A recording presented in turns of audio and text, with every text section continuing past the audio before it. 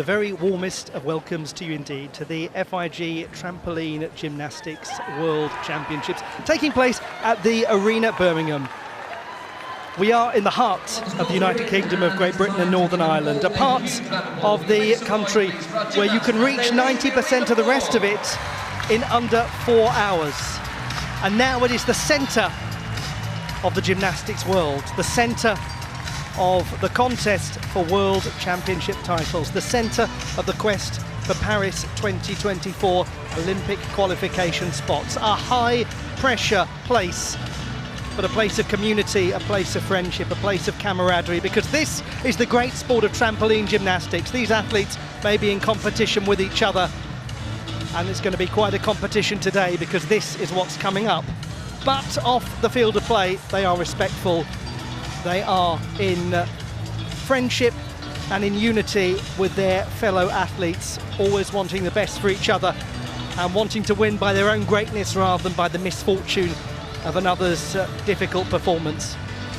We have so much to come in this packed session of competition from the Arena Birmingham. A packed crowd as well. It's great to see all of these people gathering around the canals in this city that has enjoyed 1,400 years of continuous growth from the days when it was a small forest settlement in the 6th century. Now it is a place of industry, of engineering, of industrialisation, and of the precision instruments, the beautifully engineered trampolines, tumbling tracks and double mini trampolines of these World Championships. Welcome wherever in the world you're watching the action from, whoever you're supporting, and for however long you've been enjoying the wonderful sport of trampoline gymnastics. I'm Ollie Hogben, and alongside me is somebody who it is a great privilege to have next to me because he has won World Championship honours and knows how to get onto a podium. Pete Cracknell, today we have got an absolutely fantastic session coming up. We've got your very own sport, double mini trampoline being showcased. We've got tumbling. We've got team trampoline finals. I mean, where do we start? This is going to be brilliant. It's going to be non-stop. There's so many different events, so many different gymnasts showcasing the best passes they can possibly do, the best moves they can do. And I couldn't even tell you which one I'm most excited about because I'm excited about all of them. Well, why don't we start with your very own one? The men's double mini trampoline final is about to get underway. So we have 4 individual finals, one after t'other, and then 2 team finals. More on the team finals later, but the format for the individual finals is the same for each of the events. 8 athletes, the best 8 from qualification, have made it through, and a grueling qualification process it was too. They will all undertake one pass of the apparatus, and only the finest 4 will go through to the medal round. The men's double mini trampoline final, and here are the finalists. Congratulations to all of them on making it to this stage.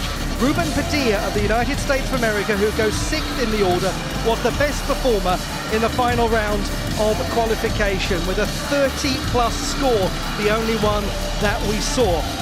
He and his teammate Dylan Klein were part of the US squad that won the team gold medal yesterday. And there's no doubt that Ruben Padilla is going to be one of the favourites today. He is arguably the greatest DMT athlete of all time. He has such a variety of skills. He can handle the pressure. I'm so happy he made the final because, as you say, it's grueling to get through. So to be here means he can really showcase what he can do. So just once more for clarification, 8 gymnasts. They'll all do one pass, but only the top 4 will make it through to the medal round, and we start from 0 again after those first 8 performances. Yeah, and the order was drawn locked. It was actually drawn before the competition started, so it's not in reverse order like often some competitions are. So you will see a variety of difficulties and experiences based purely on the drawn locks, not on how they did in qualification. And here they are, the finalists. Representing Spain, David Franco.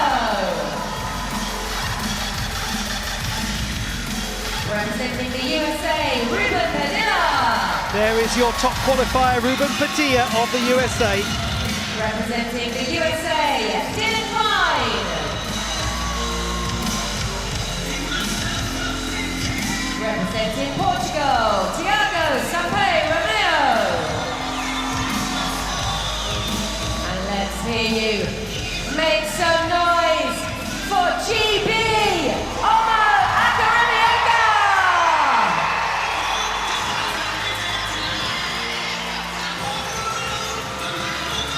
And from Great Britain, Omo Akaramioka, the second best in qualification.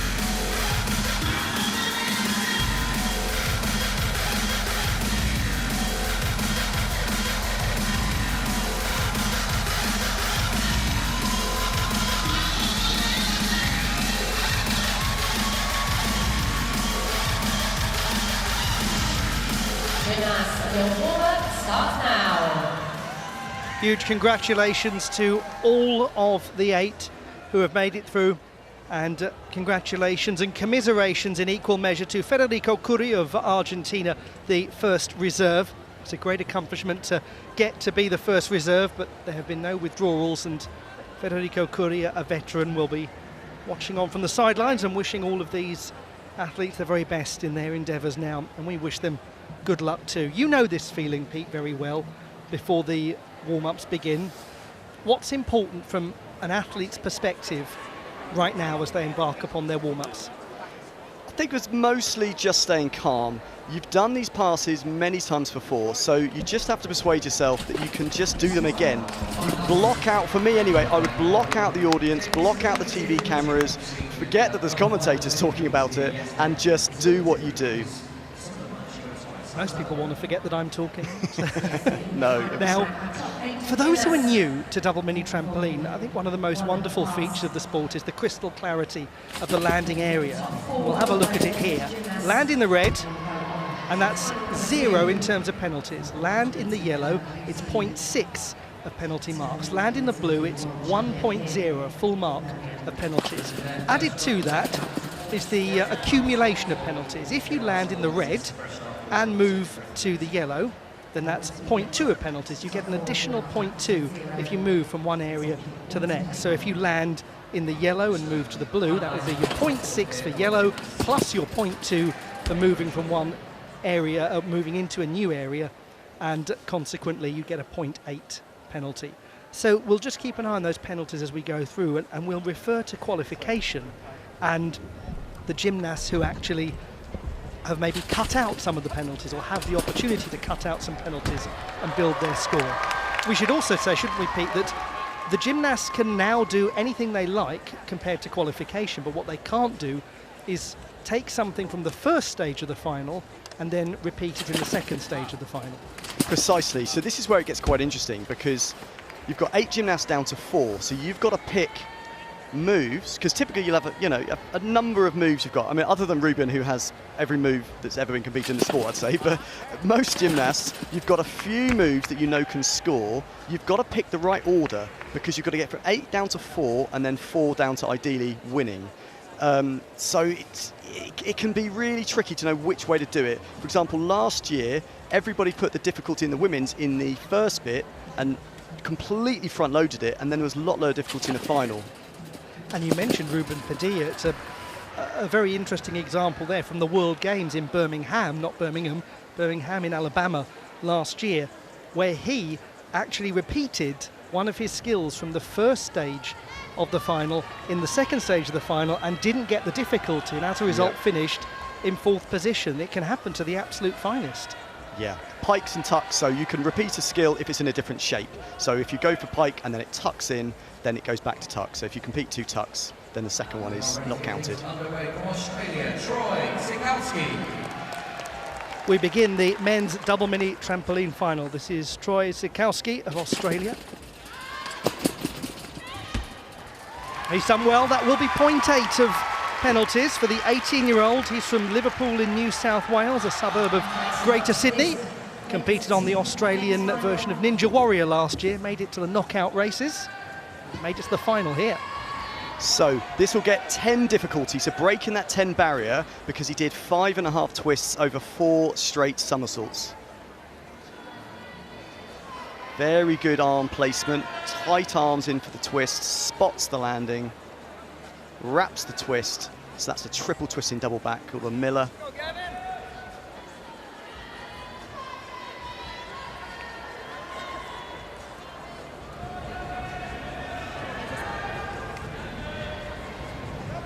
Good work from the 18-year-old.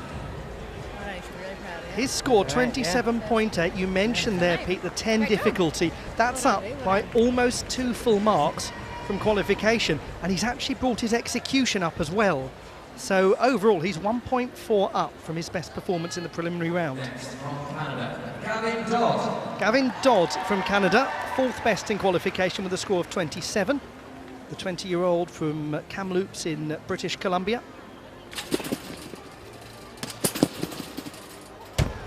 He's been having a good season, Gavin Dodd. He won the silver medal at the Santarém World Cup in Portugal. He was 4th in Coimbra, also in Portugal. So he's been in good form coming into this competition, and he looked nice and secure. It's a hugely difficult pass. So it's a somersaulting pass, the first skill. So this is a triple front somersault with a half twist. And now he's switching into a twisting skill. So that's a double twist. No, sorry, a double somersault with many twists. I think it was a Miller Plus, I wasn't counting, sorry. So switching from a somersaulting pass, somersaulting mount into a dismount can be really tricky. 1, 2, 3, there we go, 4. So we call that the Miller Plus, that's 4 twists. That's a real upgrade of difficulty for Dodd. 28.9. He scored 9.5 for difficulty in qualification. He's gained 1.6. So this is a great start to the final. Well done to the first 2. Canada, Nolan Zurek. Nolan Zurek of Canada, 20-year-old from Edmonton in Alberta. He's been excellent in the World Cups as well. And he's plumb in the red, so no penalties there. He will be the first gymnast of this final to pick up no landing penalties. That could work well for him. So double mini trampoline very, very heavily favours the difficulty. So because this was a tuck skill, you get a lot lower difficulty for it. Well, yeah, I think that, well, it's not for me to say, but the judges might give that tuck. And again, they might give that tuck. And there's big differences in difficulty there. And he was the lowest scorer in terms of difficulty for this final, but with very crisp execution.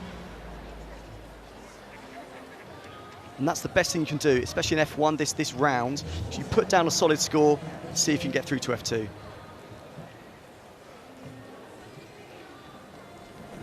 He's a very bright young man, an undergraduate in computer science at the University of Waterloo, due to graduate in 2026. He's worked as a web developer, recently finished a graphic design internship at a company in Edmonton. 26 for Nolan Zurek. So exactly as you were talking about there, Pete, the difficulty 7.6. He didn't upgrade from qualification, kept it simple and performed it well. And next up from Spain, David Franco. To a lovely gymnast from Spain, David Franco, like all of his teammates from Valladolid, a city founded in 1072, famous for its old town. It's now famous for its double mini trampoline team. He was the 6th best in qualifying. He's a very elegant performer, is David Franco. He won the World Games title last year. That is the high point in multi-sport games terms of double mini trampoline gymnastics. It was 2005, I think, when I first saw this pass, this exact type of pass. So this is, again, what we call a full Rudy Miller. So that is 2.5 twists, the first skill, and then 3 twists on the second skill. There's a beautiful symmetry to it, arms tight to the body, which makes the twist very easy to get round. It looks as though he's just over into the yellow, doesn't it, as he lands this? So it would be 0.6 if that is the case. But it will be at 10 difficulty, so to see the difference it makes.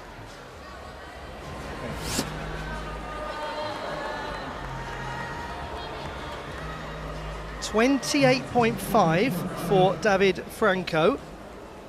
If he hadn't had that 0.6 a penalty, he'd be in the lead.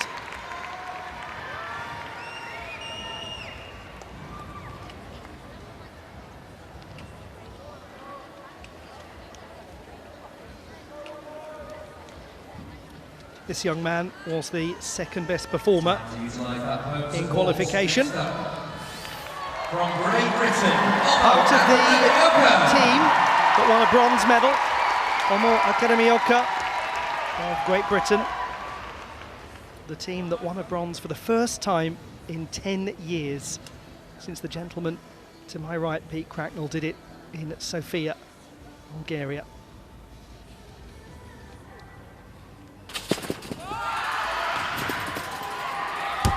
He is somebody who gets enormous amplitude to his work. Omo Akaramioka, his difficulty was 10 in the qualification phase.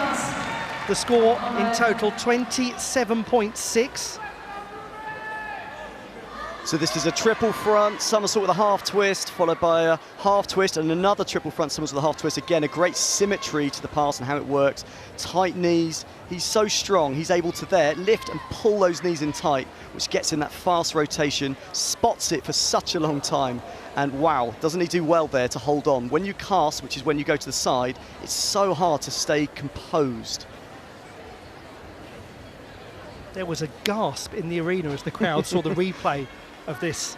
That is, wow, his feet are actually together. Normally you have them shoulder width apart for strength and control, but he had to actually press his feet together just to make sure he didn't hit the blue, which would have been a 0. He is a coach of junior gymnasts and he just demonstrated wonderful composure, the sort that he would want in his youngsters that he's training. 28.1 for Omo Akaramioka.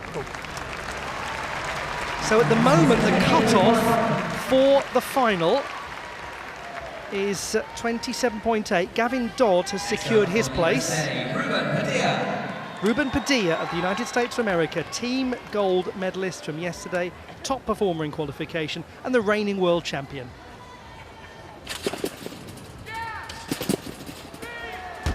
Well, he's just done it again, hasn't he? Ruben Padilla in another piece of absolutely exquisite double mini trampoline gymnastics. Oh, I'm so happy he made this final, to see what he can do, to show people what he's capable of. This is what the sport's all about. Tight pike, half twist. I'm speechless. His form is beautiful, isn't it? He's got a diver's piked position, lovely straightness. So clean, and this is huge difficulty. This is a huge, the highest difficulty so far as well. There's flair, isn't there, in his gymnastics? The way he kicks out at the apex, beautiful. That'll be 11.6 difficulty, highest yet. Let's see. 30.6 for Ruben Padilla. 11.6 difficulty. He's just seen how big the number is. It's 3/10 higher than qualification. Mum absolutely thrilled. He's in the final, or the second stage of the final, I should say. Dylan Klein, team gold medalist yesterday. He was the reserve. He played his part in qualification. Well, he's well out there into the blue. It's going to be a full mark of penalty for 20-year-old Dylan Klein. He was the junior world champion at what's called the World Age Group competitions last year. And this is where it's a cruel sport, because the mount, that first skill, goes long. So we see it goes to the left of our screen, his foot's over the bungee, so it's over the end of the trampoline, and there's very, very little you can do, because your momentum has gone long, and you just have to take off really and hope. I've never really seen anyone be able to correct from there, other than Ruben Padilla yesterday. But that's a different matter. From there, so difficult to get your momentum back up.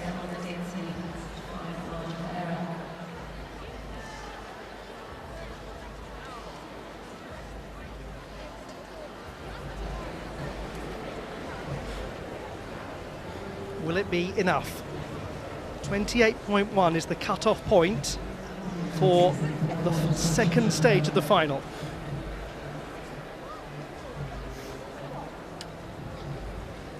26.4 for Dylan Klein. He will regrettably not go into the second stage, and that means David Franco is secure of a place. This gentleman, Omo Akademioka, is the one waiting because we've got one gymnast to come. Next up from Portugal, Tiago Sampaio Romeo. This is the last pass in the first half of the final. Thiago Sampaio from Portugal, 24 at his 5th World Championships. He scored 27 in qualification.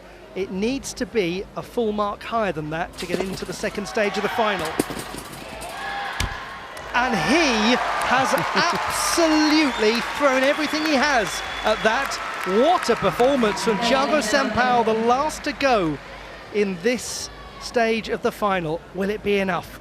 So he's done exactly the same pass as Omo, so it's going to be in that 4th place. It really comes down to execution now and landings. And Akademioka, 0.8 of penalties.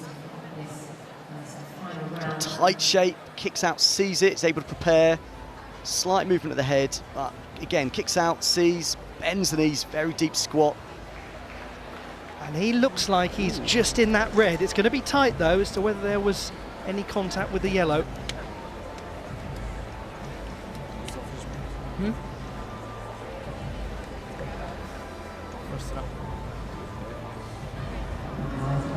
Second place, Thiago Sampaio of Portugal. He's into the medal round. Well done to him, no penalties. Only 2 of the finalists, the 4 that are going through, have no penalties.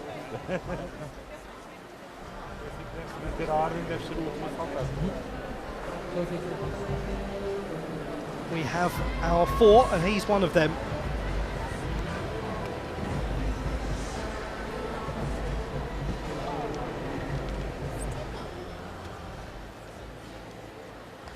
The conclusion of the first half of the final. Those are the 4 that have made it through to the last part of the men's double mini trampoline competition. Omo Akademioka of Great Britain just missing out by 4/10, and we have the reigning world champion, unsurprisingly, as the top performer by a long way.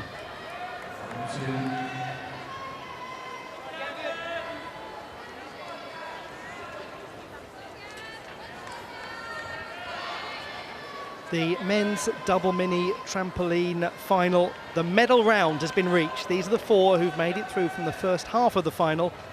The top performer in the first stage, Ruben Padilla of the United States of America.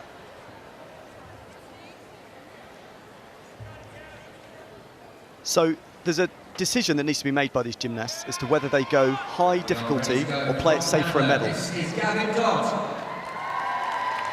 Gavin Dodd of Canada.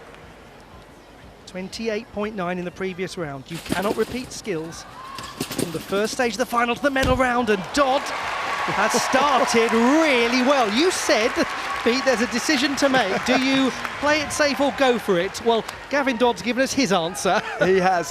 That's the biggest mount ever done in DMT in international competition there. So that's the triple front in the pike position. One that Ruben did earlier with the half twist out, and then going for the triple back. So it's never been done before. That has never been linked with a quad back. So it did just look like he was almost thinking about it, but who knows? It was so high. 1, 2, 3, he's finished, and now he just drops in. But he made it look easy, good execution. He was the silver medalist last year in this competition. He has designs on goal. Well done, Gavin Dodd. That was great, great gymnastics.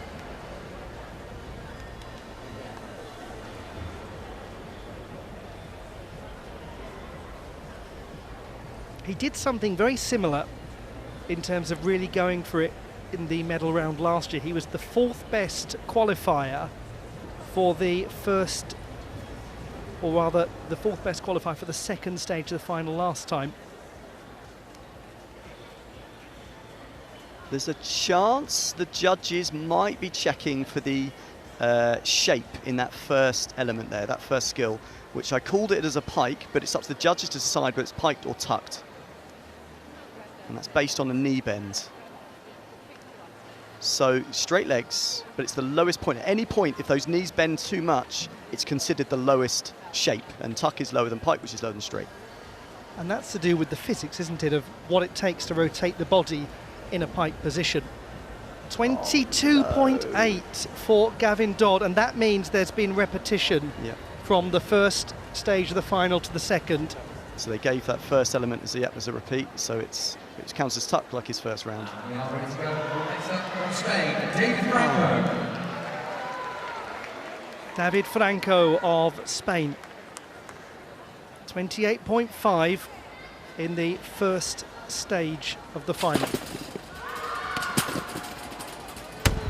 He's delivered something of really high quality. He looks to be in the red and therefore picking up no penalties. David Franco, the gymnast who has won the European title, he's won the World Games title, but he's been fourth in the individual competition at the last two World Championships. Well, he's surely on the podium now. So again, flipping between somersaulting for the mount and then twister for the dismount. So that's 4 twists. Call that a Miller plus, 4 twists in a double back straight. So impressive. Just to link a triple somersault into a double straight back somersault essentially, but knowing you've got that much wrapping twist to do, which means you get less time to see the landing. You kind of just have to hope at the end it's there, because you don't see.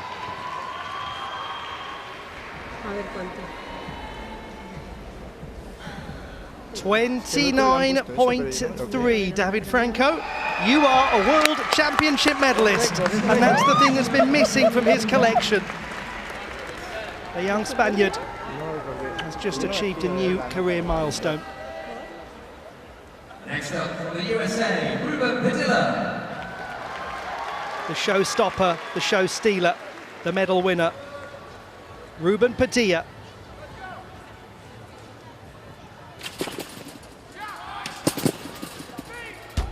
Yeah, that ought to do nicely.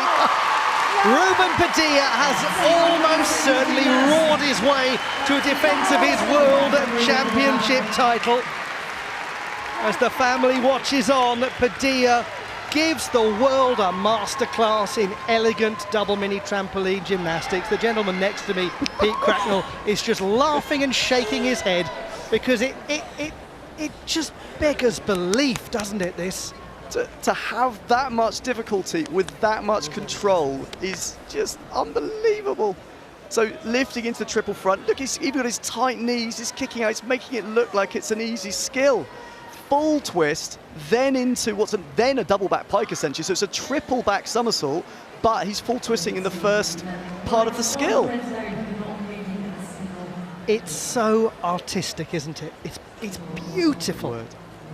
I mean, this sport really, really rewards difficulty, but yet his execution is so high anyway.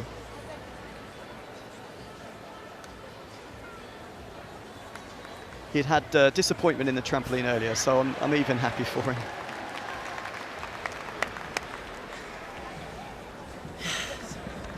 .30.6 the score in the first stage of the final. What about now?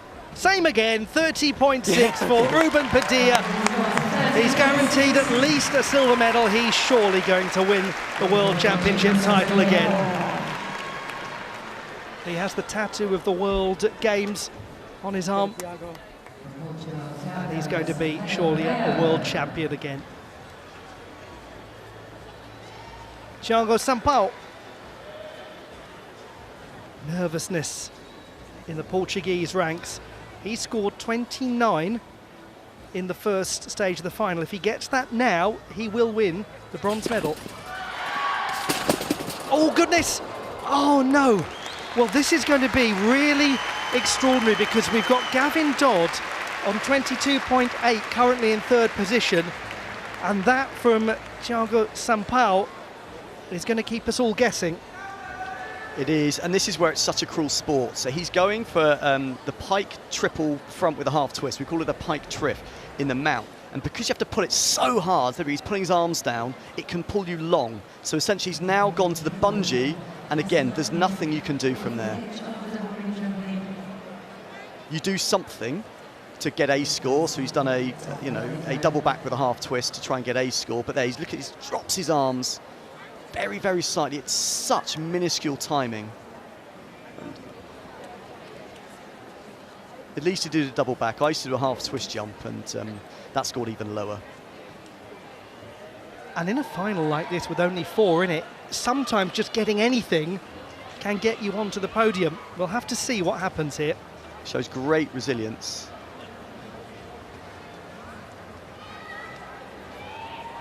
They might be checking for a tuck again in the mount. I said that mount, that first skill, that triple front half twist, as we call a pike triff, is the hardest skill ever done in DMT, in international competition.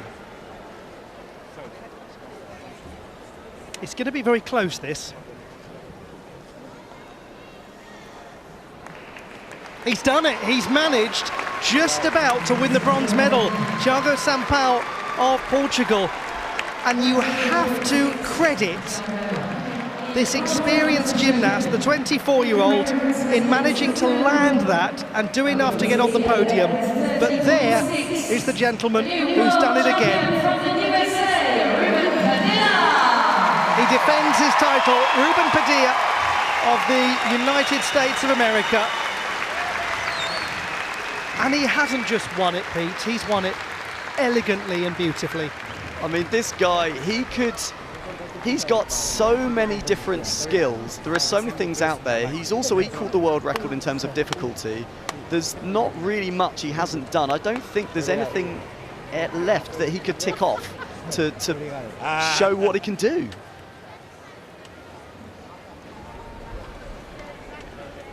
David Franco winning the silver, Thiago Sampaio of Portugal taking the bronze.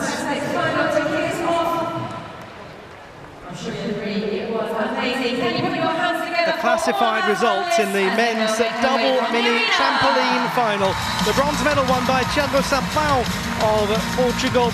David Franco of Spain takes silver, and Ruben Padilla of the United States of America retains his World Championship crown from 2022.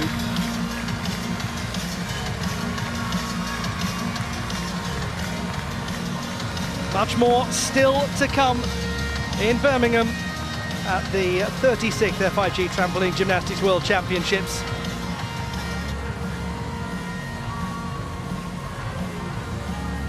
Let's have a look back at how the medals were won.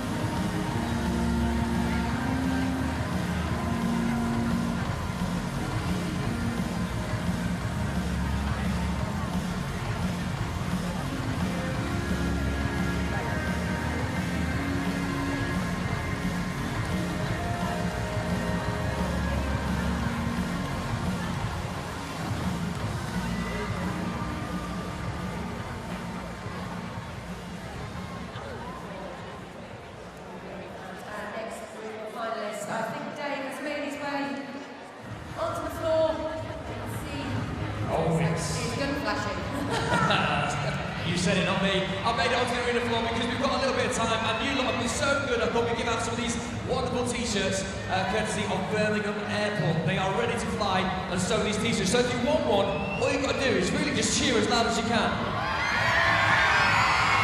As loud as you can, wave your hands. I'll respond well to that. I don't know how much gas is in here, but 3, 2, 1 now. Not bad, not bad. We'll load it up again. Again, the louder you are, the better. Sometimes it almost puts a hole in the roof.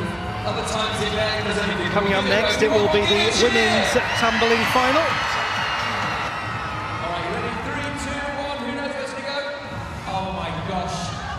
That was awful. Do you mind getting that and just popping it into the crowd? Yeah, you can get it. Just chuck it behind you. If we just keep pressing that for about half an hour, we'll get there. Well, I've no idea. This could potentially injure someone or do nothing at all. Give it a go. If you want it, give it a cheer. That's a bit better. We're getting there. We're getting there. Just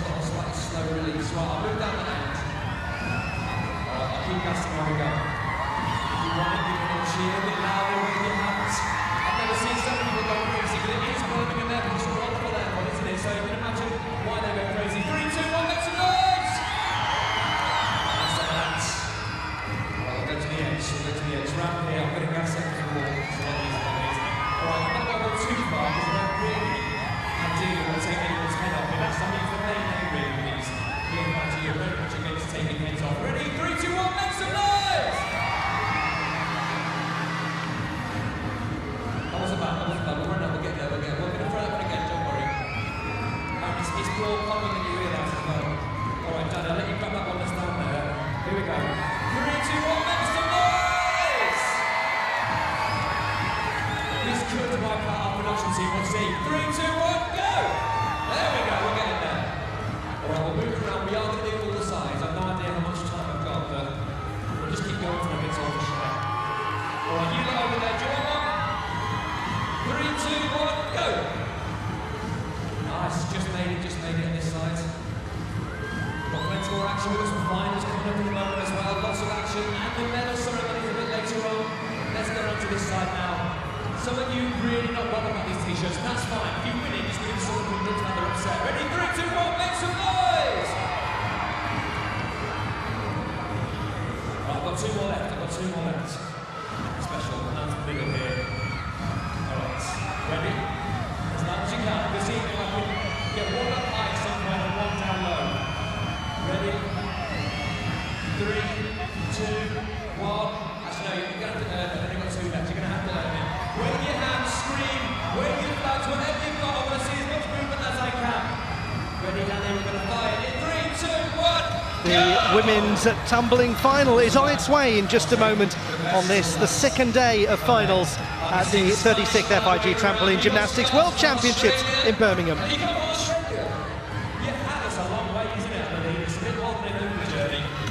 These are the finalists in the women's tumbling competition. The top performer in the preliminary round was Candy Brière-Vettelard of France, the holder of the highest difficulty tumbling pass in the world. Alright, I'm going to do it blind. I'm going to squeeze as long as I can. Here we go. Squeeze. This could put a hole in the roof. It might just flop down on my part of our coaches. Who knows? 3, 2, 1, make some more noise! Oh my gosh. I'm going to give it back to Danny. Thank you so much. Super atmosphere in the Arena Birmingham. A great job being done by the sports presentation side of things. But I know, I've been told we've got seconds now until our gymnasts will walk out on that stage and get down to what We are going to very soon see the finalists in the women's tumbling competition. Women's tumbling final. And here they are. Congratulations to the 8 that have made it through. Representing Belgium, Louise van Riedemontel. Representing France, Manil Dumitru-Marin. Representing France, Candy Brière-Vettelard. There is the top performer in qualification and the world record holder. The USA, Mia Bruns. Representing Belgium, Evie Mill. Representing Greece, Alexandra Efranoglu. Let's hear you make some noise for Great Britain, Saskia Savini. And rounding up this team final from Great Britain, Megan Keeley. We finish with 2 gymnasts from the host nation, Great Britain, Saskia Savini and These are Megan your Keeley, World Championships women's team world tumbling champions from yesterday. finalists. And Megan Keeley has been the individual champion of the world.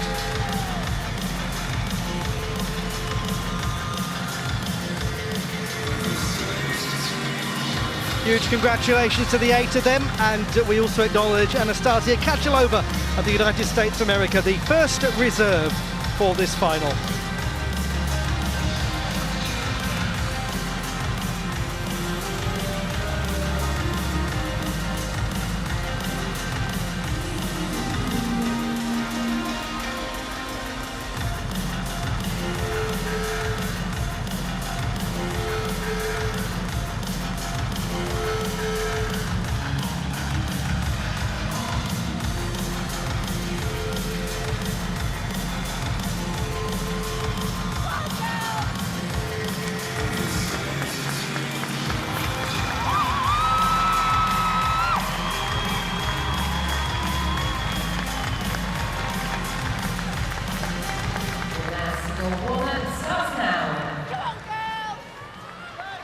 Warm-up's about to begin for the women's tumbling final. 8 gymnasts have made it through from the qualification phase, a grueling qualification phase. They will all now undertake one tumbling pass. Only the top 4 performers will advance to the medal round, and their scores will be reset at the conclusion of the first part of the final. So whatever you do with that first tumbling pass does not matter. As long as it gets you into the top 4, you must then not repeat that as you go into the second stage of the final. Qualification scores now also are null and void. They do not exist. All that matters is that you get to the final. It's a 0 start. And now, Pete, it all begins again. It sure does. The pressure. So difficulty makes such a big difference. They've got to get it right.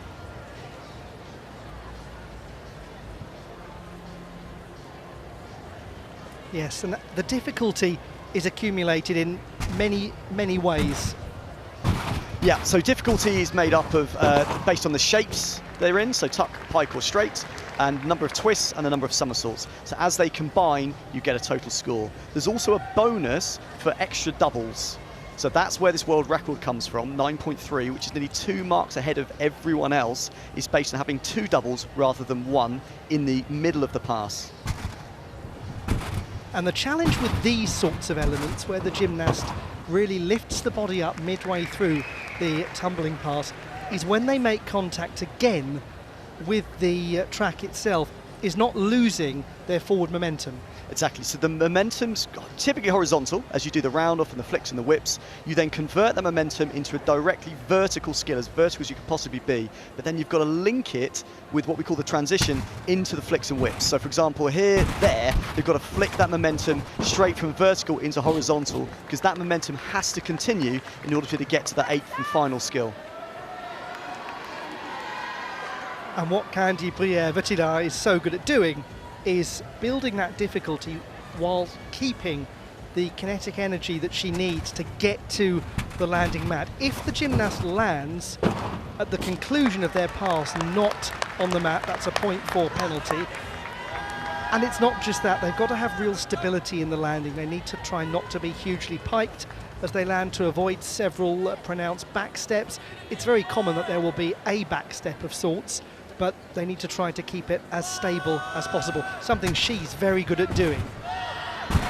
Yep, and the landings are all based on how the takeoff goes typically. If you get that strong takeoff, you've got the momentum, you've got the height, it's a bit like getting a basketball in the net. It's a lot easier if it goes up and down rather than sort of long and low. If you can get that height, it drops in. As long as you wrap the twist of the somersaults, you can see the exit. If you've got that height, you can just sort of drop in and see the landing. Which gives you the chance to prepare.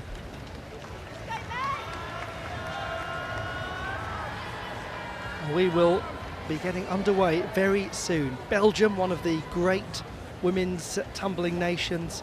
Also, the United Kingdom of Great Britain and Northern Ireland. We look over the shoulder of the head coach, Mikey Barnes, who's presided over this period of enormous success for the British team. And at the heart of it has been the great Megan Keeley, world champion from 2021 in individual competition, but also a team world champion on many, many more occasions. She will be the penultimate to go.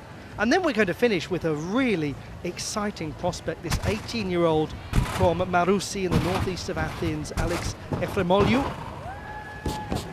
So during this phase, one of the most important things to do is get used to the equipment. So before they marched out, they would have had access to a tumble track out the back, as we call it.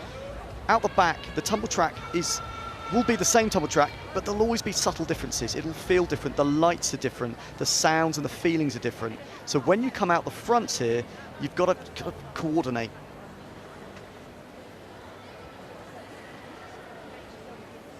Our finish. Competition is about to begin. Please welcome from Belgium, Louise van Regenmortel. Louise van Regenmortel of Belgium, the 8th best in qualification.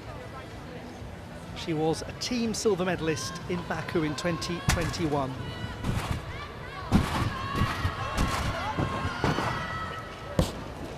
Lost the form completing the pass, managed to land it, a little shake of the head from the 20-year-old. She's very experienced. She'll know when it's gone well, she'll know when it's not gone quite as well. That seemed to be a slight mixed bag. But big difficulty here. So uses the flick up into the double back straight with the somersault. Gets the transition correct, making the whips look easy, building up speed, hands down, and then just pulls that twist quite early, so the shoulders move early, because you've got to get so much in. You've got to get a full twist and a double back straight somersault done.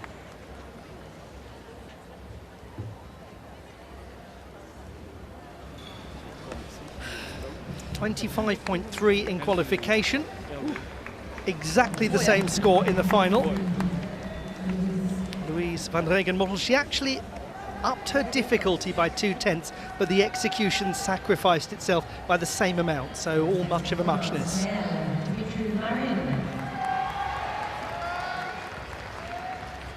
Team silver medalist from yesterday, Maëlle Dumitrou-Marin of France. This is her third World Championships, and she was part of the team that won gold a couple of years ago.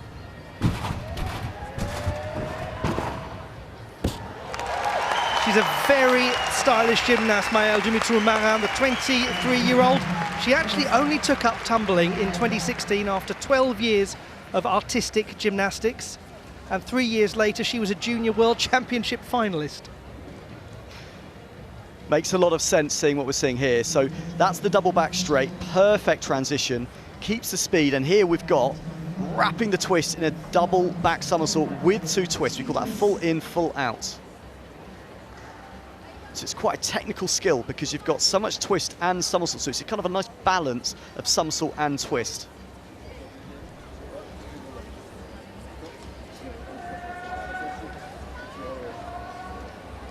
.26.2 is her score. It is down just by 1/10 of execution. That's all from qualification. Everything else the same.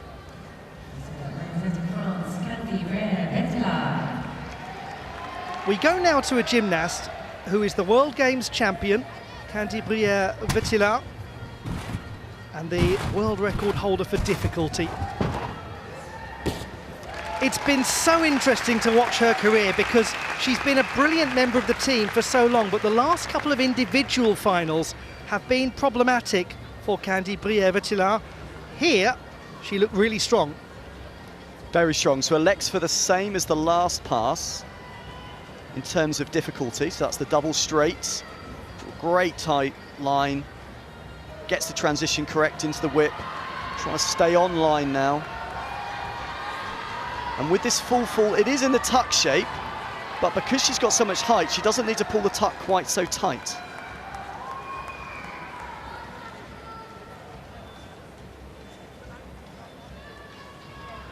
So I wonder, is she saving the world record difficulty pass for the final, the medal final? It's a great decision if this pays off. She's likely to go into the lead. She has done, just by a single 10th, 26.3. She was sick last year and the year before. That may have played on her mind and made her play it relatively safe in the first stage in order to try and get a place in the final. Or the medal round, I should say. This is the final at large. Saskia Savini of the United Kingdom of Great Britain and Northern Ireland. 25.8 in qualification.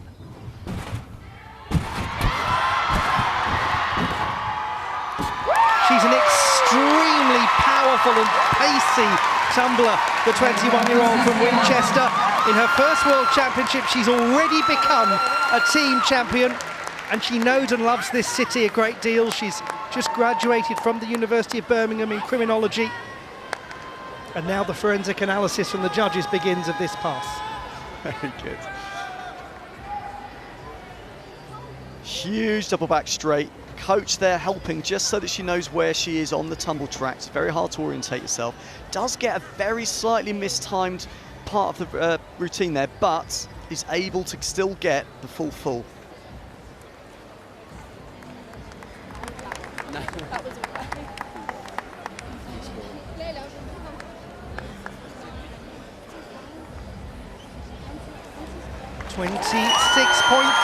Saskia Savini, exactly the same score as Candy Briere-Vetillard.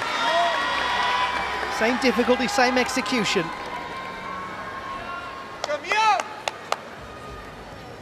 Gymnast from USA, Maya Bruns. To a gymnast who has come on in leaps and bounds of late, Mia Bruns of the United States of America, the 20-year-old who was born in Jiangxi in China but lives in Illinois, silver medalist at the World Games last year. She's one of the most controlled landers in the sport of women's tumbling, Mia Bruns. She's been the form tumbler in the world this year, winning 2 World Cup titles. So this is a different approach in that she's put the difficulty in this first transitions, this first double here. So that's a full twisting double back straight. That's the first time we've seen that hugely difficult skill early in the pass.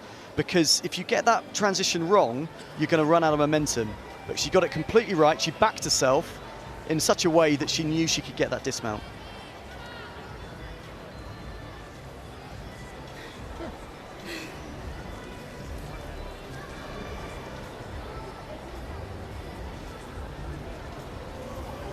.25.1 for Mia Bruns, and she will not go into the final. Part of the team that won bronze yesterday. Representing Belgium, Evie Mill. We look now at Evie Mill of Belgium, the 9th best in the qualification round, the 23-year-old from Ostend.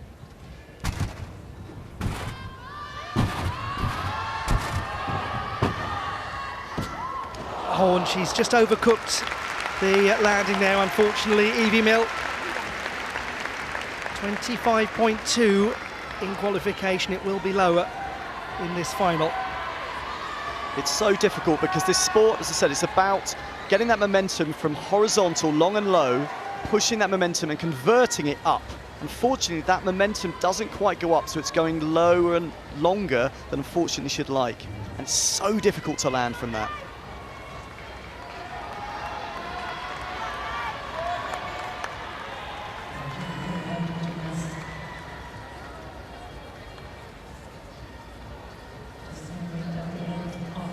And it's very marginal. She's not out by an enormous amount, but a small amount looks huge in this sport.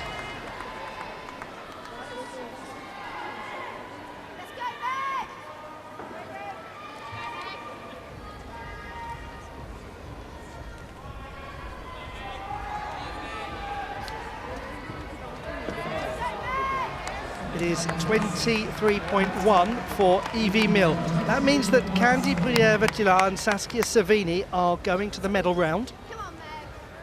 Let's welcome from Great Britain, Megan Healy.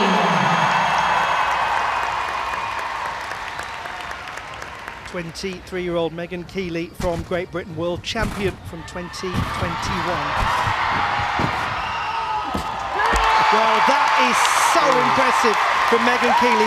Now she has the unsighted landing facing away from the starting point. She's the only one that we've seen do that so far, and that has made a very good case for a place in the medal round. And yes, I think she might be aware of that, Pete. Absolutely amazing, absolutely amazing. The speed, the control, the difficulty, the execution, everything coming together. She's absolutely one of the world's best. So she starts off with the double back straight, like some of the other gymnasts, but the difference is she's pushing so much faster. She has so much strength, which allows her to push into this massive skill, that blind landing. She does spot it, but still, oh, how she does that.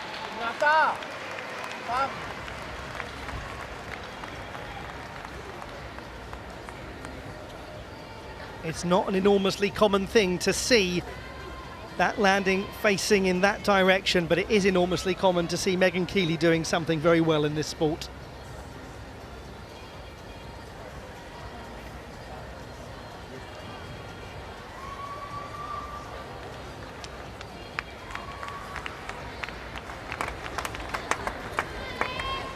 She waits. She's there, Megan Keeley. So we have 3 of them level on 26.3. And all of those 3 are secure of a place in the medal round. Oh, we're in for quite a medal round here. 1 to go. Can she get in? Alex Efremoliou of Greece, the 18-year-old who was 6th best in qualification with 25.6. It needs to be higher to challenge for a place in the final. And that is the last performance of the first half of the final. A little shake of the head from Alex Efremoliou as she walks off the tumbling track. She did very well to finish this pass. It's so cruel, this sport. The gymnasts have been making it look so easy because actually, in fact, this is incredibly difficult. This transition there is so hard to get right. The gymnasts so far have managed to get it right, but there, that's classic of what can happen. The legs buckle as they make contact with the track. But being able to get a full twisting double back pike is very impressive of that. I mean, I must confess, Pete, that when the knees buckled like that, I wondered if she was actually going to make the landing mat, and she did extraordinarily. She did, keeping that momentum going. I mean, it's almost like going from standing. You know, you're almost starting the tumble from scratch. She's an undergraduate at the National Technical University of Athens.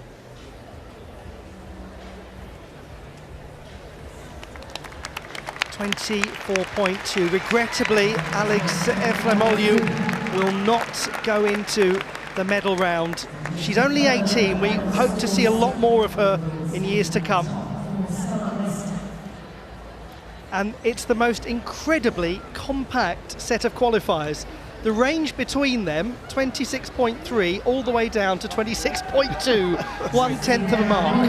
Of course, it doesn't matter now, does it, Pete? No, it doesn't matter. They're starting from 0, but, I mean, isn't that amazing? To have 4 gymnasts within 0.1 of each other, the smallest margin in this sport, is amazing.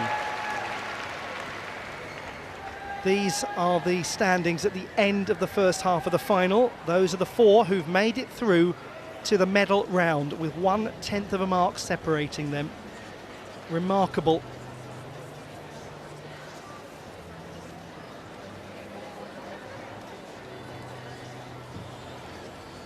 The medal round in the women's tumbling final at the World Championships. 2 from France, 2 from Great Britain. And the world record holder for difficulty is one of them. Representing France, Maëlle Dumitru-Marin.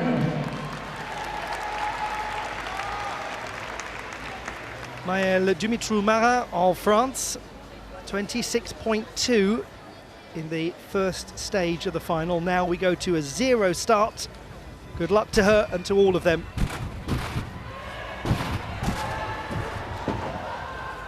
She really had to fight to keep the momentum going. And at this stage of the competition, the gymnasts are going to gamble for difficulty and really push it. She gave it everything, Pete. It's phenomenally difficult. Again, so that's a full twisting double back straight in that first transition. Hugely difficult skill. To then link it into the row of whips is just so cruel. Such a tidy skill, and then there, just that tiny miss time.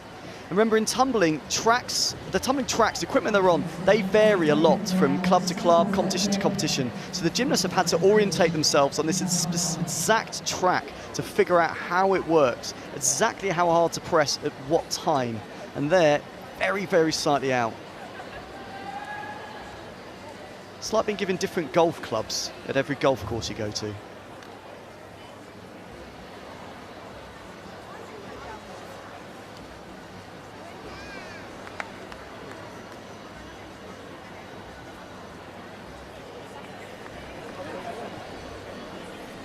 .22.7 for Maëlle Dumitru-Marin. It could be enough for a medal. There's only 4 of them in this final. You just don't know.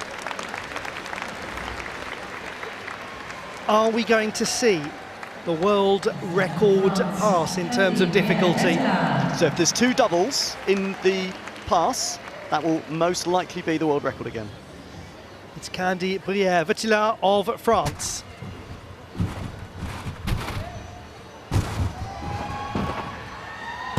The one thing that is missing from her tumbling collection, and her reaction is indicative of it, is an individual honour at World Championship level. She has led the French team to the title. She's been the World Games individual champion, but the World individual title, or any World individual medal, has been the thing that has eluded her.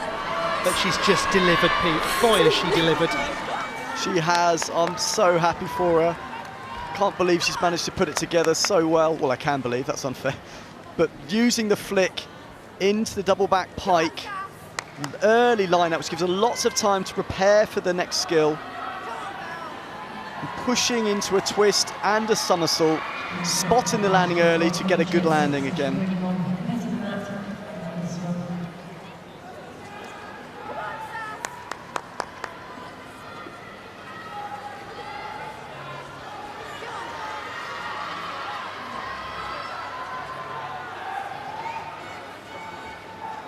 The one thing missing from the collection is going to be hers. What colour will it be? 26, she is guaranteed an individual medal.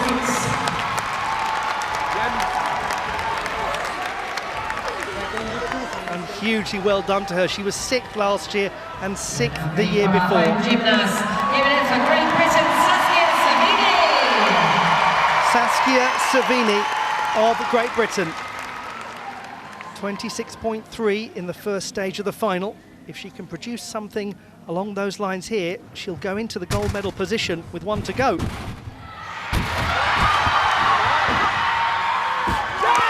is having the most outrageous debut World Championships. Saskia Savini, how has she not been around for the past 10 years? It's the most mature and accomplished tumbling imaginable from this 21-year-old graduate at the University of Birmingham. Phenomenal performance, linking the transition, putting everything together, using the twist in that double straight to huge difficulty. Twist attract more difficulty, so she's really put in everything she could. So using, first of all, a full twist in the double back straight. So there she's got Mikey, her coach, just so she knows where she is. Full twist double back straight, but is able to see it early to get that perfect connection. Once that connection's going, you can see her other coach there calling it out for the full twist and then pulling those legs around as tight as she could. Just hanging on, right to the end. Full twist. Coach Chris Porter. Living every moment of that pass. Him too. And Mikey Marge, you can see what it means to not just the gymnasts, but the coaches. Both Chris and Mikey have both won world medals themselves. And she has got one too. Saskia Savini, 25.3. She is secure of at least the bronze medal with one to go. Gymnast from Great Britain, Megan Keeley.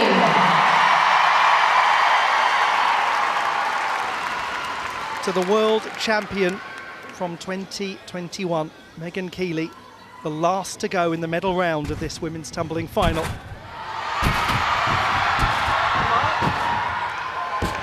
Goodness me, what a finish from Megan Keeley of Great Britain. She's certainly on the podium. The question is where. But the collection of honours that she has, 5 times a champion of the world, Megan Keeley. She's been one of the mainstays of this British team for years. Such an amazing pass. She is exactly who you want in a final to put this together.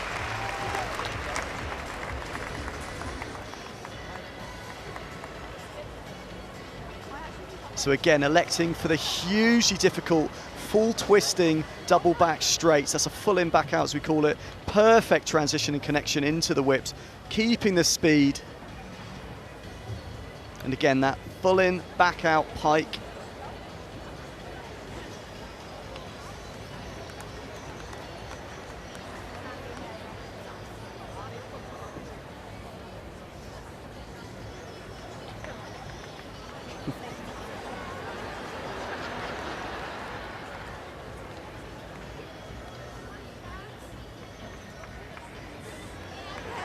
What's the difficulty value associated with that?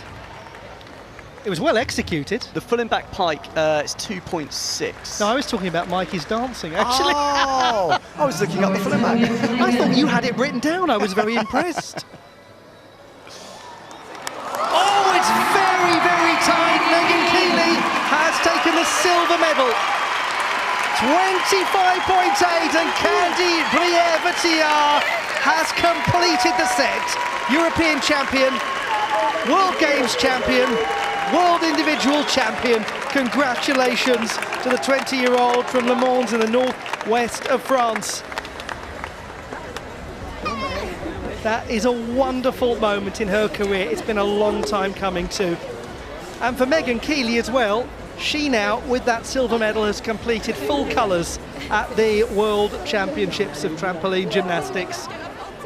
And Saskia Savini also on the podium at her first World Championships. But that's a special moment. That really is. She'll remember this for the rest of her life, I'm sure. And well, maybe there'll be more to come, who knows? It feels, doesn't it, like that was the big one that she needed to prove to herself that she could deliver. Exactly. Once you've got the world record in difficulty, you've got such a variety of skills, to actually put it together at the right time, the right day is so amazing. The classified results in the women's tumbling final. The bronze medal to Saskia Savini of Great Britain. Her teammate Megan Keeley takes the silver, and by 0.2 of a mark it's Candy Briere-Vetillard of France who has completed the full set of individual honours.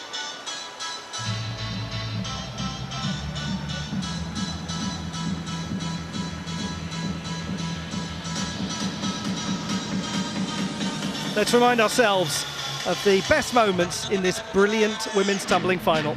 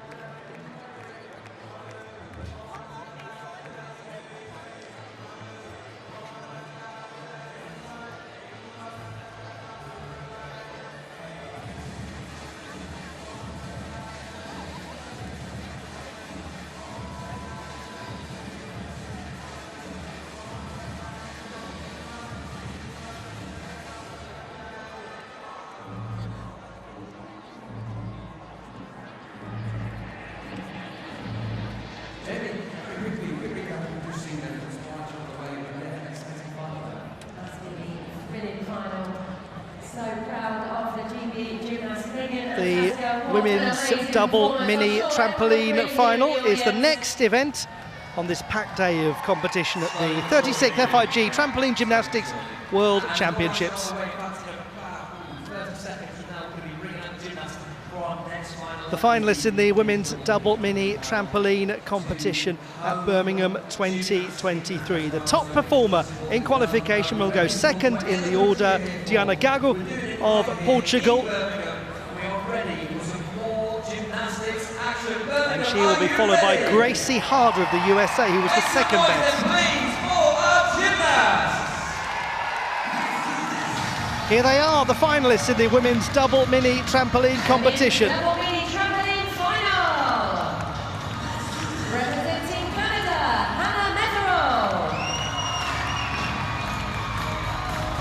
Representing Portugal, Diana Gago. Diana Gago of Portugal, the top qualifier. Grace Harder. There's the second best qualifier, Gracie Harder of the USA. The United States of America, Alaya Raga. Representing Canada, Zoe Falloon. Representing Spain, Spain, Melania Rodriguez.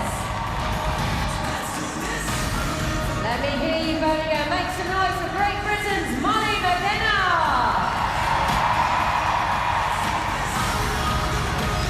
And the last of our finalists from Great Britain, Ruth Shevlin. Two British gymnasts completing the lineup, and the last of them, Ruth Shevlin, who was part of the team that won gold. She was the reserve gymnast for that team, with Molly McKenna, who was before her just a moment ago, a performing part of the team in the final.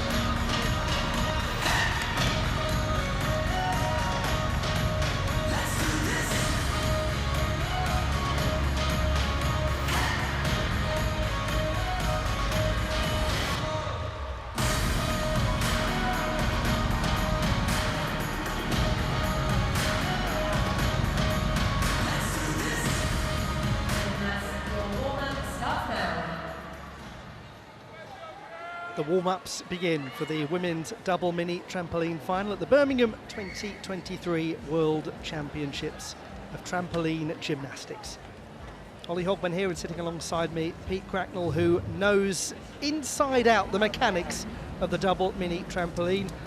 Pete, it's wonderful, but it's horrible as well, isn't it? Because it is not your friend, that apparatus. It is no one's friend. It really isn't. I don't know why I love the sport so much sometimes, especially when you're high up in the air. If you're out by just a couple of degrees, suddenly that equipment is tiny. It's not in the right place, and there's nothing you can do. Once your trajectory is set, you're in the wrong place, and you just kind of have to wait and roll. You learn to roll out of things very quickly.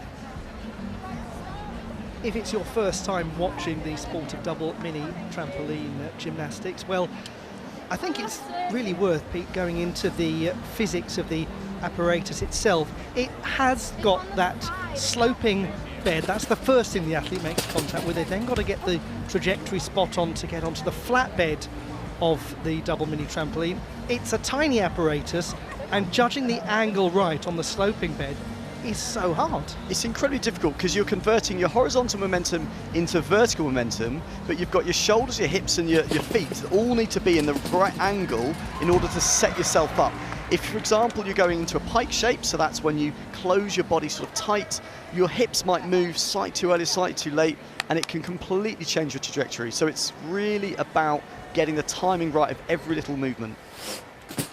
We have 8 gymnasts in this final. They will all undertake one pass of the apparatus. They can do what they like in those 2 passes, as long as, if they get from the final to the medal round, which is where they will get the chance to do a second pass, they do not repeat themselves. So only the top 4 will get the luxury of a second pass. They must not attempt the same skills. Now, you would be watching this and thinking, well, okay, fine, don't attempt the same skills, but it's not that simple. A gymnast might attempt to straighten their legs for a pike position. They might be a fraction out and have knee bend, and suddenly that's given as a tuck position, and it's a repeated skill from what they did in the first stage of the final. When you see gymnasts getting low scores for repeated skills, it's generally not because they've completely misjudged and forgotten what they've done. It's because they've been out on their execution.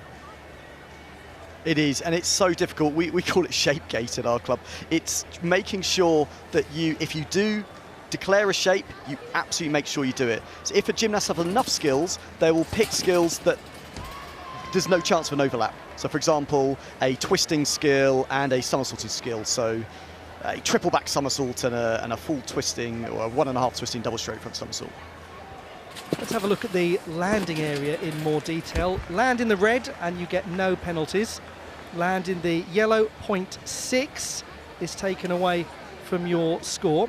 And if you land in the blue, then that's 1.0 taken away from your score. You also get 0.2 taken away for every move from one area into t'other. So landing in the red there, that's 0. But say the gymnast had stepped into the yellow, that would be a 0.2 penalty. If they land in the yellow and step into the blue, that's 0.6 plus 0.2, ergo 0.8 of penalty marks.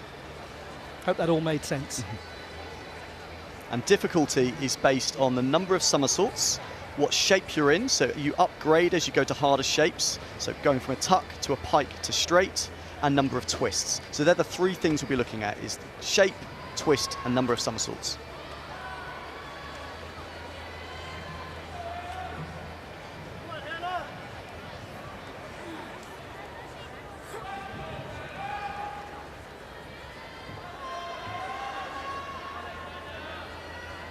We are ready to go, representing Canada. Make some noise for Hannah. Massive congratulations to this brilliant young gymnast from Saskatchewan, Hannah Metherell, who performed the last pass that won Canada the team bronze medal yesterday.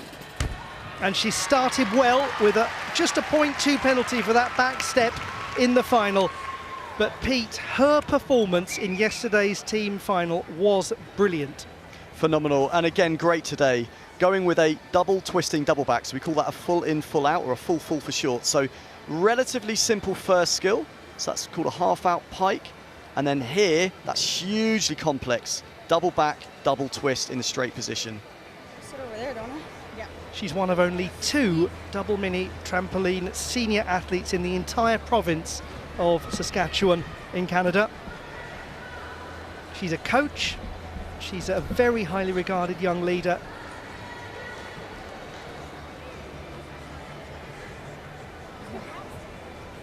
Was. 25.3 for Hannah Metherell. That's well up from qualification by half a mark.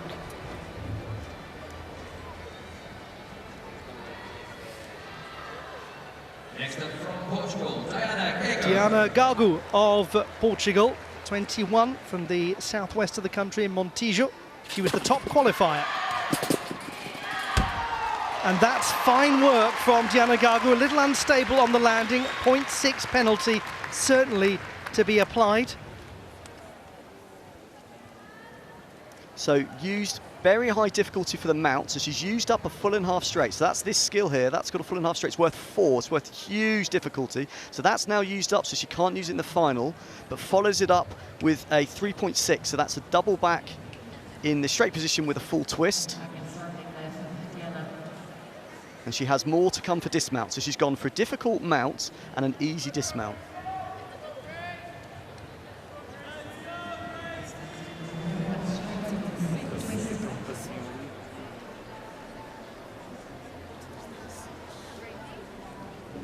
.25.7 for Diana Gago.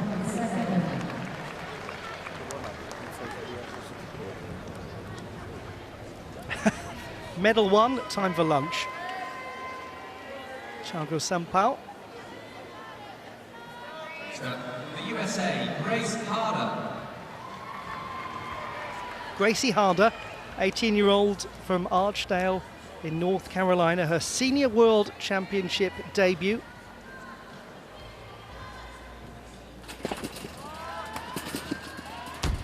Well done to her. Gracie Harder in her first ever World Championship final as an individual.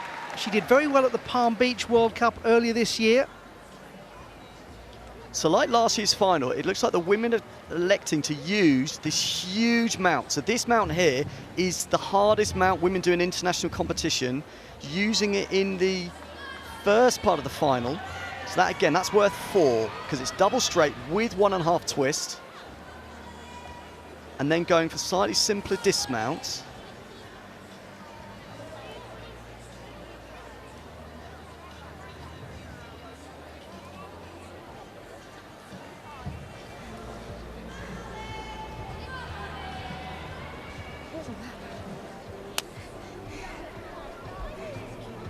We haven't done your score yet.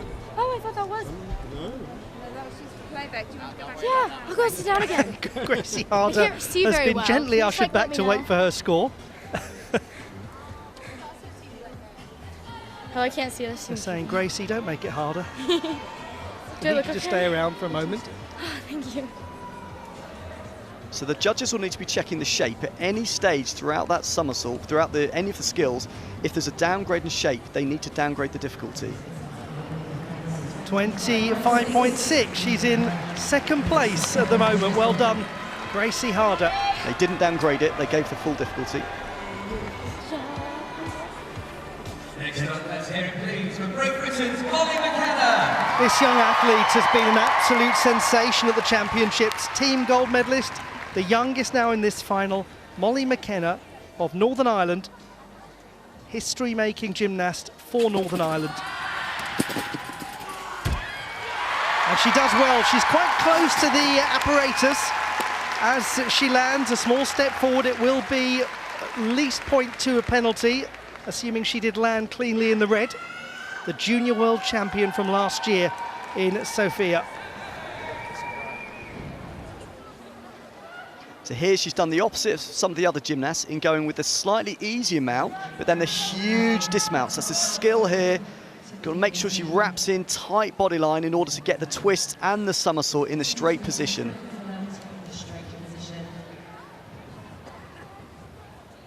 Presses the mini with her legs.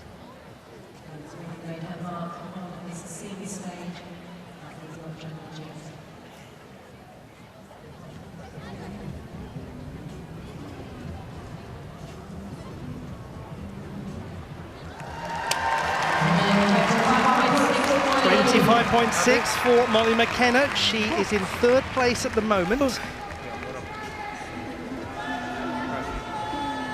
Tiana Gagu still the top performer. It's very tight though, only 1/10 separating the top three. Alia Raga of the United States of America, 5th best in qualification, the 19-year-old who lives in Maryland. Well, she's done very well because it didn't look as though her contact on the flatbed of the apparatus was exactly as desired. Gracie Harder, watching on, is thrilled. She has developed incredibly over the last couple of years, Alia Raga.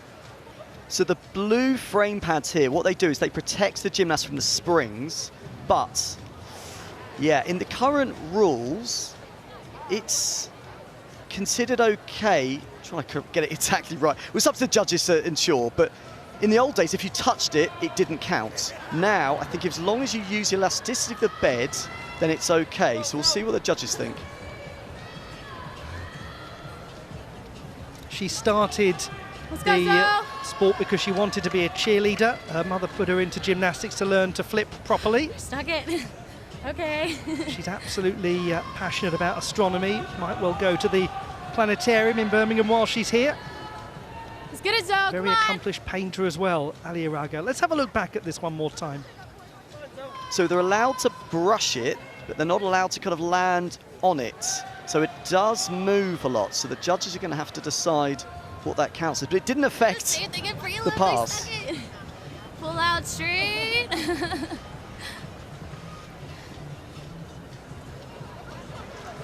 She's okay. She's into the medal round. 26.1 for Alia Raga of the United States of America. She's the first one short of a place in the final four.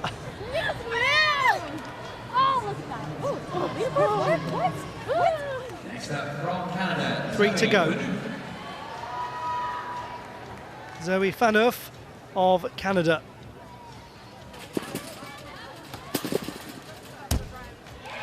Really steady looking landing there from the 20-year-old, the biomedical science undergraduate at Calgary's very prestigious university. She trains at the Calgary Gym Centre as well.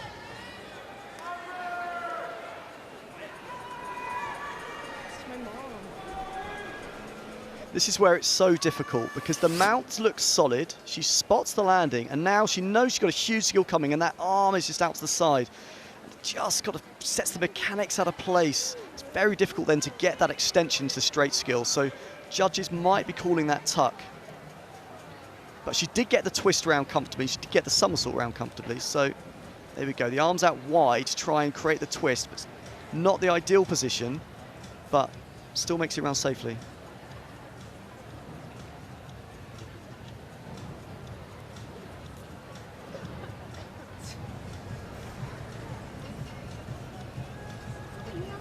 Team bronze medalist Zoe Phaneuf. Molly McKenna currently sitting in 4th place on 25.6. That is the number required.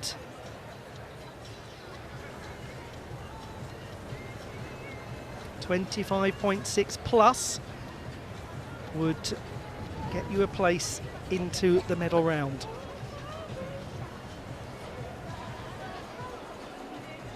So the weight goes on for Zoe van Hoof, an agonising weight. 2 left. Ruth Chevallon will be the penultimate, then we'll have Melania Rodriguez. So we look back at it one more time, this performance of Zoe van Hoof. Ooh, did look like it might have gone just into that tuck position. So the judges really need to decide whether that's tucked or straight. At any point, if it goes too tucked, other than the landing, the last 90 degrees, if it goes too tucked. And that seems to be the case. 24.8, you were spot on with that, Pete, and the judges concurred. So Molly McKenna holding on for the moment. 2 left. Let's hear it, please, for Great Britain. Ruth Chevallon of Great Britain, the 30-year-old from Oldham in Greater Manchester. Her 4th World Championships. She didn't start this sport until she was 16. She was initially a sailor, believe it or not.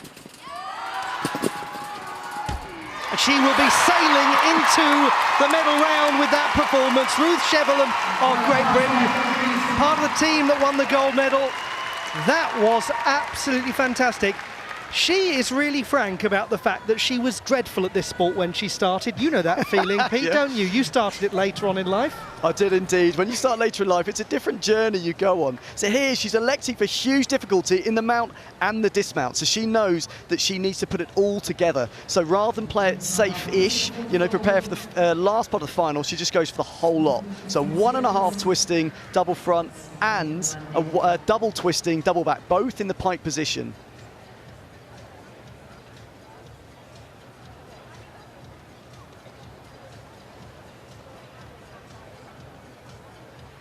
Molly McKenna applauding it, even though it may be the performance that rules her out. 25.6 for Ruth Chevallon. We'll just bring you clarification on that in a moment,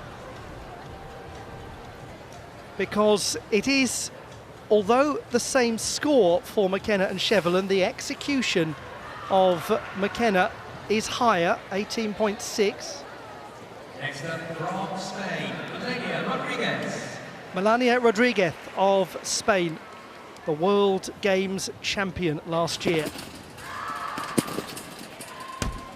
That is stylish from Melania Rodriguez, the 22-year-old first ever female Spanish gymnast to win a medal at the Trampoline World Championships. Making it look easy. That was so clean. That half-out pike, that first skill was just such a tight pike shape. So good connection, up tall, arms up tall, tight shape, kicks out early, holds the line so well, makes it easier to land when you can see down that for that long time.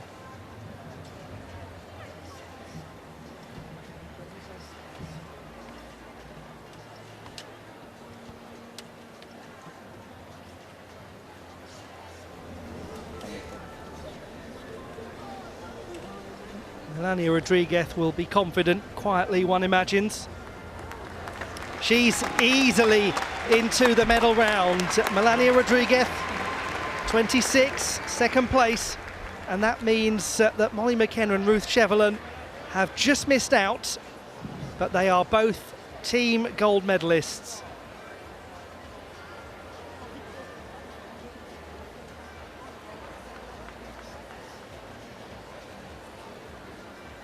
Aliaraga of the United States of America, the top so far.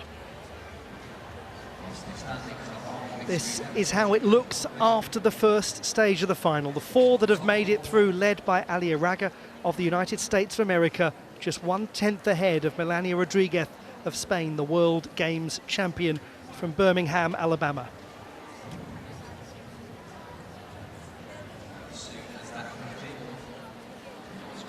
The medal round of the women's double mini trampoline final at the World Championships in Birmingham, and these are the final 4. We have the World Games champion Melania Rodriguez going last. There's no extra warm-ups, so they're straight in now.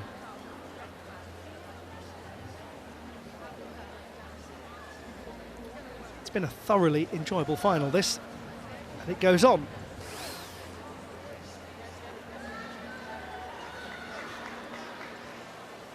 Diana Gago of Portugal, 25.7 in the first stage of the final, but we're back to 0 now.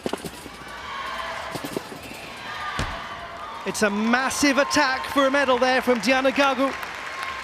She's only competed at one World Cup event this year. We haven't seen a lot of her at individual level. And at the World Games last year, she had real problems in the second stage of the final. Not so here.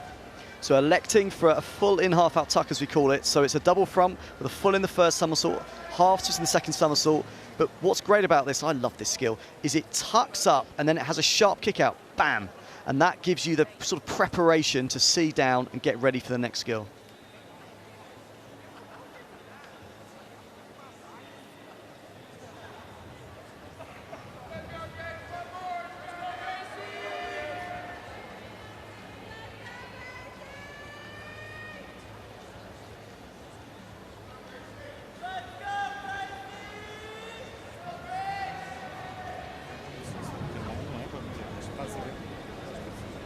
.25.3.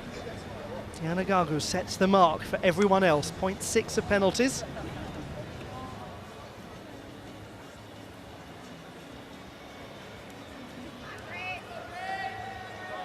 Gracie Harder from the United States of America. Bronze medalist at the National Championships for the second consecutive year, and now in a great position to win World Championship honours in Birmingham. Really well done to her. This 18-year-old senior World Championship debutant has kept it all together, and now, as the men's world champion films it for her, she has quite probably earned her place on the podium. And now the emotions all start to flow for Gracie Harder. I can tell you, it's such a relief once you've finished competing. Such a relief. So, very clean, tight shape in that half-out pike. Arms up tall, pulls it round, hold arms tight to the body to create the twist, or maintain that twist, makes the landing a lot easier. And she looks as though she's in bounds here for no penalties. We've just had 0.6 for the previous gymnast.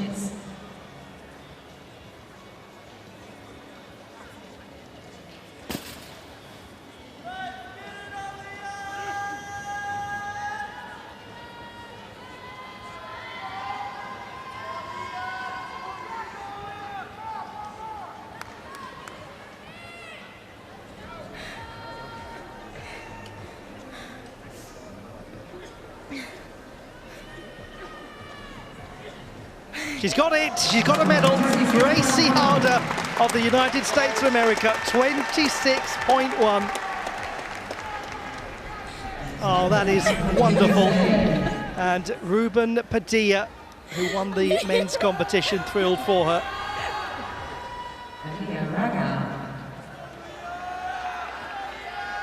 Aliaraga of the United States of America. 26.1 in the first stage. That is stuck from Raga and has absolutely overwhelmed her. Oh, look at that. You've got Gracie Harder sobbing, you've got Aliaraga sobbing. Pete, do you want to start sobbing too? I'm not far off, I'm not far off. The pressure in these finals is phenomenal. It's so easy to make a mistake. It is so easy to go left, right, back, forwards, land in the wrong spot, and then you can't take off, or your dismount flies off. Holding it together under this pressure is so impressive. As I said, it's minuscule detail. She's gone slightly to our right on the screen there with a bit of cast, but you wouldn't guess it in the dismount. And what a landing, Pete. What a landing. Well, the quality is so good here that it makes it life easy. So there, she sees it, she sees it, she sees it. So because she can see she can see the red, that's what you want to see. You want to see that red mat as soon as you can. And if any of you wonder out there, what does a stuck landing mean to a gymnast, you've just seen the visual representation. Oh man, I don't look that great. Oh god. It's okay, I feel FOMO. Stop, should have scored. Oh, should have scored,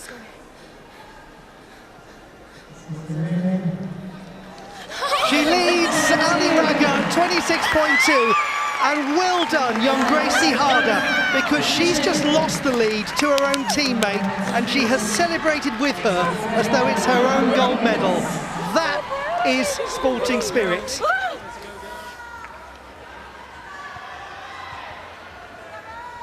Now, amidst all of the euphoria and the jubilation, the World Games champion Melania Rodriguez will be the last to go. And that is very fine from Melania Rodriguez, who just allows herself a muted smile, a small reaction. The Spaniards watching on cheer. That's a contending display. It sure is. So if that mount is classed as straight, which is up to the judges to decide, that will be the same difficulty as both Americans. And then it just comes down to execution. Raga's execution 19, Harder's 18.9. Oh no, sorry, I'm really sorry. There's a 7.6, that's actually 0.4 higher. So it's a 4 followed by 3.6. So 7.6, 0.4 higher. Now that could be very interesting. My maths degree was wasted.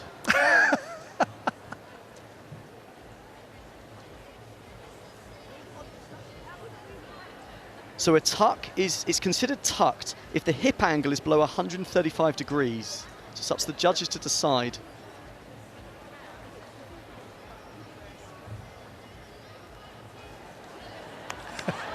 Maybe, maybe, she's thinking.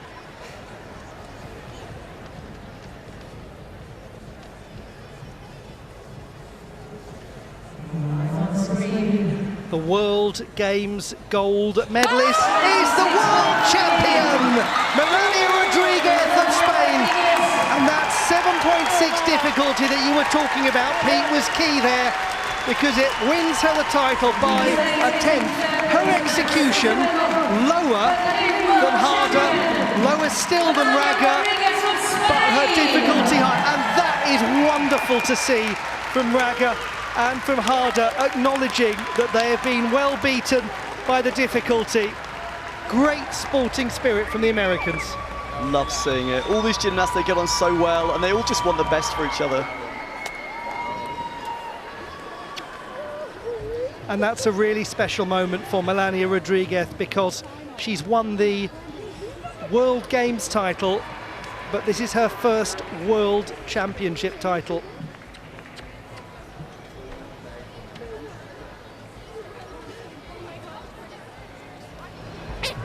And she was 8th last year and 7th the year before, so this has been one that she's been desperate to get tipped off.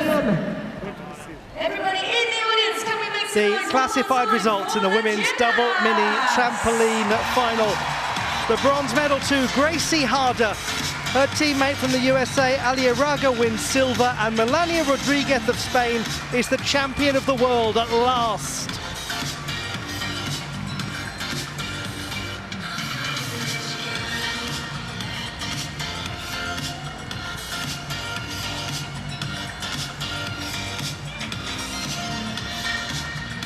Let's look back at an absolutely enthralling women's double mini trampoline final.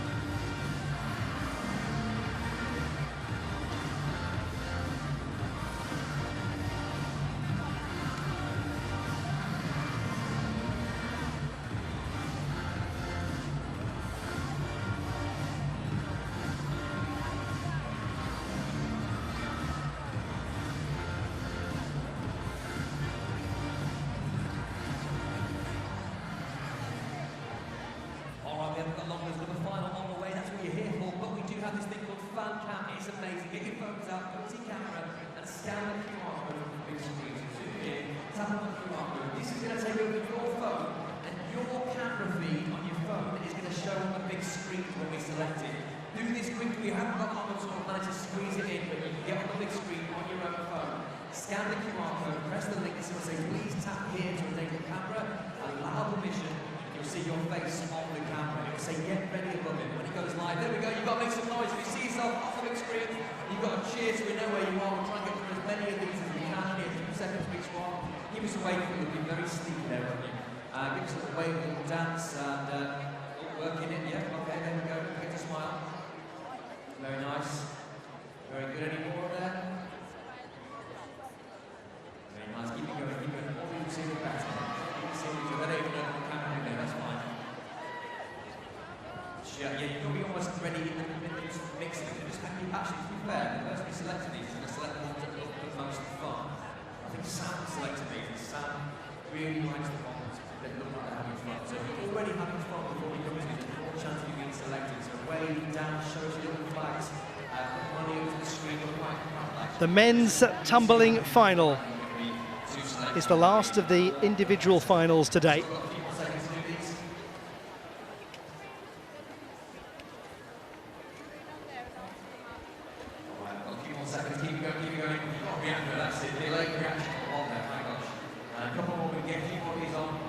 Dan's happy, there we are, never mind. 1 or 2 more, then we are close to getting the gymnasts in. Alright, we'll try and do that again. The contenders for the men's tumbling title at the World Championships of 2023, and Mikhail Malkin of Azerbaijan was the top performer in qualification. Azerbaijan won a surprise team title yesterday. They've got 2 representatives in the individual final here. Men's tumbling final. Well, if you want something calm and relaxing and easy to watch, you're in the wrong place. It's the men's tumbling final, and it's a showpiece occasion at the World Championships. Here are your runners and riders. Representing Australia, Ethan McGuinness.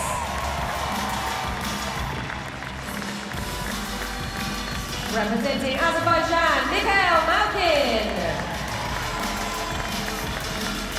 There is the top qualifier. Denmark, Mats Hansen. Representing Denmark, Magnus Lindholmer. Representing the United States of America, Caden Brown. The second best in qualification, Caden Brown. Let's see, make some noise. The World Games champion. Christoph Willerton.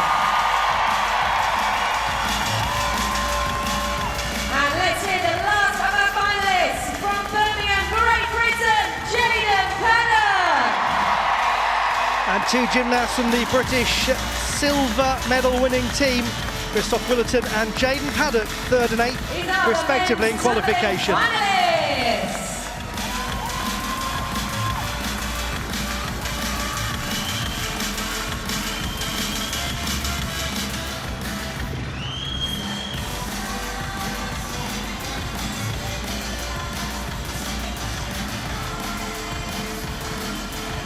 Again, these are the men's tumbling finalists.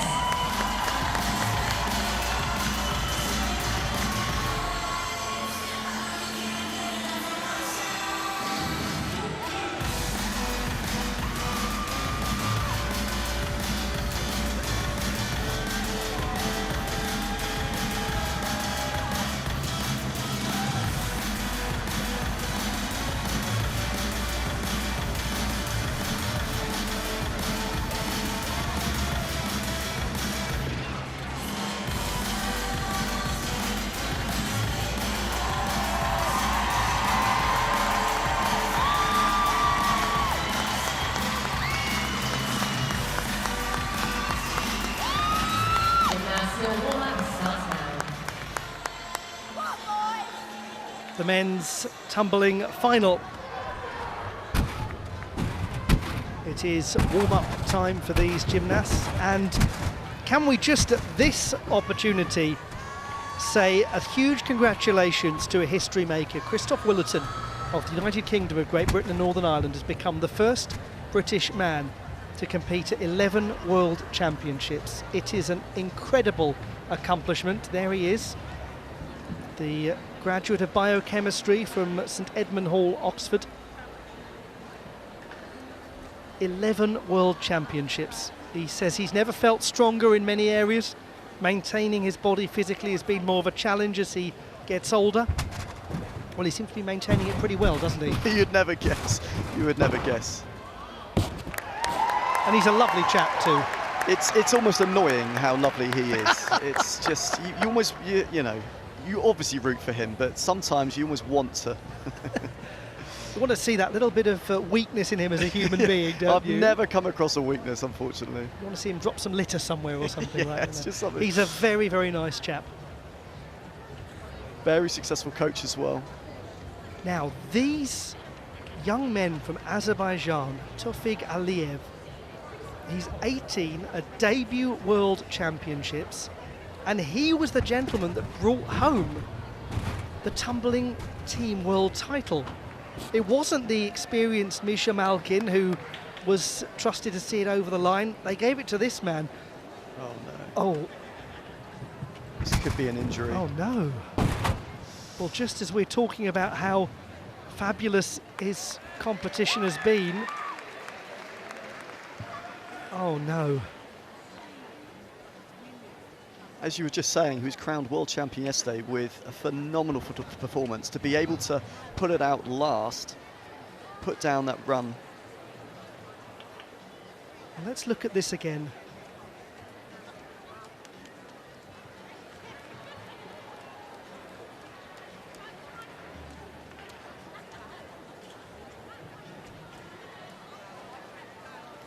Well, he's up and he's walking relatively normally.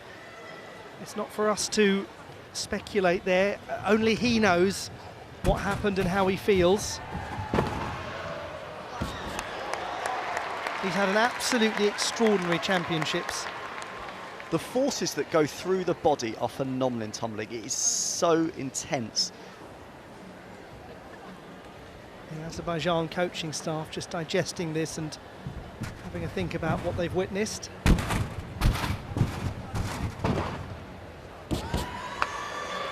We have representation from two Danes in this final, Mads Hansen and Maus Lindholmer. The Danes have such a great tradition of men's tumbling. They sure do. They have some great tumbling shows as well. They really enjoy this sport, and you can see why they've got such great gymnasts.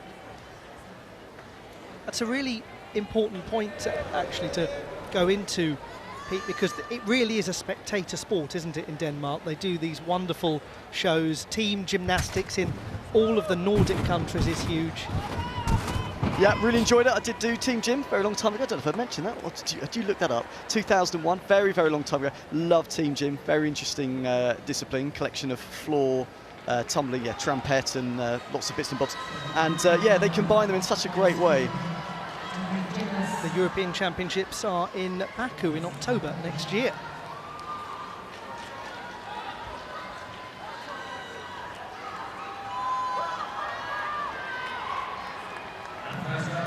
He does so much work on his mental process, Christoph Willerton. You can see him getting ready now. Christoph Willerton of Great Britain, who has become, at these championships, the first British man to compete at 11 World Championships. He is an absolute legend of this sport. And he's off to a very good beginning. 8 gymnasts competing in this final. The best 4 will make it through to the medal round, and the real veteran of the pack has started.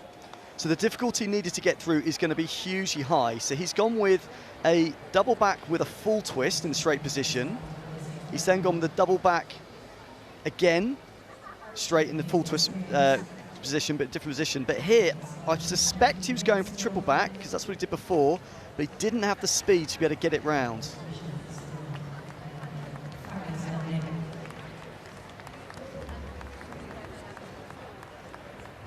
So there, just a tiny buckle, loses the speed. He's not got much track left, not got many skills left to be able to pull the triple tuck. So unfortunately, he only gets the 2 in, so it'll be low difficulty.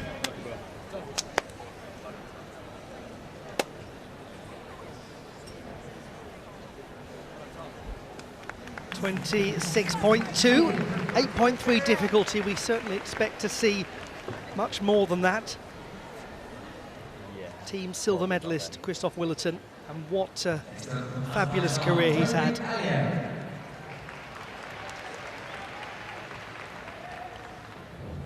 Tofig Aliyev of Azerbaijan, the 18-year-old who secured the team title for his teammates yesterday. We hope he's okay after an uncomfortable looking warm-up. He's got a big adjustment step forwards as he lands, but that's good to see considering that he pulled up short in his warm-up and looked to be in some pain. I'm amazed, absolutely amazed. He's put together a hugely difficult pass there. So the dismount was a full twisting triple back. So you've got to stand it up in a straight position to get the twist and then wrap the somersault. So this is a double twisting double back. We call that a full. Gets the transition correct, maintains the speed. And then here, stand, full twist, pull the tuck, spot it, down. It's worth 6.3 alone just for that skill, difficulty-wise.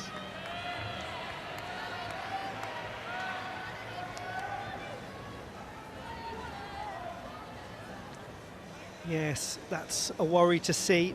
And if he's in any doubt here, he should not go on. He should not compete in the final round because he's 18 and he's got a glittering career in this sport ahead of him.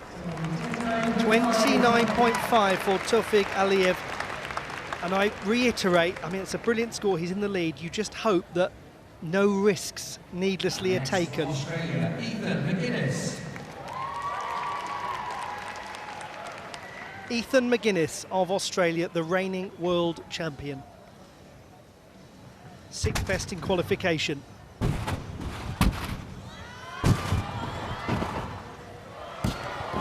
And he was off on his landing, the hands going down, some quite hefty deductions coming.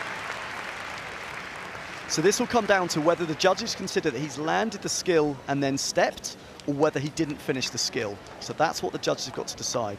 Hugely difficult though. So a full, so double twisting double back, followed by single twisting double back.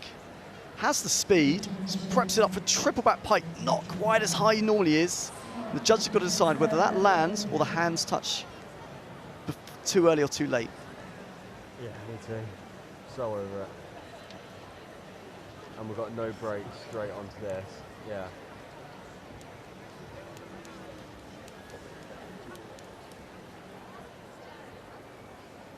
Probably not. Yeah. It'll be 3 per simple.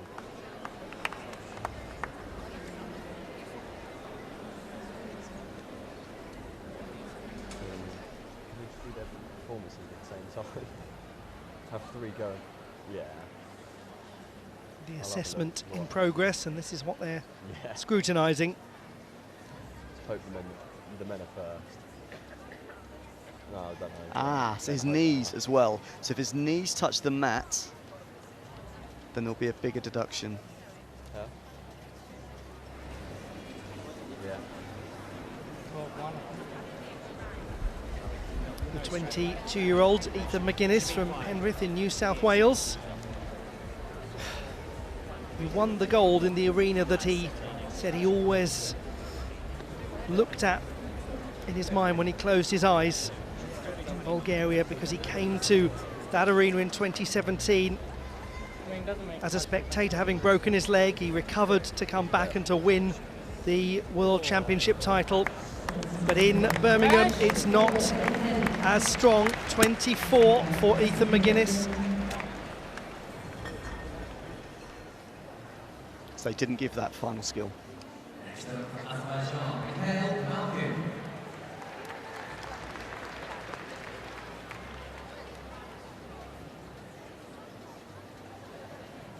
Mikhail Malkin, Misha to his teammates, the 27-year-old from Azerbaijan, top qualifier. He's looking just stunning at the moment, absolutely absolutely first-rate, world-class and a championship contender. He was part of the team that won gold yesterday, the silver medalist in 2021. Could he go all the way outside of his home country? Faultless pass, double twist and double back, really slick into that transition, able to set up nicely, get the arms up tall, arms in tight to the body, presses into a good whip. Arms down, not quite in the upright position, but doesn't seem to affect him. He still seems to pull the knees round tight enough to get round easily enough. It was all of the energy that he had as a child that led his dear old nan to enroll him in gymnastics. And he's said many times since he owes so much to his grandma for making that decision. She spotted something in him. It's been great to see his consistency, because inconsistency has been a big problem for Misha Malkin over the years. He had a dreadful injury back in 2019, tore his Achilles tendon at a World Cup event. Took him a long time to recover. Well, it's not a great surprise here to see that Ethan McGuinness has challenged his score. He looked really unhappy about it at the end. He was indeed. He obviously feels that the forces went through his feet as he landed rather than using his knees. We'll remind ourselves of this. This is what the superior jury are looking at.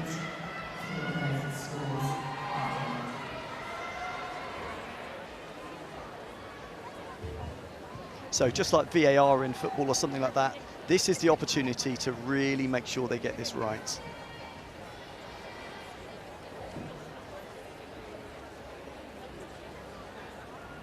So do his knees touch?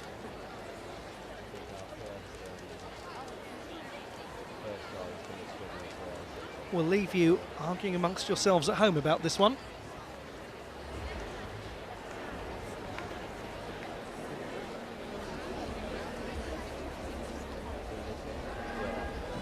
This has to be scrutinised before we can go on.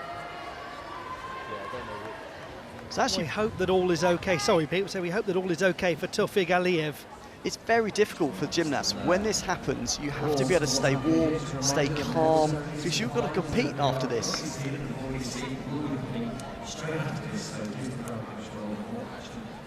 Jaden Paddock will be next to go. And they're receiving some physiotherapy. Is Taufik Aliyev.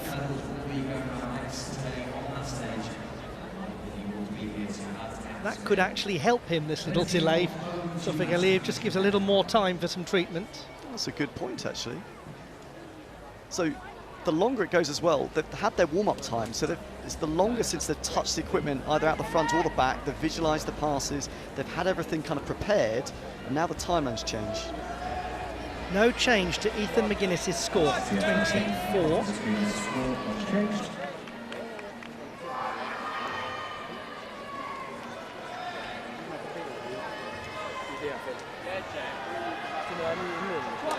Misha Malkin is now waiting for his score.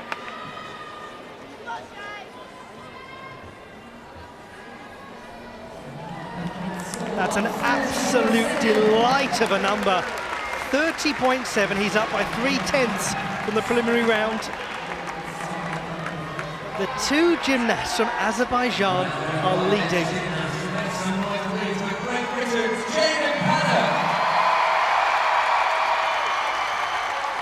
Jaden Paddock of Great Britain, the 22-year-old from this part of the country who trains at the City of Birmingham club, helped the team win the silver medal yesterday. He is a stuntman, and he's the centre of attention in this drama because he's performed magnificently. Jaden Paddock is a real deliverer of the goods when a final comes around, and he's a little bit of a showman too. And good job too, because we love it. He sure is. He went with that big finish again, so that's the full twist into the triple back tuck. That's worth 6.3 on its own alone. it looked like he'd made a very, very tiny mistake in that row of whips, but he managed to correct it. I was a little worried he wouldn't have the momentum. So here, this has all gone to plan. So this is a double twisting, double back straight, gets the whip, and there, slight buck of the legs, and then slightly slower, but doesn't seem to trouble him.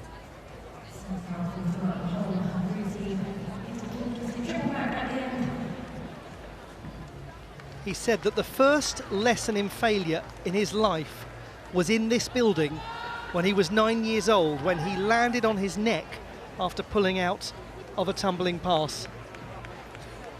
He said that was a really massive moment in his young life as a tumbler, and now he's back in Arena Birmingham, and he looks so comfortable on the big stage. Well, he is so comfortable on the big stage, and with just cause.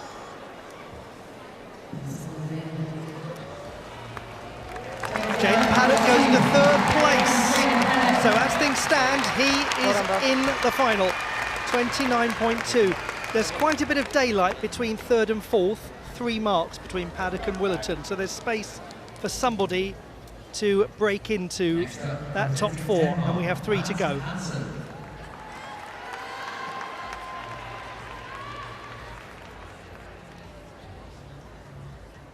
Mads Hansen of Denmark, the 20-year-old from Odense, which hosted the World Championships in 2015.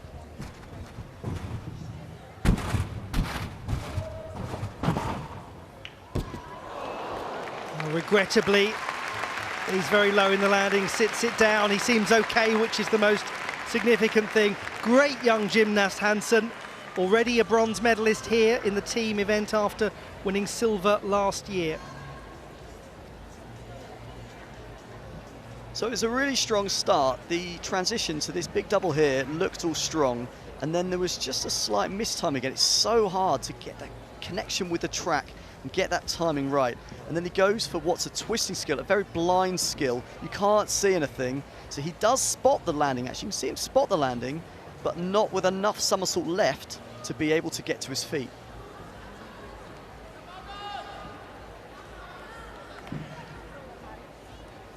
So he spots it there, but there's nothing you can do once you're in that position.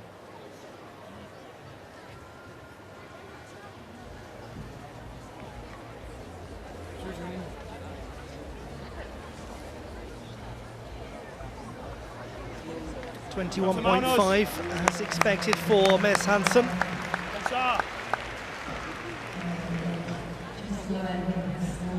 At the moment, Christoph Willerton is still holding on for a spot in the medal round, but 2 to go. Maus Lindholm of Denmark, the 20-year-old from Langeland, at his second World Championships. He's a youth coach, and he's also a 2-time medalist with the team at the World Championships. A lot to enjoy about his work, a lot to enjoy. He just recently won the silver medal at the National Championships, and he said to the champion, Martin Abildgaard, enjoy it while it lasts, because I'm coming for you next year. All in the spirit of friendship, of course, but he was the junior world champion last year, so a lot is expected of Maus Lindholm.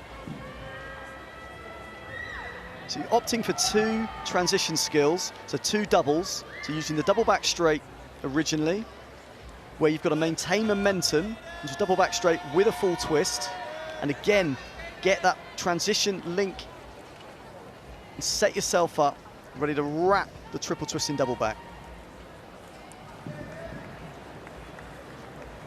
Isn't it nice when you see a junior world champion inhabit the senior stage just 1 year after their title?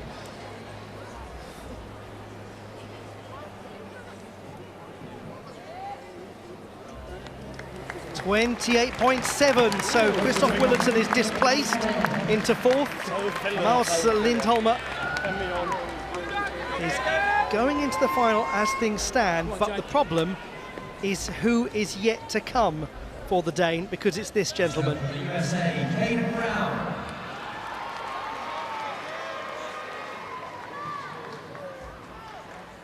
The last of the 8 that have made it through to the final in this first half of the final. Caden Brown of the United States of America, 29.9 in qualification. If he gets that here, he goes into second place. That was wonderful from Caden Brown. Will we be seeing him in the medal round? I think the Americans will be pretty confident after that performance. I imagine they will. So here he's gone with 2 transitions, but both full twisting double backs, but because he twists in a different place, it's okay. So here he twists in the second somersault, gets that transition correct, and now he does another full twist double back straight, but he twists early, so he's finished it in the first somersault. So that's why he's allowed to repeat that. And then it's 3 twists, so obviously he's allowed that one.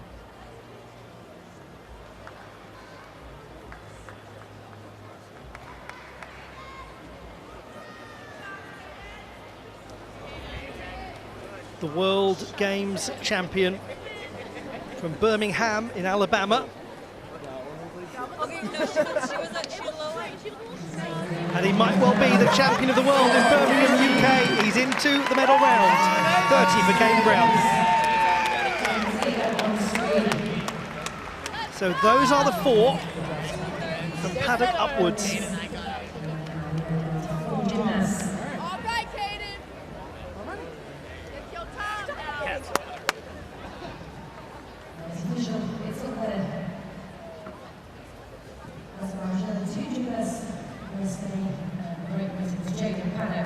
The conclusion of the first half of the men's tumbling final. Jaden Paddock upwards into the medal round.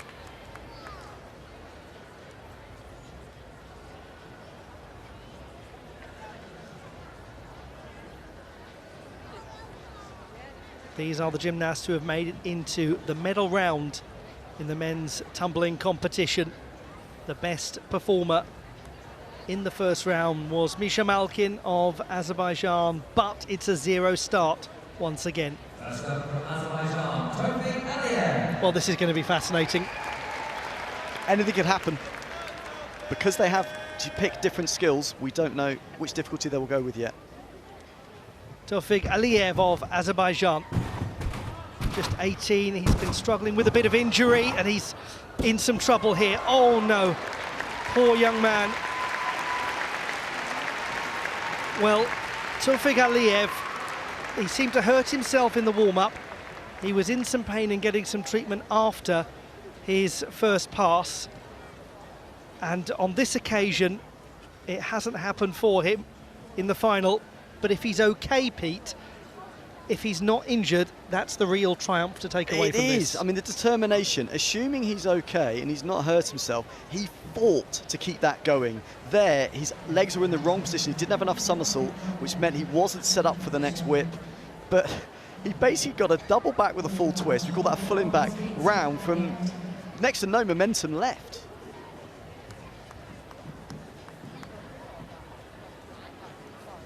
So there we go. That's where he's lost momentum. And again here, he's got to get his feet underneath him, but he can't because he hadn't got the somersault. That in itself is an incredible feat.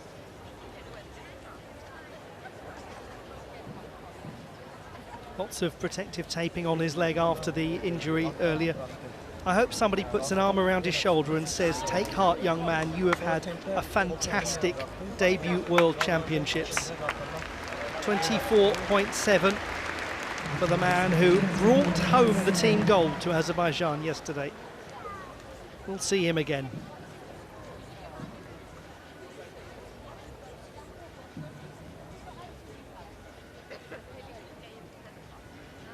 So they can still change their pass if they want. They can change the difficulty. Depends what they want to aim for. To win or a safe medal.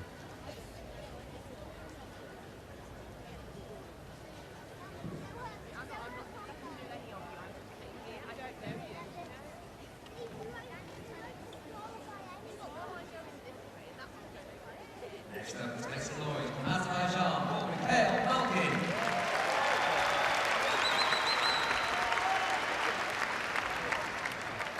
Mikhail Malkin of Azerbaijan. the best performer in the first stage of the final with a brilliant 30.7. He has finally managed to work out how to put it all together. Big occasion after big occasion after big occasion brings big performance after big performance after big performance from Misha Malkin. He has always said, I know how to do this, I just have to go out there and actually deliver. I've got to put it all together. Well, he's done it. Incredible difficulty, incredible, it's just amazing. Uses the flick to set him up, wraps into a triple twisting double back. That's a Miller in the transition, in the middle of the pass. Keeps the momentum out of that to set up for a full twisting triple back, so full in triple back we call it. Fantastic landing from that. Full twisted triple back.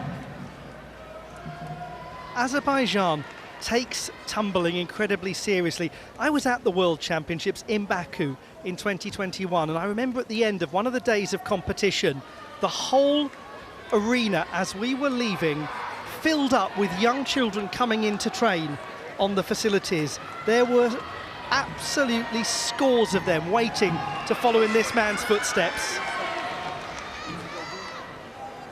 This is going to be huge. Oh, it's enormous! 31.1 Misha Malkin. He is absolutely the odds-on favourite now to be the champion of the world. Azerbaijan had never won a gold medal at the Trampoline World Championships until yesterday. It's London bus syndrome. You wait a long time, and now two will come up one after the other. Jayden Paddock, the next performer. The British athlete scored 29.2 in the first stage of the final. Now we go back to 0, and he tries to get a place on the podium.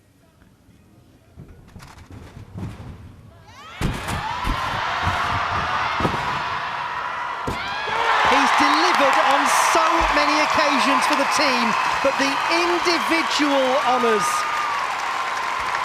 they have been waiting for him to come and claim them. He was 5th way back in 2019 in the individual final, and he will be on the podium now at last. 22-year-old Jayden Paddock.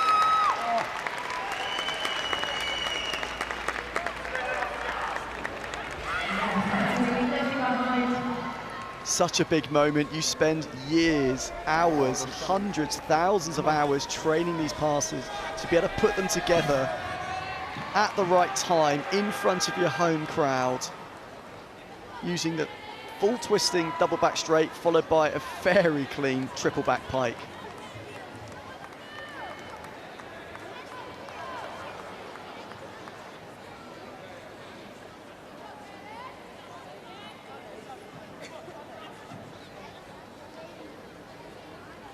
He was released from an artistic gymnastics squad at the age of 7.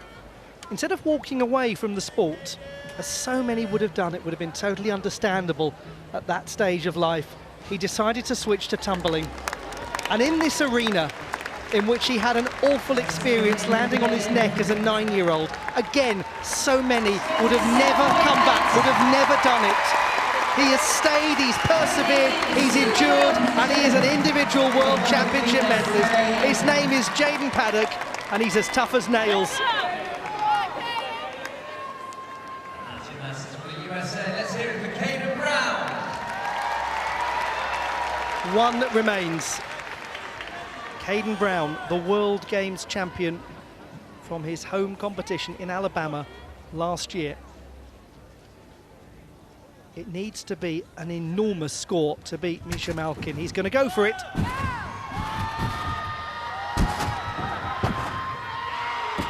What an unbelievable finish to this men's tumbling final. Oh, Caden Brown with some beautiful gymnastics. If it is not possible to beat Misha Malkin, Caden Brown has thrown everything at it. He really has, again, under that pressure to hold it all together, keep that difficulty as well. So impressive. He is an absolutely extraordinary young man. They call him Cadmus Prime, after Optimus Prime in Transformers. He transformed from Taekwondo into gymnastics, would you believe? So you went with 2 transitions, so that's 2 big doubles in the middle of the pass. As much as that double straight is very impressive at this very, very, very top level, it doesn't get the difficulty as some of the other skills we've seen. Very clean triple tuck.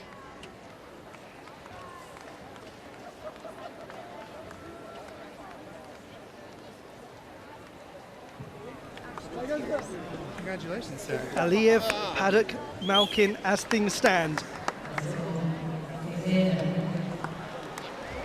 Brown has won the silver medal, 30.1 his score. The difficulty of Misha Malkin was impossible to contend with. Azerbaijan had never won a medal at the Trampoline World Championships until yesterday. Their only medalist was him, Misha Malkin, who won silver in 2021. Well, he's won every single one of their medals. The man who lives in Baku, and he's won another gold. Jaden Paddock taking the bronze with Caden Brown in the middle. This gentleman is a force of nature.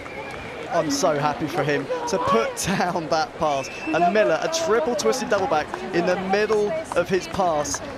Got to finish the skill in time to continue that row of whips.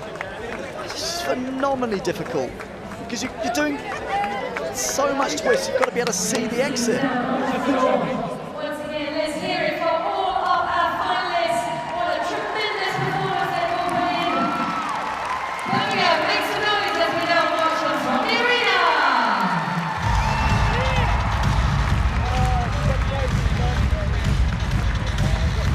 The classified results in the men's tumbling competition. The bronze medal won by Jaden Paddock of Great Britain, silver to Caden Brown of the United States of America, and the World Championship title won by Mikhail Malkin of Azerbaijan.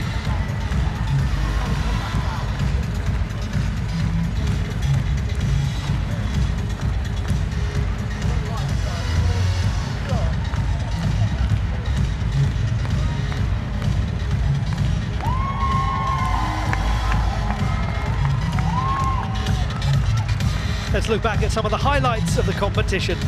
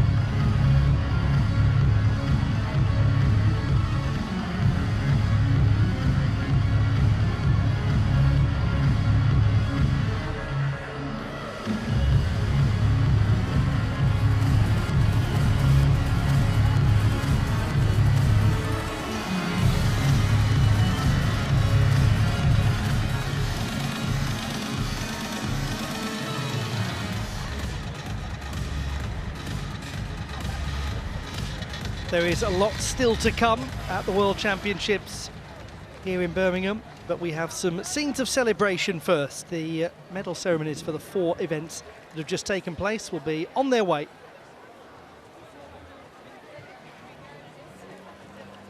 The medal ceremonies for the 4 individual finals that we've just enjoyed are on their way, and after that we'll bring you 2 trampoline team finals. Don't go too far away.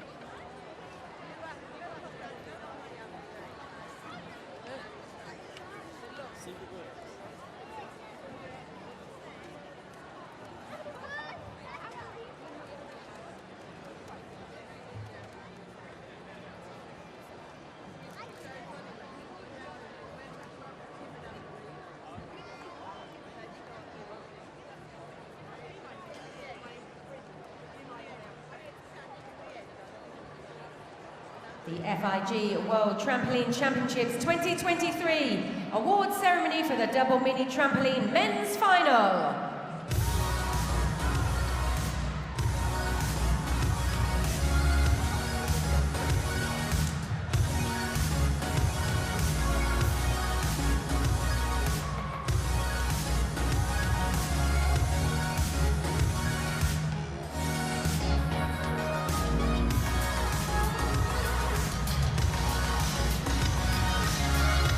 The victory ceremony for the men's double mini trampoline competition at the World Championships in Birmingham. Presented by Alejandro Pinish, FIG Executive Committee member. The silver medals are presented by Rosianna McLennan, FIG Trampoline Athlete Representative. The bronze medals are presented by Deborah Cadman, Chief Executive, Birmingham City Council. In third place, winner of the bronze medal, representing Portugal, Tiago Sampaio Romeo. The winner of the bronze medal, Tiago Sampaio of Portugal. In second place, Brilliant winner accomplishment of the from him, silver medal, his representing first Spain, individual honours. David Franco.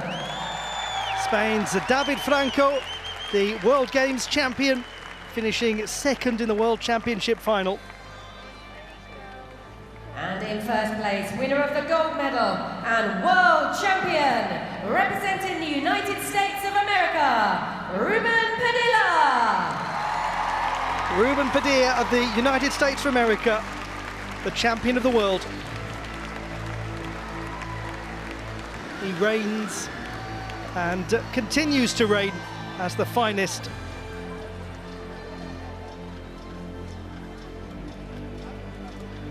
Champion in 2022, now the champion again. And how wonderful to have as part of the presentation party Rosie McLennan, the two-time Olympic champion in women's individual trampoline. For those who can, please now stand for the national And we'll now have the national anthem of the United States of America.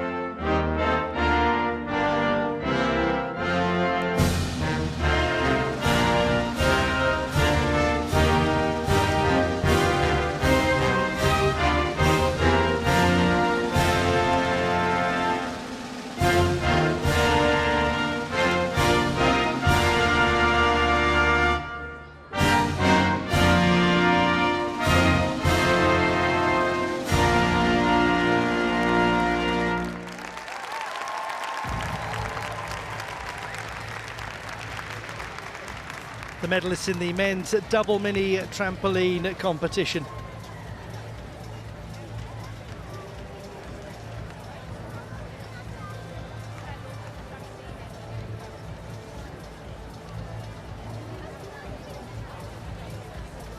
Birmingham, please make some noise for our World Championship medalists.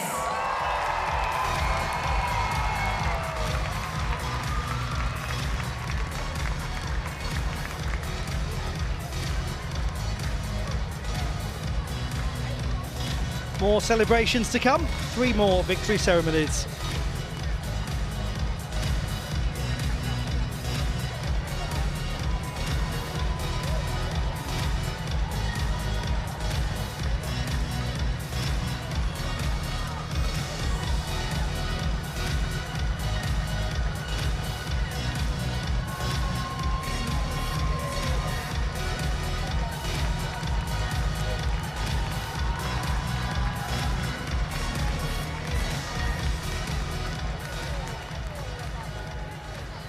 FIG World Trampoline Championship 2023 award ceremony for the tumbling women's final.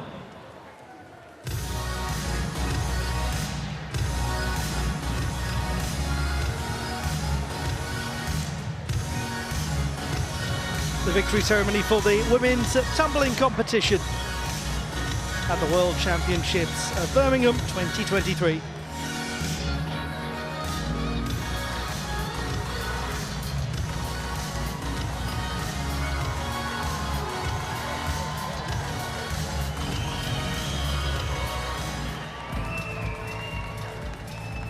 Gold medals are presented by Ihab Esawi, FIG Executive Committee member. The silver medals are presented by Tetiana Shuska, FIG Technical Committee member. The bronze medals are presented by Deborah Cadman, Chief Executive of Birmingham City Council. In third place and winner of the bronze medal, representing Great Britain, Saskia Savini. What a championships for Saskia Savini of Great Britain. The bronze medalist after helping the team win the world title yesterday. Great Britain, An incredible Megan debut. Keeley. Veteran Megan Keeley completes a full set of colours at the World Championships to add to her 5 gold and 3 bronze medals. And in first place, winner of the gold medal and world champion, representing France, Candy Brière-Vettelard. She's done it at last, Candy Brière-Vettelard.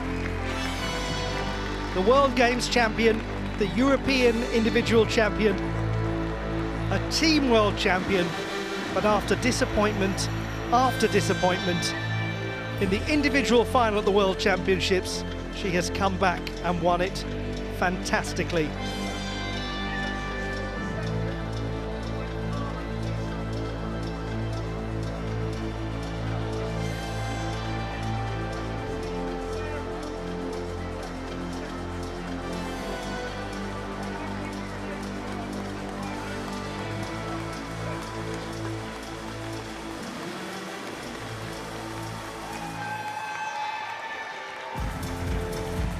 For those who can, please now stand for the national anthem of The France. national anthem of France.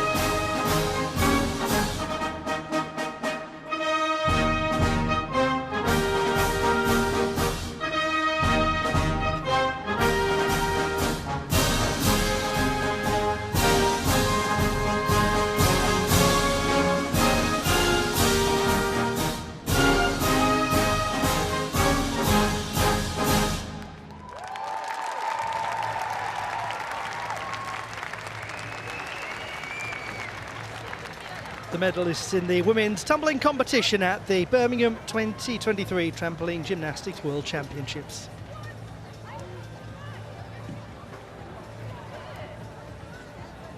Birmingham, please give it up for our World Championship medalists.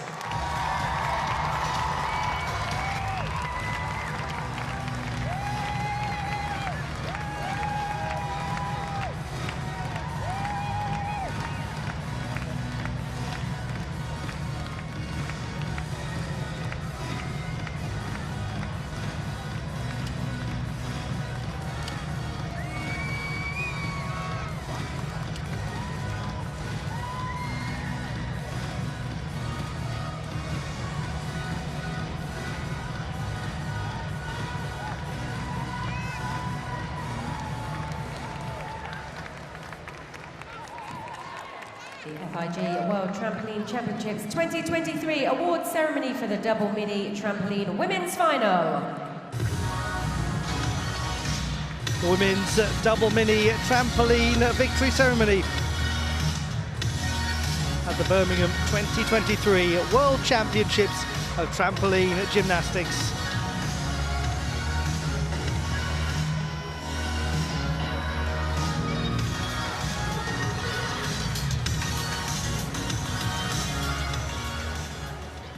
The gold medals are presented by Morinari Watanabe, FIG President.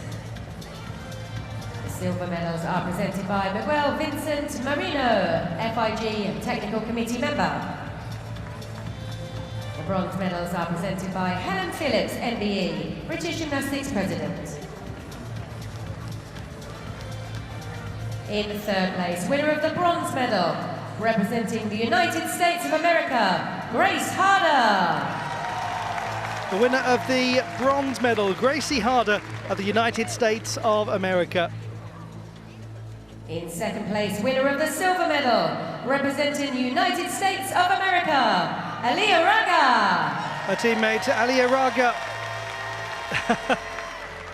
loving being on the podium with Gracie Harder. She takes second place and the silver And medal. in first place, winner of the gold medal and world champion, representing Spain, Melania Rodriguez.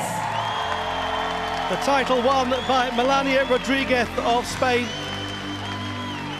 The first ever female Spanish gymnast to win a medal at the Trampoline World Championships. And now she is a world champion.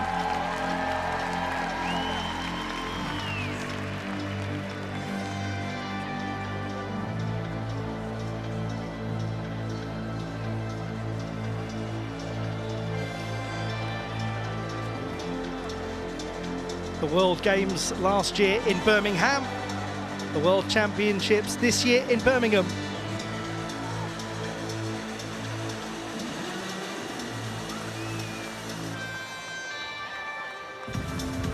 She's won the lot and will have the national anthem of Spain in her honour. For those who can, please now stand for the national anthem of Spain.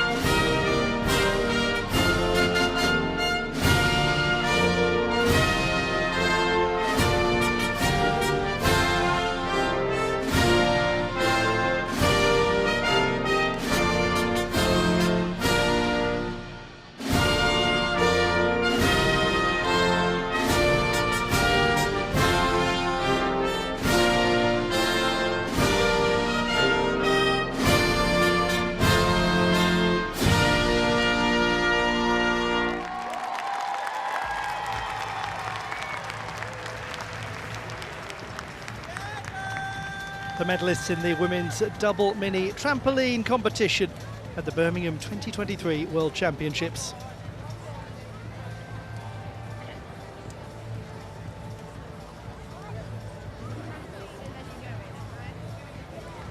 And let's hear it for our double mini trampoline World Championship medalists.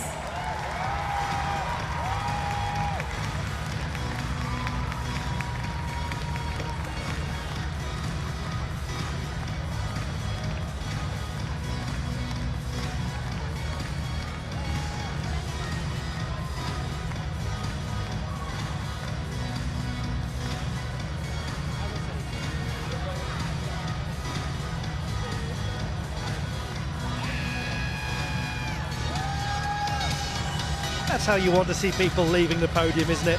Lovely.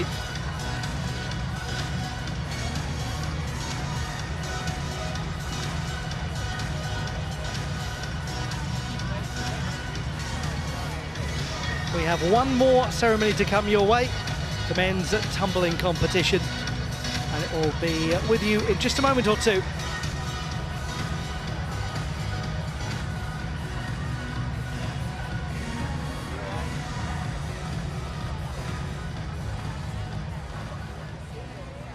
FIG World Trampoline Championships 2023 award ceremony for the tumbling men's final.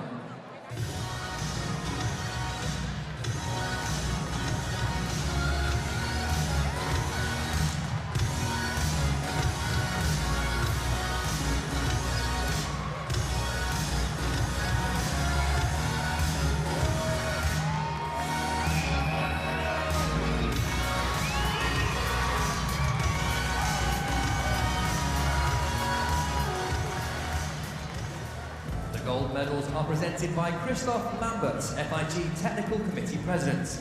The silver medals are presented by Mariela Stocheva, FIG Technical Committee Member.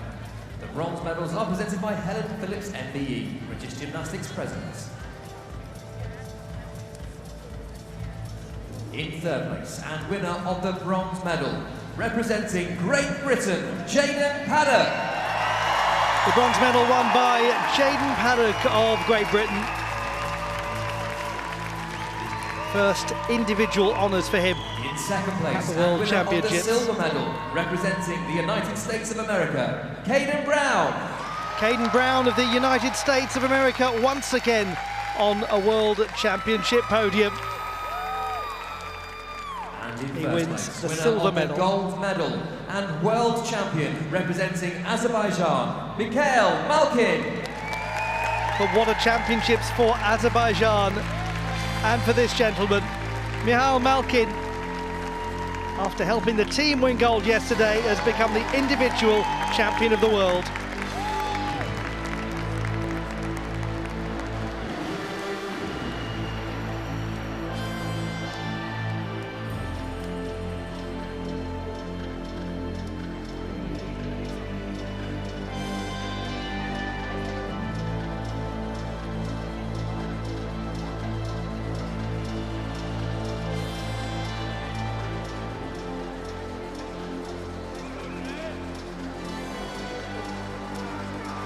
For those who can, please And now we'll now stand have the for national anthem of Azerbaijan. Azerbaijan.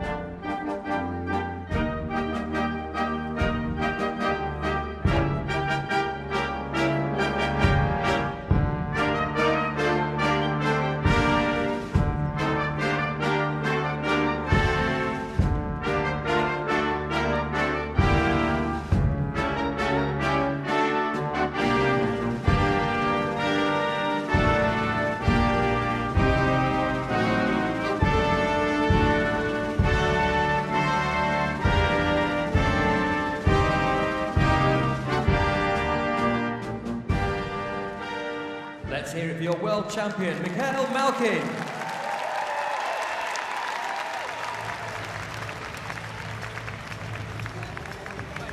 The medalists in the men's tumbling competition at the Birmingham 2023 World Championships.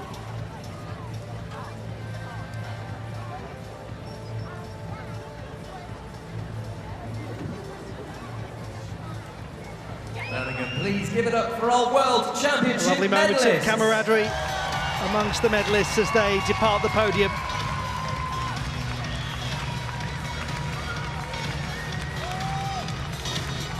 And very soon, the full-size trampolines will come into play for the first time in our televised coverage of these World Championships.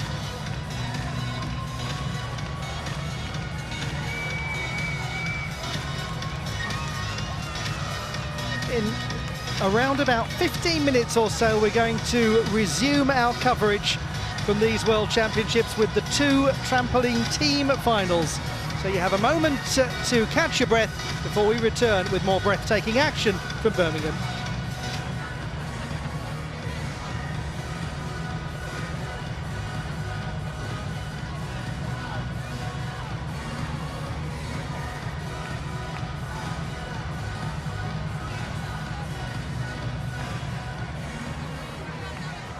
What a moment for so many of those gymnasts. A wonderful moment. They'll go down in history, and thank you to you, the audience, for making it a very special occasion for them as well.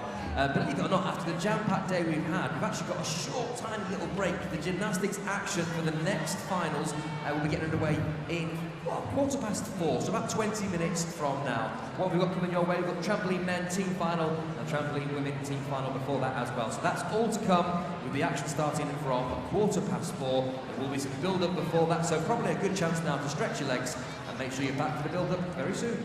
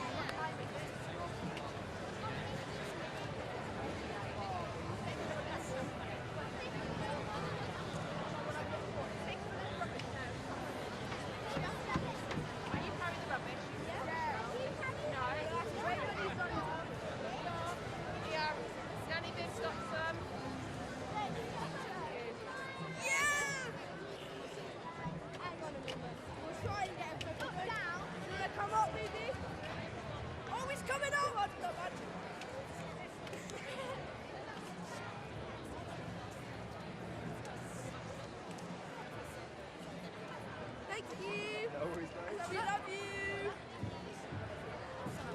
I've seen you on gym stars everywhere. I'm a big fan of you. Oh, well done, Jake. Well done. We love you. Woo! Well done, Jake. Well done, Jake. We love you. Love you, Jake.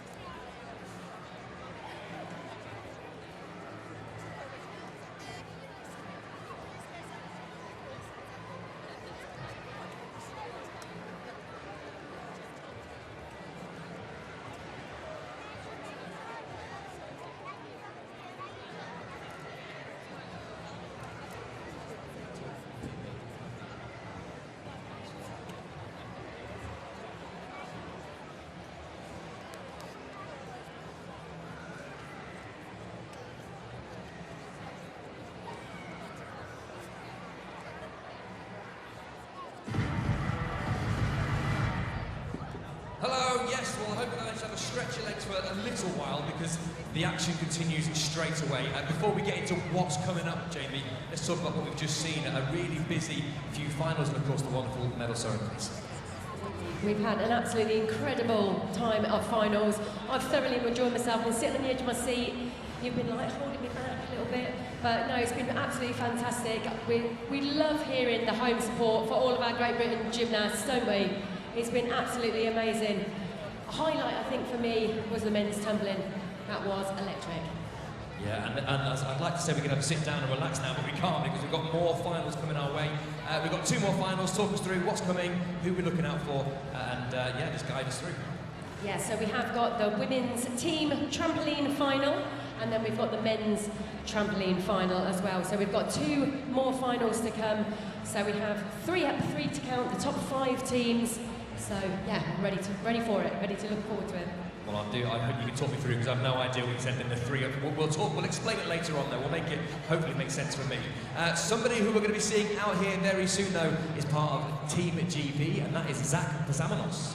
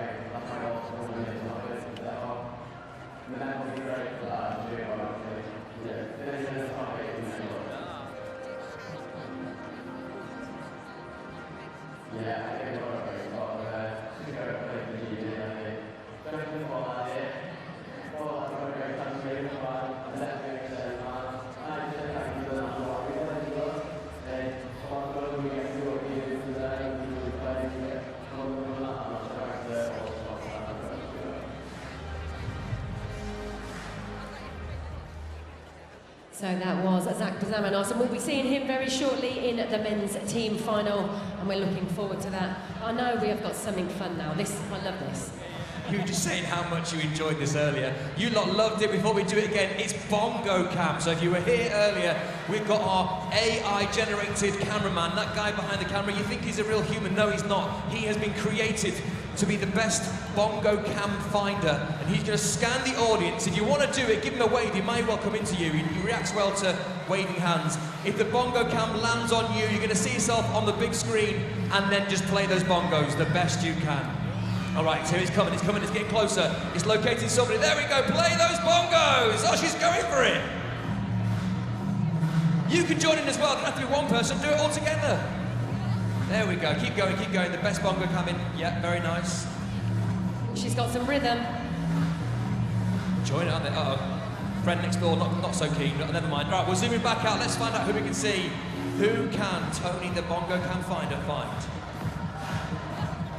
It's searching. It looks as though it's still searching. It seems as though it's locked onto a target. It's coming in. Where will it end up? Who will it end up on? We don't know. It's you. Play those bongos. Or just look at it if you want. It's fine. Yeah, you. That's it. Play the bongos. Not his head. Play the bongos. Oh, look at that. Multi-talented. 2 pairs of hands in operation there. You're really concentrating. I'm impressed. I mean, it's a slow start, wasn't it? But you know, give her a juice. She's really got into it now. And it looks like we've got 3 bongos there, but it's not. It's just that chap's head. And a lovely head it is. All right, we're coming back out again. Let's find out. Bongo Cam is on the search. As I said, it reacts well to movement, to noise, to anybody. Oh, it's going. Not on that, Tony. No, that can't play the bongos. That can, though. Well done. Play those bongos. Aggressive bongoing. It's either bongo playing or getting stung by a load of wasps. I'm not sure what it is, but she's finding the groove now. All right, we've got time for one more. Tony, bring it out. Find somebody again. He's searching. Who will he find? Searching around. Obviously, everyone's gone to stretch their legs. It's gone a little bit quieter now, but it gives you that stayed a better opportunity. Last one. There we go. She's off. Play the bongos. I must admit, it's quite hard to line it up, really. All right, well, thanks very much. Give yourselves a round of applause. Thank you to all the bongo players out there. You didn't know you had these hidden talents, did you? You didn't know you could play the bongos. And actually, we were chatting to some of the gymnasts earlier this week to find out what their hidden talents were as well.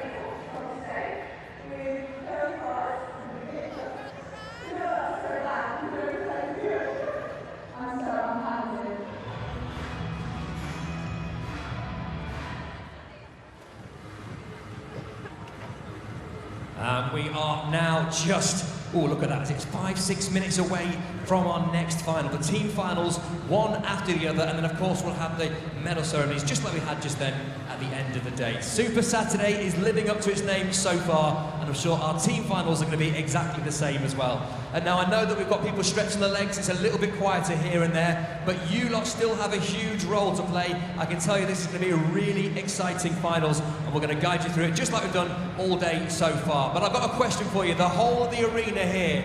Are you ready for the gymnastics action? I don't know, I feel like I need to get over there. We'll try it. I'm going to come over this side. I'm going to have to run, I'll be out of breath now. We'll try this side first of all. Medics, you're looking great. Let's go behind the judges. Sorry, judges, I haven't got a judge's pass, but this side, are you ready? Not bad. He's chilling, he's relaxed, but that's fine. We're going to squeeze around here. This is like behind the scenes. This is where the judges sit. They've got really comfortable seats. This side at the far end, the opposite side of the stage. Are you ready?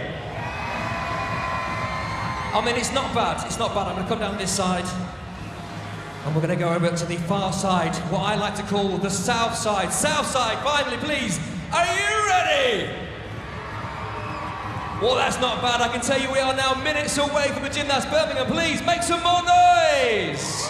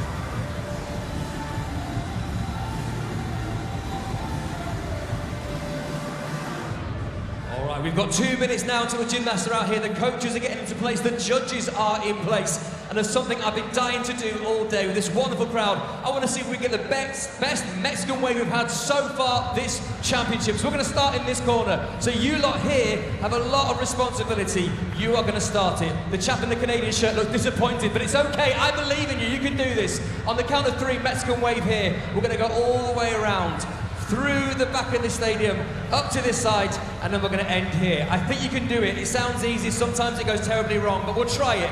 Are you ready this side? On the count of 3, get it going. Mr. Canadian jumper, 3, 2, 1, go! Here it goes, follow it around, yes! Keep it going, judges, you can join in if you're not too busy concentrating.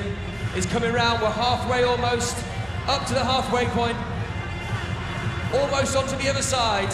Keep it going, get really into it, come on, you can do it, yes! On the count of 3, we're going to go back the other way, ready, we're going to to start here and go that way. 1, 2, 3, go! Here it comes. Faster, faster, faster. The women's trampoline team final is the next event to take place at the 36th FIG Trampoline Gymnastics World Championships in Birmingham. Beautifully done. Stretch those legs, stretch those arms. If you've got any children in your hands, put them down first. And we're coming back to Mr. Canada. And we've done it. The crowd thoroughly ready for all of the action. I'm sure you are as well, wherever in the world you're watching from. For a second time, because this city loves gymnastics. This city, it pours. The teams that have made it into this women's trampoline final. Huge congratulations to the Georgians, who had a great qualification campaign. They are in as the 4th best in qualification. The top performers in the preliminary round, unsurprisingly, the People's Republic of China by a long way. And it will be Hu Yicheng who will finish off this entire final. Women's trampoline team final. Here are the Team contenders. Spain, represented by Noah Puente Dodd, Naomi Romero Rosario, Melania Rodriguez, and Erica Sands. Team Georgia, represented by Tioni Jangava, Luba Golovina, Mariam Ragamovi, and Anna Apagati. Team Canada, represented by Rachel Tam, Sarah Millett, and Sophia McGough. Just 3 in the squad for the Canadians. Only Team 3 compete in the France, final, but they didn't bring a 4th member for qualification. Clea Bruce and Laura Paris. And Team China, represented by Chi Yang Hu, Yunzu Tao, Yu Ying Zhu, Tin Fan Jie.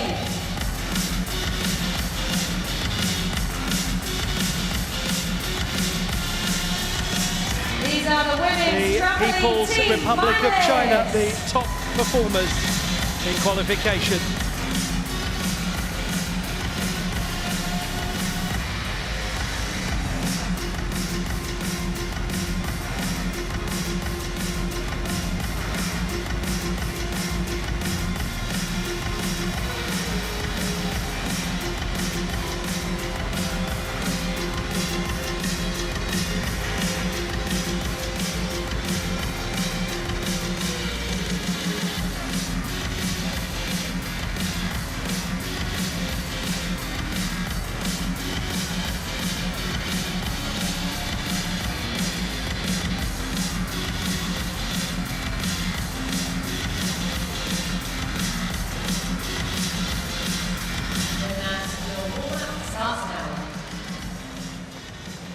The warm-ups are about to begin in this women's trampoline team final at the Birmingham 2023 World Championships. Welcome to Arena Birmingham. It's a great pleasure to have your company for all of the action. Ollie Hogben here, and alongside me is Pete Cracknell, who has stood on a World Championship podium and knows how it feels to be down there on the competition floor. It is clear, Pete, when it comes to this final, that overwhelmingly the ones to beat are the People's Republic of China. They really have everything, China. They've got the difficulty, they've got the execution, they've got all the elements needed to get that high score. It's really theirs to lose now. It's fascinating that we have Melania Rodriguez of Spain, who is warming up. She'll be the very first to get us underway, and she has had a very busy session of competition in the Arena Birmingham today, winning the double mini trampoline competition.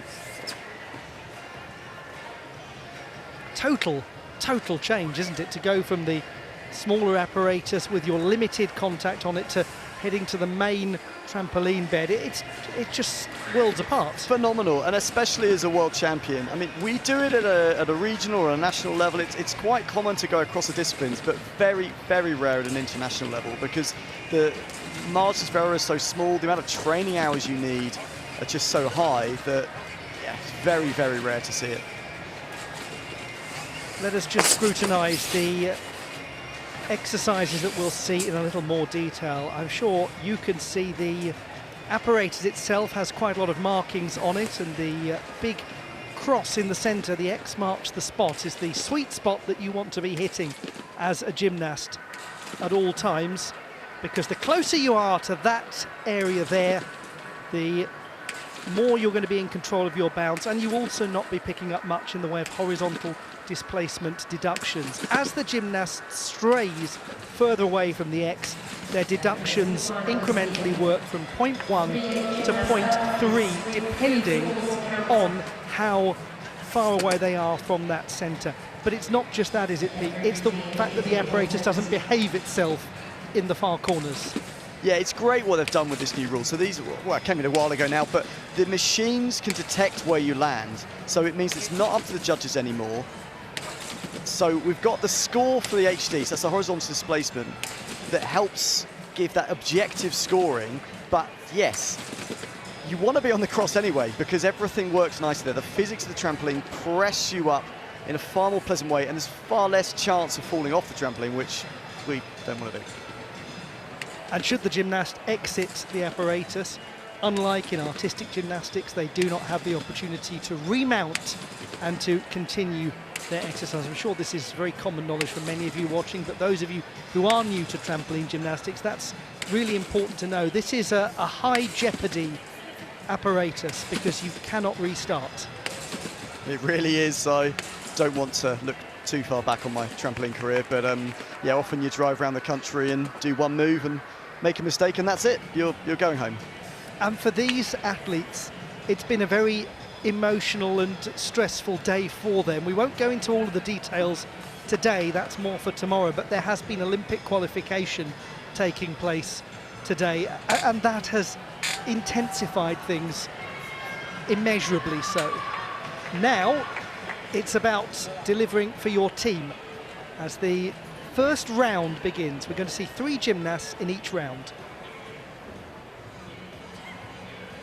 Sorry, 5 gymnasts in each of the 3 rounds is what I meant to say.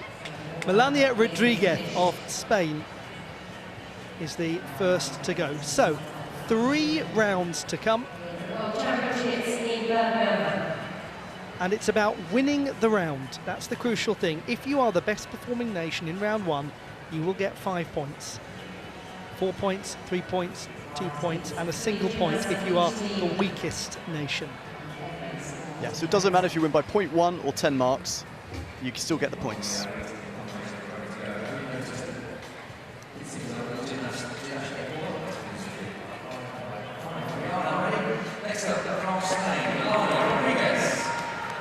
Melania Rodriguez of Spain. The Spaniards were the 5th best overall in qualification for this final. And Rodriguez was their top performer. 53.68 was her best number.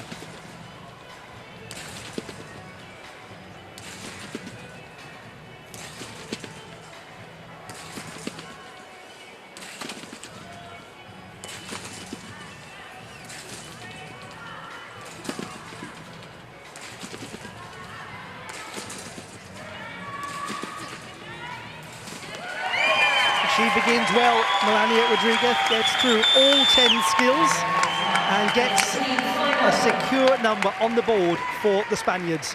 What an excellent day she's having just taken the double mini trampoline world championship title.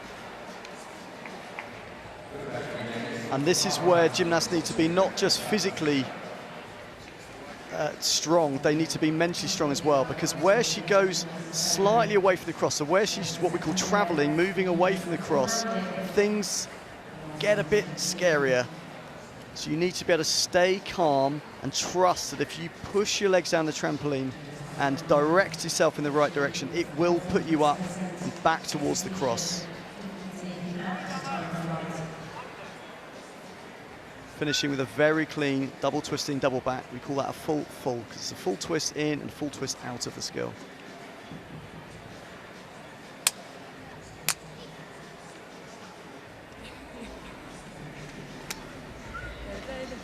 He's been focusing so much more on the full-size trampoline of late.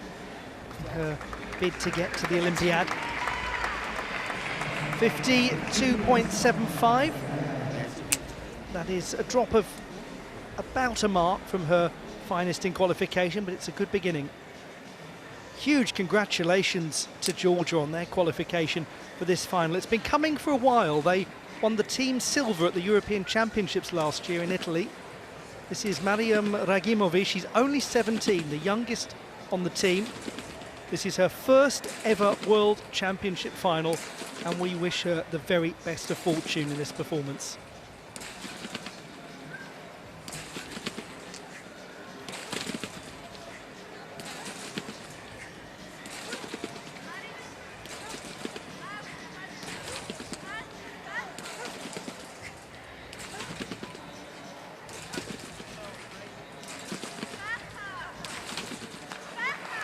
Well, she's done excellently. To get through your first ever performance in a World Championship final cleanly, to stay on the apparatus, that's a triumph. She's only 17. It really is. That first element is a forwards rotating skill. So that's where she drops her shoulders forwards or presses her shoulders forwards to create the rotation. Just a touch too early, which tips her forwards and nearly sends her straight into the end deck. That's the mat on the end of the trampoline. And then from there, she does so well in a backward rotating somersault to actually press her hips forward and get herself back to the cross. It's so easy to just let yourself go from there.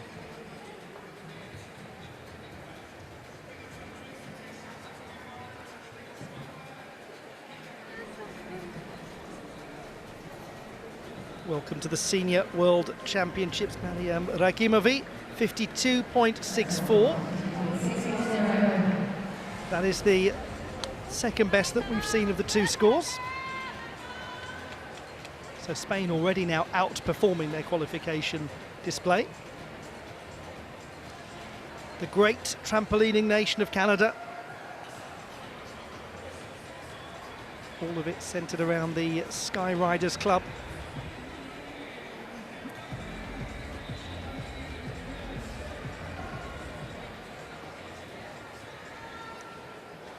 Waiting to get underway, Sarah Millett, the most experienced of the team, though it is a very experienced team, full stop. The Canadians didn't bring a reserve gymnast with them for this competition.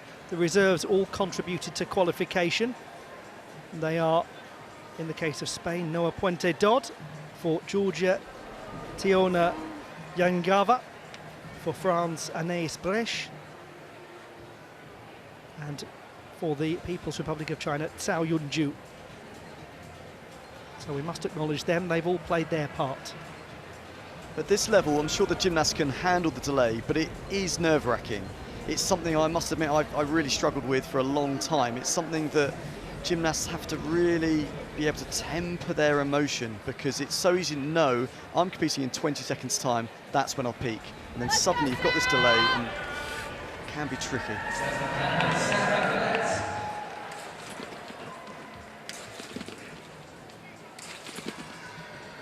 Sarah Millett of Canada, the 26-year-old, already twice a team medalist in all-around and trampoline competition and a synchronised silver medalist. This is her 6th World Championships.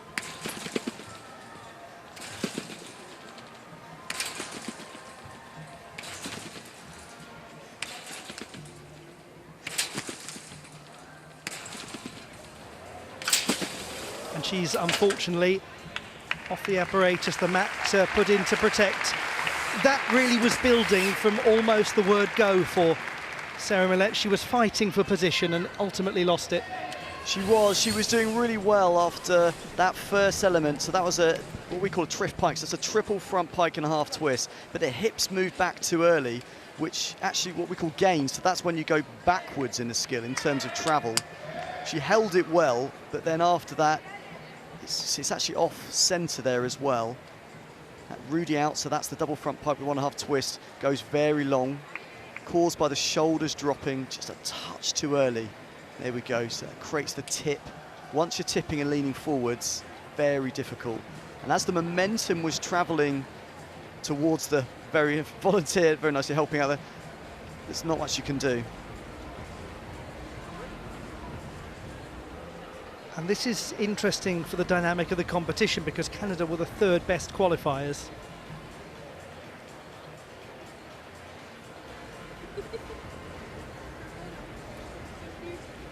The points scoring system makes for a more compact final though, because in the old days of how these team events were scored, it was just adding up all of the numbers. Now if you do get a particularly low number, you can come back from it because that low number might just be a single point, and actually others in front of you who perform much higher might only get 2 points more than you. Exactly, so it's not all over. It might mean 1 point in this round, but we've still got gymnasts to go. 37.02 for Millet. Her best was 52.43 in qualification. Léa Labrousse of France, the European Games champion in 2019, a gymnast who was 7th in the individual final at the last World Championships. This is her 8th time competing at the World Championships.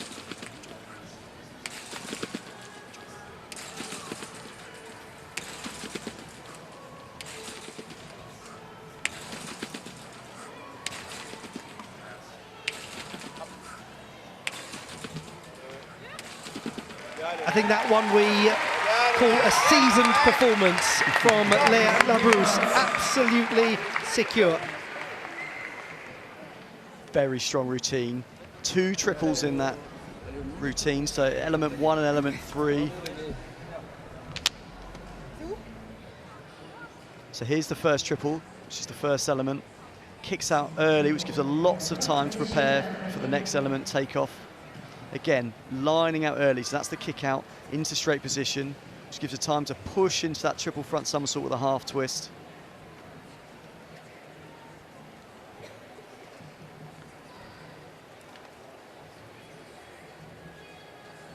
These are what we call line outs, so when pressing into that straight shape, always trying to finish upside down there. That's what the judges are looking for.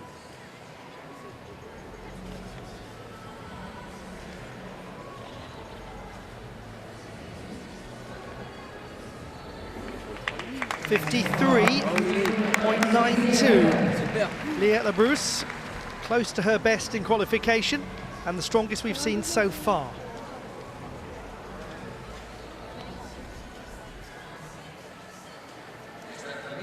Now then, the best performers in qualification. This is Zhu Shuiying, the reigning Olympic champion. What a way to start. Her best score in qualification, 56.34. The first trampoline gymnast ever to convert youth Olympic gold to senior Olympic gold.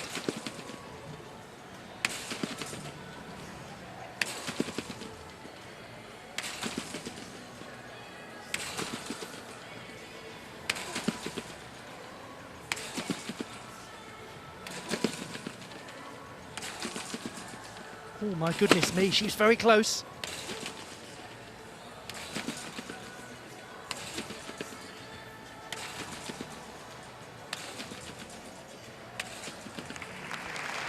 She made light work of a very difficult moment in that routine, the Olympic champion, and that is how she has established herself as the absolute finest. Shakes her head as though it was just a routine matter. Such resilience. As she's starting to travel, just managed to take control and hold her position. So here, the second triple somersault again, the legs bend uncharacteristically, which then just sets the things in the wrong direction. But now she's back towards the cross, she takes control, and she's still maintaining height. So remember, time of flights, that's time in the air, is added to the score. That's one of the elements that gets added to your score.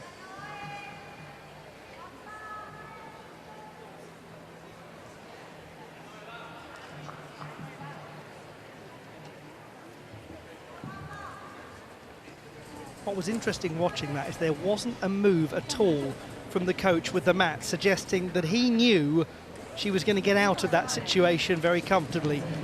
And he was right, 55.85, the best that we've seen. So these are the standings at the moment. China leading, then France, then Spain. So the big movers, Spain in that first round, they were the 5th best qualifiers at the expense of the Canadians. They've swapped positions with them. Great start from the Spaniards, courtesy of Melania Rodriguez. Georgia, by the way, has never won a medal at the World Championships for trampoline gymnastics.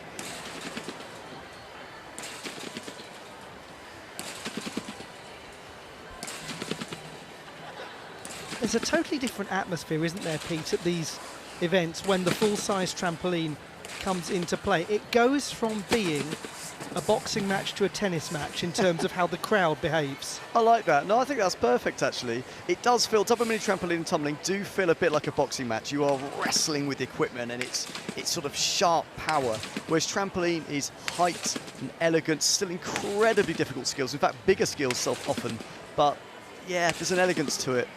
And the crowd, when they're watching tumbling, they roar every athlete along the track, and when they're watching double mini trampoline, they punctuate the skills with bursts of cheering, and then suddenly the crowd starts watching this, and they all just try to hold their breath for the entire length of the routine. Maybe it's because it's 10 moves. Sometimes I think trampoline's almost got more in common with golf than it does with a fiercely physical sport, in that you have to completely maintain your composure. Psychologically, it is so tricky to place your hips and your shoulders and your arms in the right place at the right time. When you're in the trampoline bed, you've got a fraction of a second to perform all the minuscule actions you need to make to get that somersault in the right place. And if you don't have that composure, you're straight off the trampoline. It is a very powerful piece of equipment. And I suppose, like golf, you can get everything right up until the moment where you get on the green. You can play every shot perfectly, and one small error of judgment renders it all completely pointless. Exactly, it's brutal. And I can't play golf, so I don't know why I use that analogy, but it's the idea's there. It is psychologically so tricky. I once caddied for a friend. He scored 176 on a par 72 course. It was a very, very, very long day. I love it. So here gymnasts get to warm up, so they get time on the trampoline, we call them one touch, so they essentially get one go on the trampoline, just to get their legs going again and get used to the buoyancy of the trampoline, the time of the trampoline, which can feel different.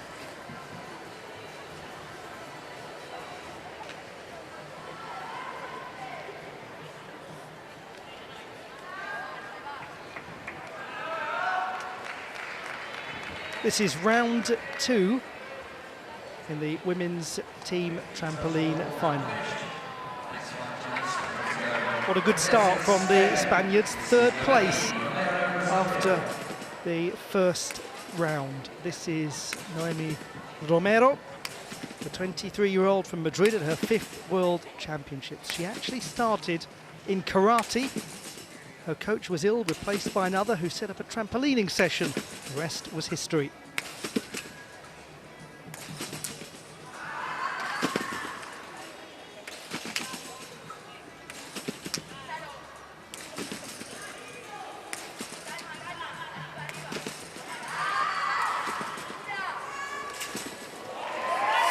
She used every bit of the apparatus there, Noemi Romero. Looked like she had to improvise a little and sacrifice some difficulty in order to keep on the apparatus, but she did it. And this is where team finals are so different than individual finals, because in individual final, you're not going to get through unless you hit the routine exactly as you need to. But in a team final, getting 10 elements together makes such a difference, because that has a good chance of still getting a good place. But we call that getting your money's worth at the trampoline.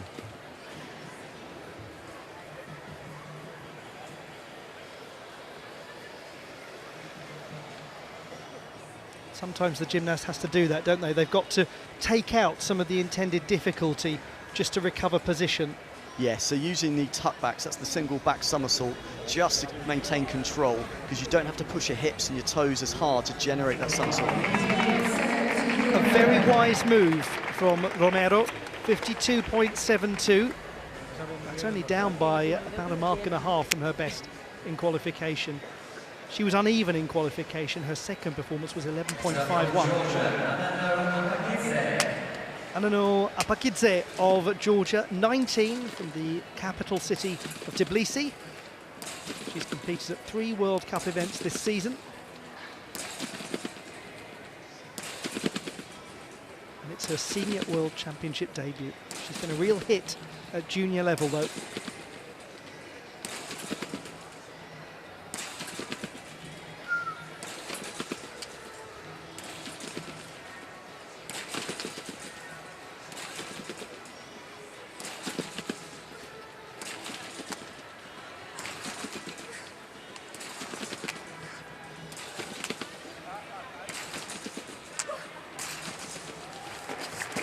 These two youngsters from Georgia have set things up brilliantly for the veteran who is to come. Luba Golovina will be the last to go. She's almost as old as the two of them put together. They've done well. Exactly what you need for a team final. Composure, control, putting down the 10 elements. No triple somersaults in this one. But difficulty isn't quite the same as it is in the other disciplines, in that you're looking at a variety of different elements. So maintaining the height, maintaining the horizontal displacement, that's trying to stay near the cross, and obviously execution, which is what the judge see, which is tight shape, straight legs, pointed toes, and so on.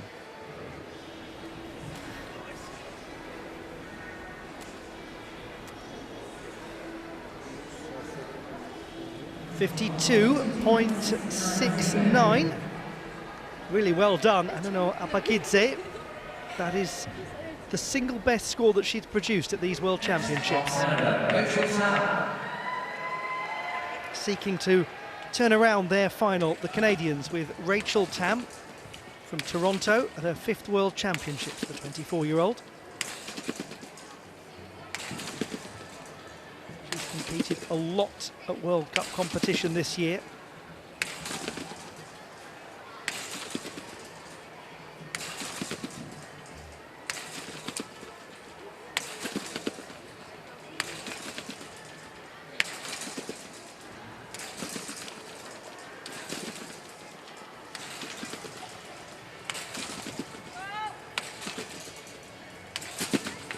That's going to really help the Canadian cause. Well done to Rachel Tam. Then potentially back in the game now.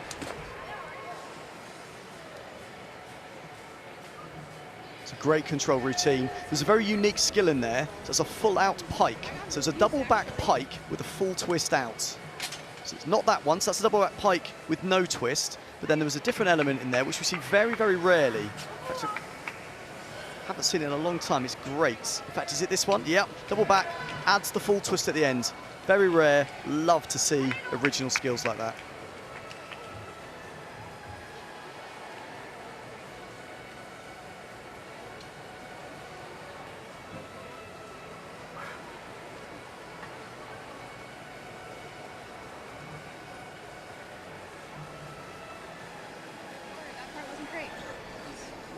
Rachel Tam's best scoring qualification was 52.78. She's close to it here, 52.3. The Spaniards remain in the lead for the time being. And next, representing France, Laura Paris. Laura Paris from France, the 31-year-old. It's her 3rd World Championships, her first since Denmark in 2015. It is wonderful that she's back, and this is the first time that she has ever made a final at World Championship level. Congratulations to her.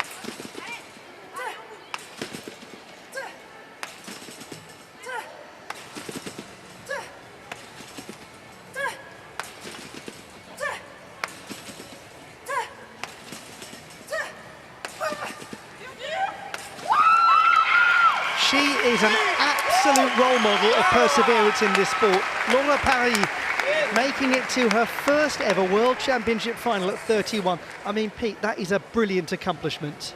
It really is. I'm always going to root for people that compete internationally in their 30s, yes. She may have heard the breathing noises there, so that's used to regulate your breathing throughout the routine. Because there's typically about 1.5 to 2 seconds per element, you typically want to breathe in and out at the same time. So it can really help control your breathing by knowing you're going to breathe in and breathe out at the same point in every skill.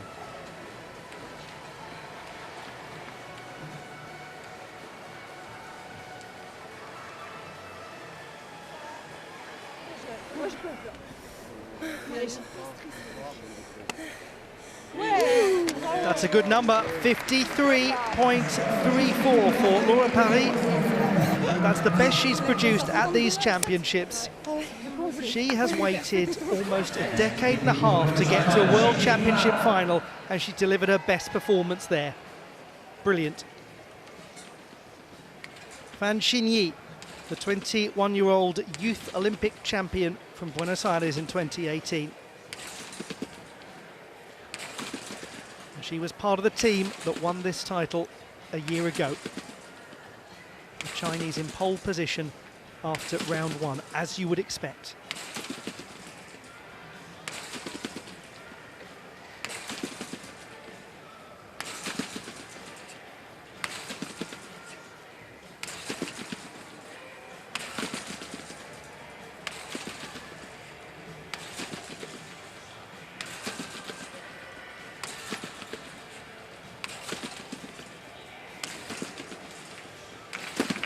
I think we can say with confidence that the People's Republic of China will be retaining top spot after the second round, courtesy of Fan Xinyi. Great performance from her. So that was high difficulty, high time of flight, so lots of time in the air. Little bit of horizontal displacement to move away from the cross, but not much. So all in all, the judges aren't going to be able to take much off it, I would suggest. So the judges are looking for line-outs upside down at 12 o'clock. So here, straight position. So always looking at all 10 skills to kick out by 12 there.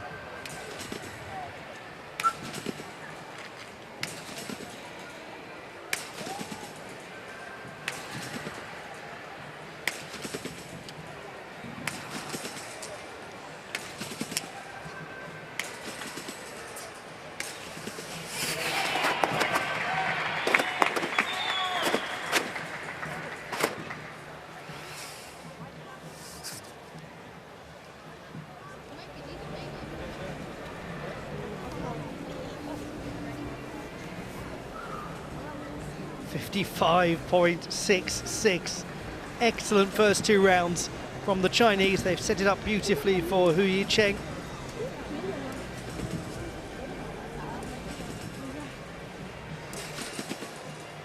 China with 10 out of 10 so far. France in second place. The Spaniards still doing very well to be third.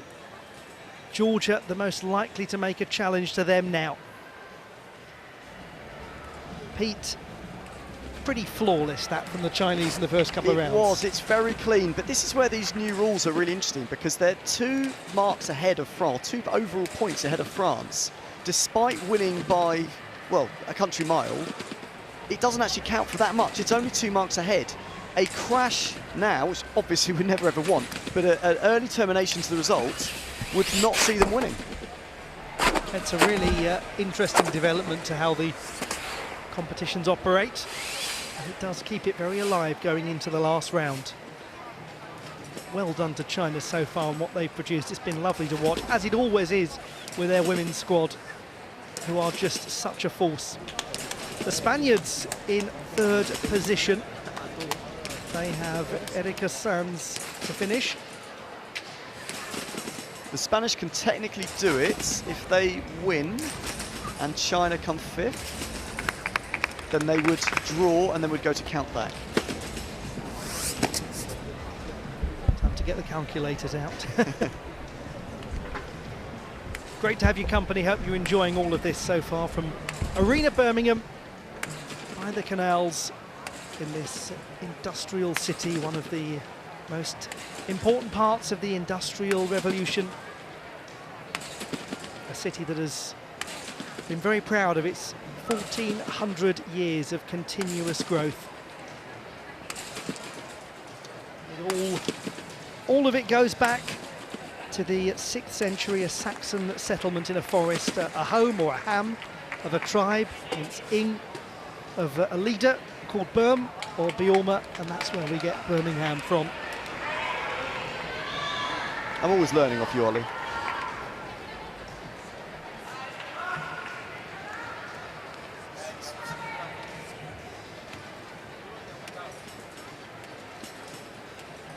We are about to begin the final round. This is going to be most interesting. The youngest member of the Spanish team is about to take to the apparatus. Erika Sanz of Spain, 20, like so many of her teammates from beautiful Valladolid. And this is her senior World Championship debut. But what a family she's from. Her mother, Teresa, was a tumbler at international level. Her aunt, Loreto, also competed internationally.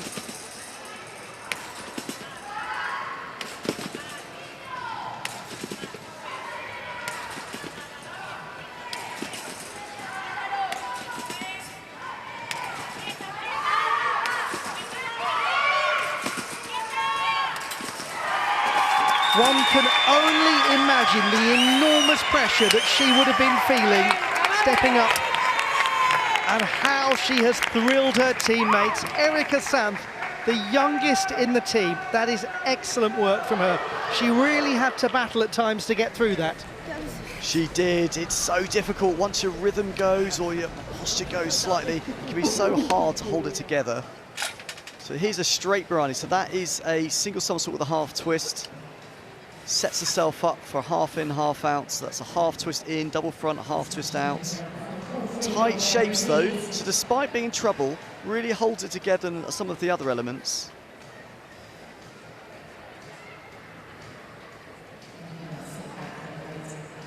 So the judges might have to check the skill before that, because the judges need to decide whether it's pike or tuck.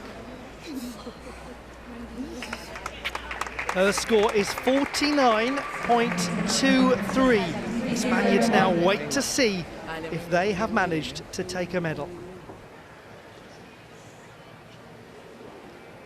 We've got an absolute veteran next. From a debutant, we go to somebody who is at their 8th World Championships. Luba Golovina competed at the World Championships in Birmingham in 2011. Now she's back 12 years later, a 3-time Olympian and 3 times an Olympic finalist too. Her young teammates have set her up brilliantly. She now follows Mariam Ragimovi and Ano Apakidze.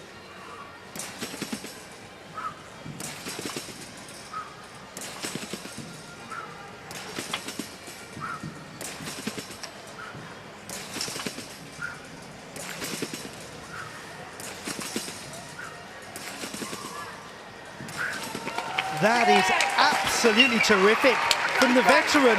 Now then, the Georgians who've never won a medal ever at the World Championships of Trampoline Gymnastics. They might need a favour from the Canadians in terms of them finishing above the Spaniards. But Golovina has done very well here. She did. So she set up with a tuck back. So that's a single back somersault, which does get lower difficulty, but will have very high time of flight and execution, and it set her up nicely into other skills. Brilliant twister. That style is just brilliant. This is her first World Championship final for 8 years.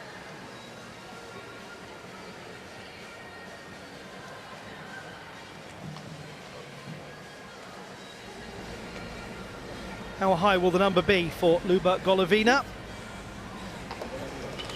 Very, 54.68. The Georgians now are dreaming of being on the podium, and they may well see their dreams become reality.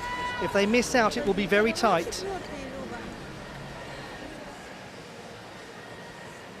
Next from Canada, Sofiane Meto of Canada.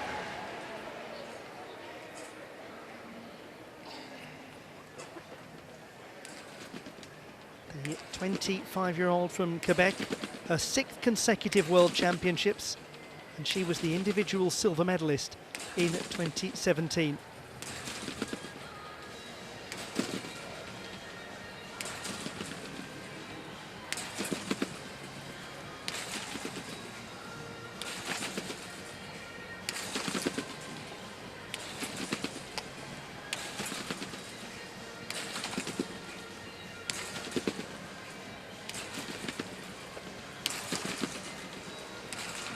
That's fiercely high quality from Sofiane Metteaux. From a horizontal displacement point of view, very secure. She was as high as 55.24 in qualification. One of the hardest parts of putting together a 10-element routine is controlling the link between that very first skill and the second skill, because you've now initiated this sort of rotation. That one there, setting that up's not too bad. It's that link there, which is the hardest link, in my opinion, of the whole routine. And she set it up absolutely perfectly. And after that, it didn't really look in doubt. She just looked like she had complete control. The rhythm is there.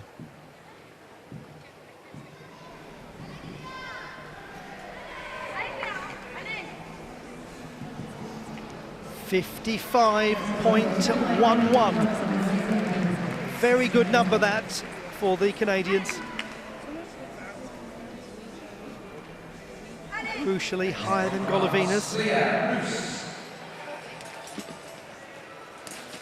Claire Bruce of France, the penultimate gymnast to go in this final. Her best score in qualification, 52.42. 19-year-old. Her 3rd World Championships.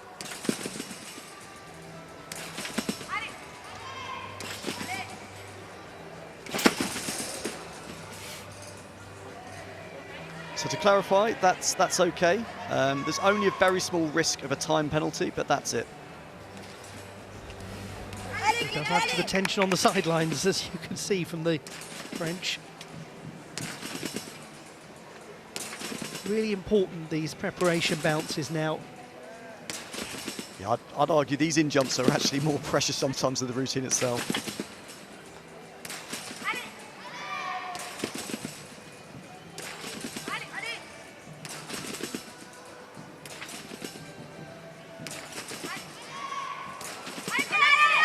She's in real trouble, and she's just held on.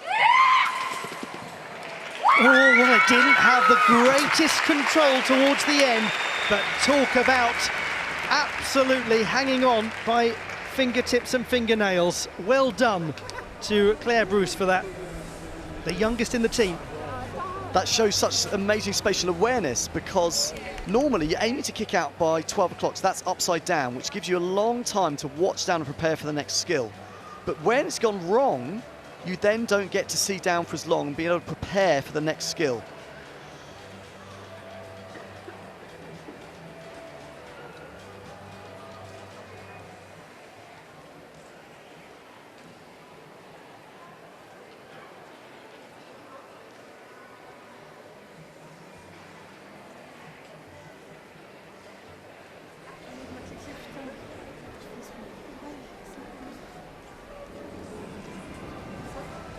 France waiting and waiting and waiting. It was that one. That's the one that twisted, came out late. So she saw it late. Very hard to then prepare for the next skill.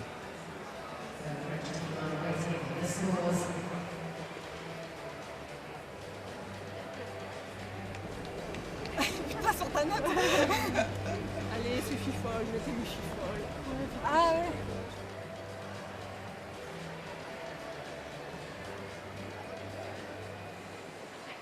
Well, there is one more performance to come.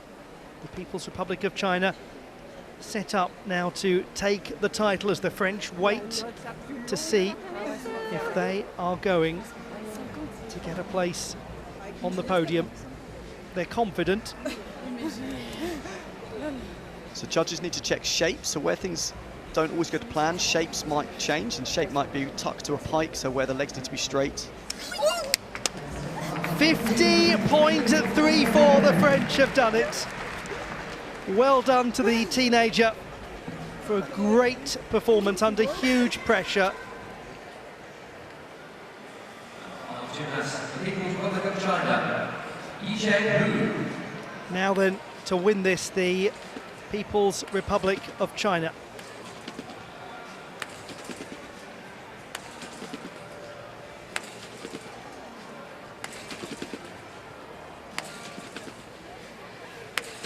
The gymnast tasked with taking the World Championship title is Hu Yicheng.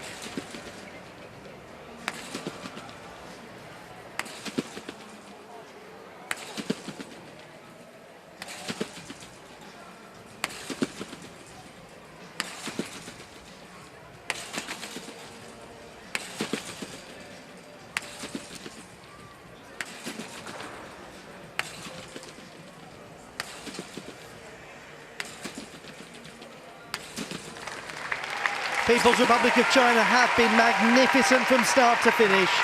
First Zhu Shuiying, then Fan Xingyi, then Hu Yicheng. That was just superb from the top qualifiers and the reigning world champions. That really is the sport at the highest level. Everything coming together there. Triple somersault starting off, so that's the Triff Pike. Long line out. To have the height to be able to kick it out that early, all that time to prepare. Tight shape, early line out again. Just always making this look easy.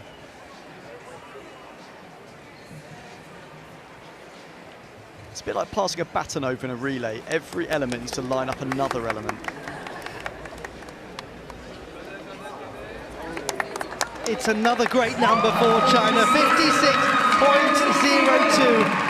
They have won this so comfortably. They picked up the maximum 15-point haul. The French have won a medal. They've taken second place, and for the first time ever, Georgia has won a medal at the World Championships of Trampoline Gymnastics. Mariam Ragimovi, Anano Apakidze, Luba Golovina and Tiona Jangava are the gymnasts who have done it.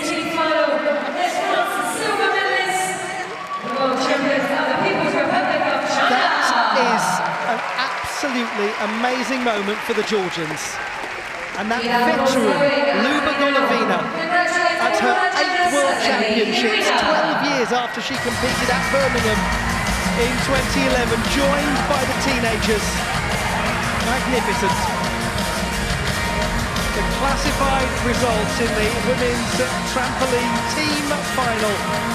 The Georgians ahead of Spain for bronze on the countback system. France taking the silver medal, and the People's Republic of China winning every single round to defend their title from 2022.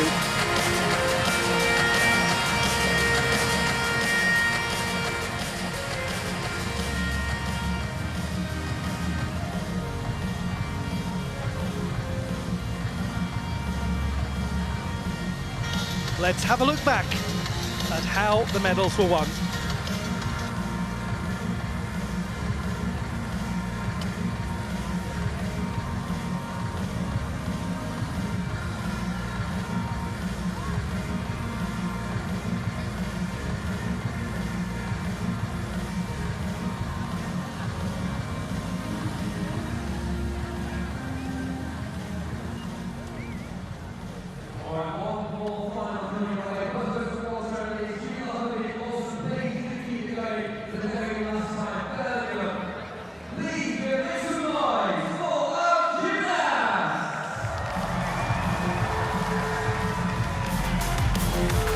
Trampoline team final.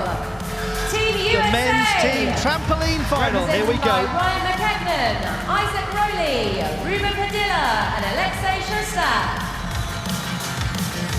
Team Spain, represented by David Vega, David Franco, Robert Velasco, and Jorg Martin. Team France, represented by Alain Morant, Julien Chartier, Pierre Gazou, and Morgan Demiro Odemiro.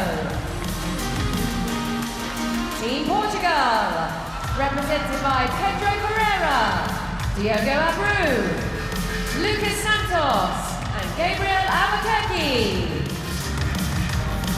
And let's raise the roof one more time for the home country. Please welcome Great Britain. Represented by Corey Ward, Peter Maritsky, Andrew Stamp and Zach Pazamanos. The men's trampoline team final. The 5 nations that have made it through.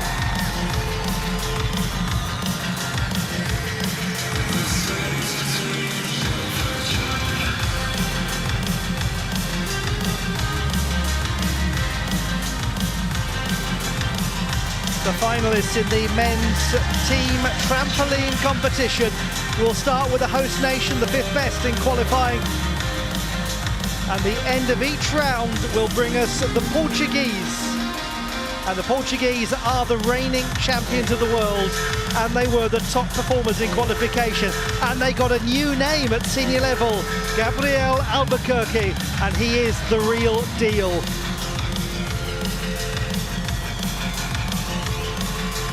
If you have never seen Gabriel Albuquerque, you really want to wait around for it. He's 17, he is a phenomenon.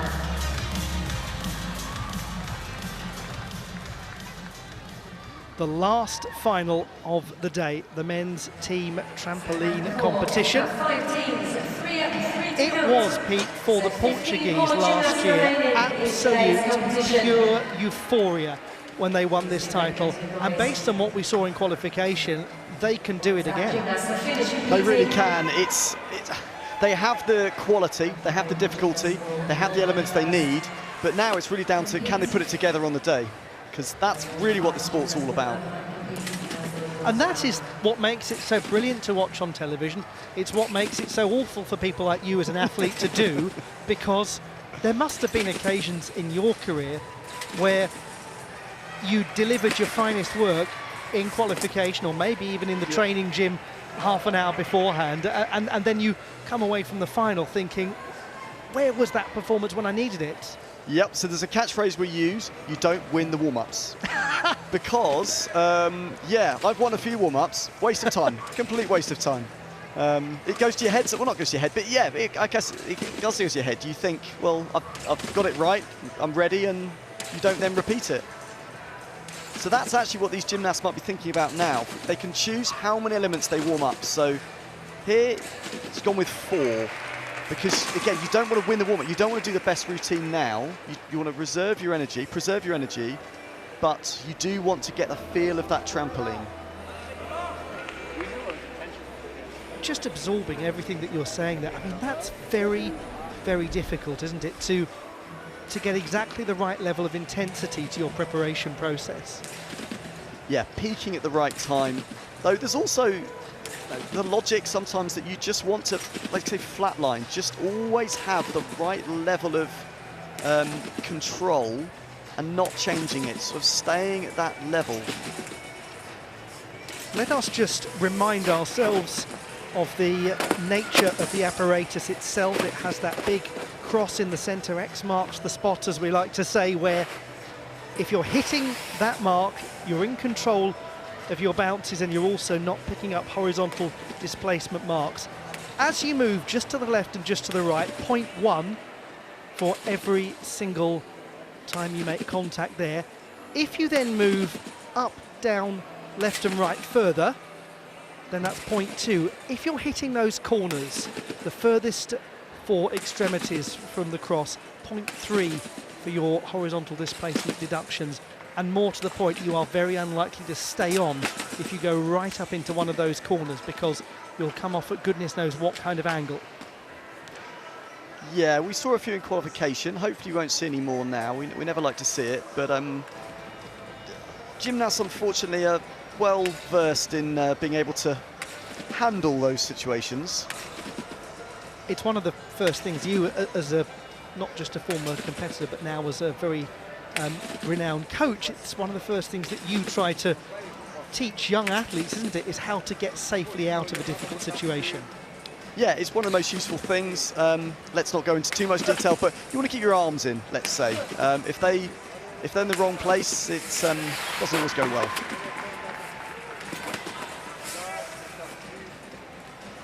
So gymnasts can choose which trampoline they use. They would have picked it probably earlier in the week.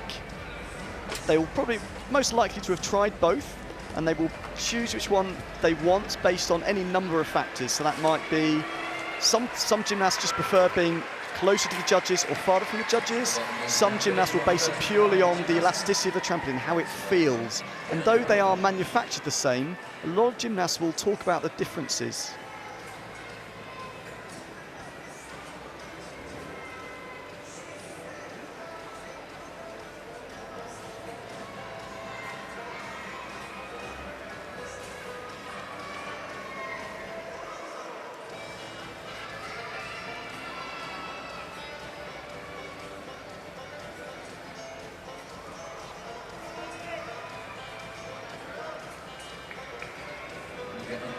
Very first gymnast from Great Britain, Andrew Stamp.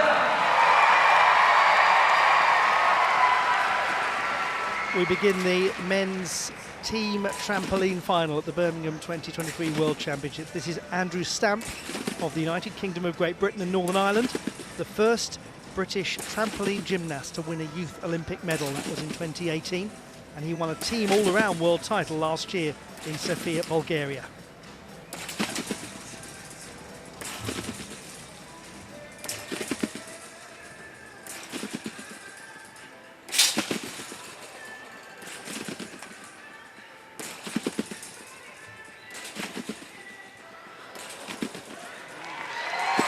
Just made sure he had contact right at the very end there as he came to land. That's very important.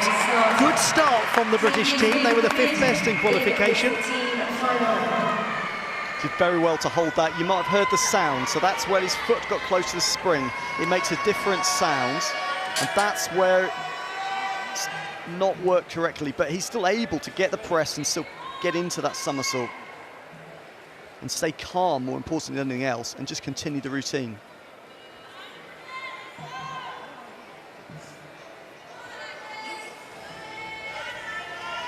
So difficulties based on the number of somersaults, the number of twists, and you get more for shape, so pike and straight in trampoline.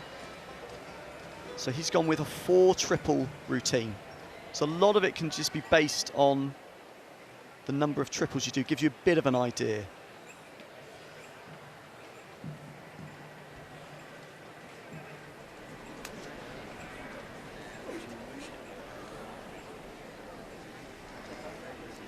The best scoring qualification for Andrew Stamp was 58.8. He's very close to it, 58.57.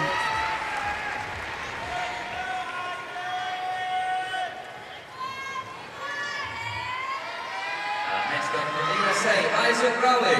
Isaac Rowley of the United States of America. From Allen in Texas, the 24-year-old is at his 6th consecutive World Championships.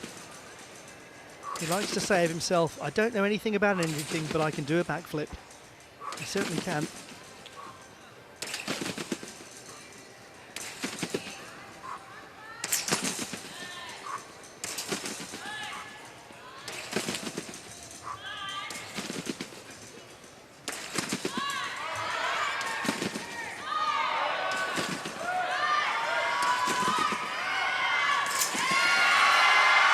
Good gymnastics from these first competitors in the team final. Isaac Rowley of the United States of America as his fellow squad members watch on. His best score in qualification was 56.56.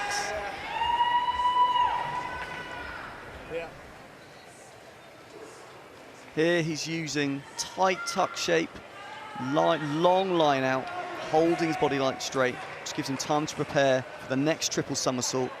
Narrow arms pressed near his ears. Very nice twisting technique.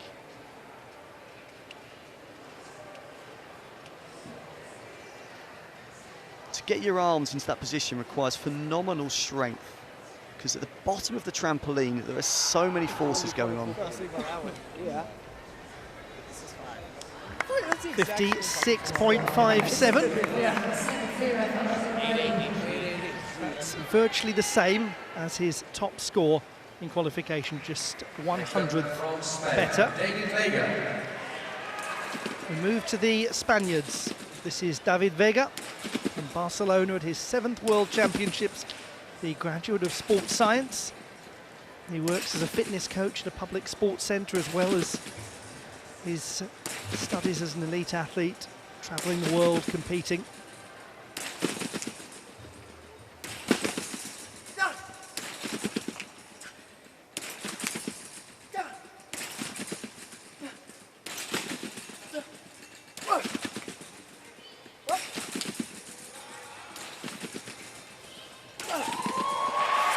It could be quite a compact first round for some of these nations in terms of separating the points.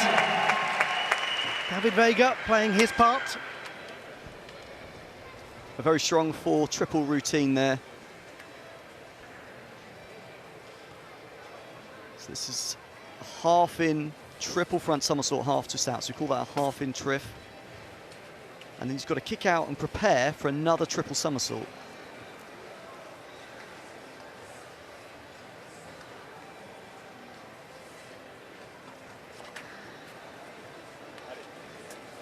When gymnasts twist, you don't get to see. So there, he doesn't get to see, but then as soon as you finish the twist, he gets to spot down the trampoline, which gives you orientation.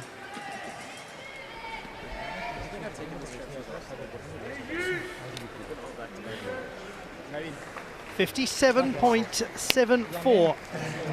David Vega, that is the second best score that we've seen so far. Still Great Britain in the lead, but a long way to go. From France, Julien Chartier. To France and Julien Chartier. At his 3rd World Championships, the 24-year-old who made the individual final last year and was part of the French team that finished 2nd a year ago.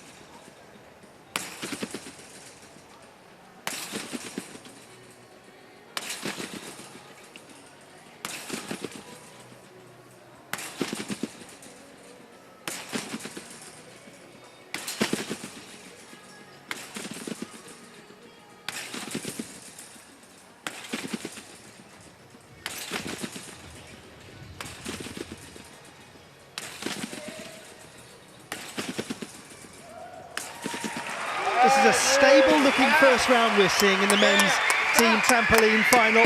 All of these nations keeping themselves in contention as we go into round number 2. This is great to see. Qualifications, there had been a number of terminated routines.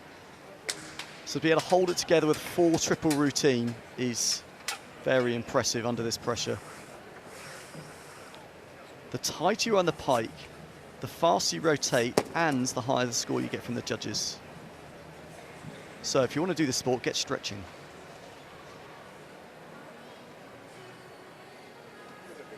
With a qualified coach, of course. I think we'd be stretching if we said right now we know who's going to win this, because it is very, very tight early on. But that's a great start from the French. Julien Chartier, 58.76. That is a matter of just below 2/10 better than Andrew Stapp. The last performance of round 1 comes from Diogo Abreu of Portugal, the 30-year-old born in the United States of America, a 2-time Olympian.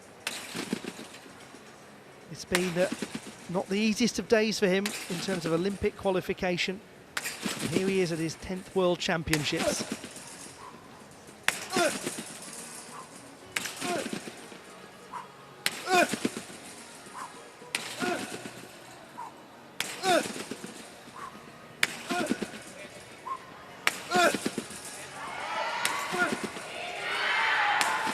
He's one of the absolute veterans, one of the masters, and that was a veteran's performance from Diogo Abreu of Portugal.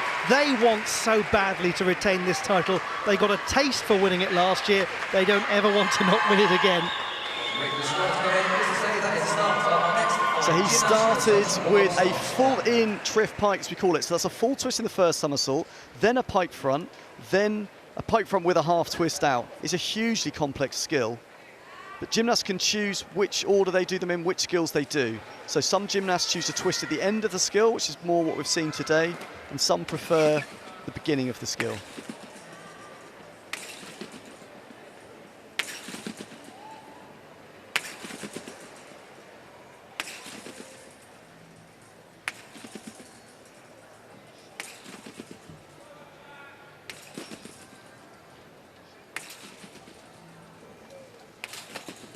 He absolutely adores this sport, Jogger Abreu. He has a master's degree in electrical engineering. He's actually set up a company to develop software to measure trampoline time of flight and horizontal displacement. Get a full in half out straight. It's quite rare. We haven't seen that yet today. So that's a double front in the straight position with a 1.5 twist.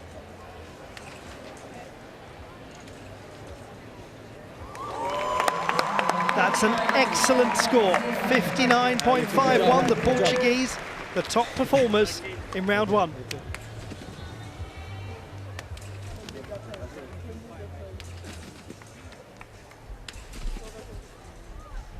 Portugal, the top qualifiers and reigning world champions, winning round one. France, second. Great Britain, the big movers. They are the big movers because they were the 5th best in qualification. Great start from Andrew Stamp.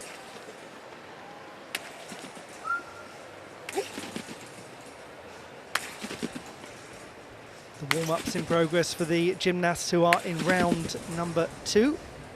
It gives us a moment to acknowledge the excellent contribution that the reserves made to the qualification process for the British team. Peter Buravitsky. We also have had Ryan McCagnon of the USA, David Franco of Spain, Morgan Demiro Odomiro of France, and Lucas Santos of Portugal. And they will be on the podium should their teammates make it there too. Let's have a look back at this though. So, believe it or not, we're used to this. This is not really a big issue. Physically, it's now mentally, can he forget that that's just happened and put it all together in the actual compete? And it's why there is a spotter there with those mats. Yes, yes. I think a long time ago there were no index, so they're the 2 big mats on either end. They've then introduced now, you have 2 coaches, so a coach on either side. So it's getting safer and safer, sport.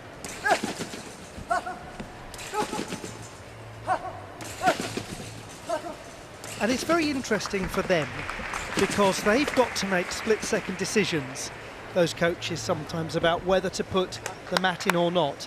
And occasionally, I've certainly witnessed it as a commentator, and you perhaps have witnessed it as a competitor and as a coach, they get it wrong, don't they? They put it in when it's not necessary. They do. It's such a difficult decision for the coach. And yes, I have had it, and yes, did have a disagreement with the coach at the time over it, but I can only apologise to her for that. But it's something that it's so difficult because you want your gymnasts to be safe, but equally, if there's a chance they can carry on, they probably want to push through it. By the time at this level, they can do it. There you go. Pete's coach is solid.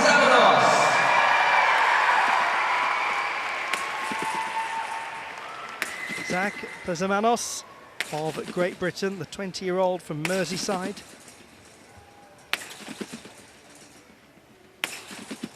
He's the reigning British champion.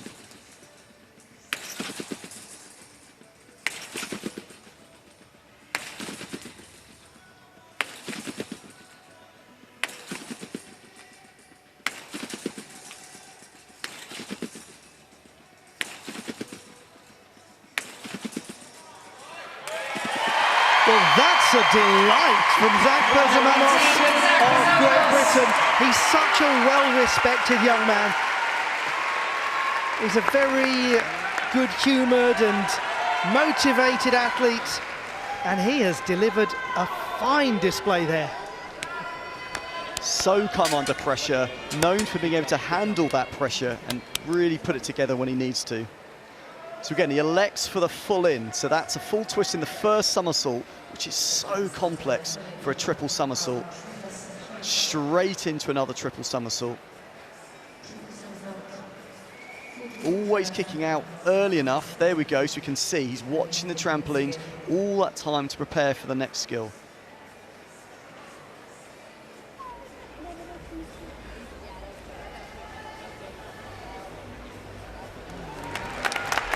Brilliant, 59.82. Zach Bazamanos of Great Britain has put Team GB in a very strong position to get onto the podium with 1 to go. United States of America with Alexei Shostak. He was their top scorer in qualification with 59.11. Twice a team all-around silver medalist, including last year in Sofia. And he has just recently won the Pan American Games synchronized trampoline title in Santiago.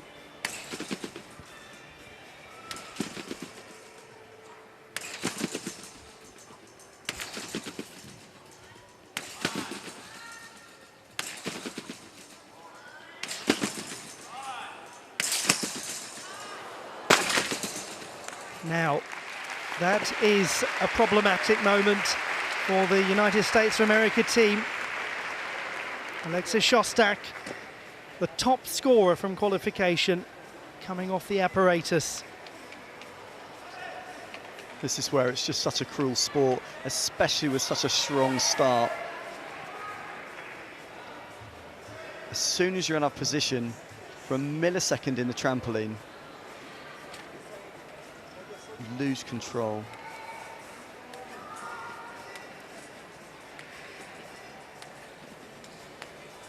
And it's minute, this, isn't it? Yeah, it's hard to know. It's not fair for me to speculate, but it's hard to know exactly what he was unhappy with there. He did go long.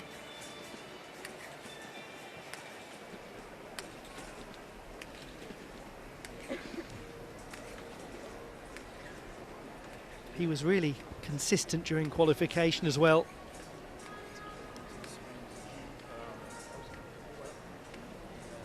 .30.1.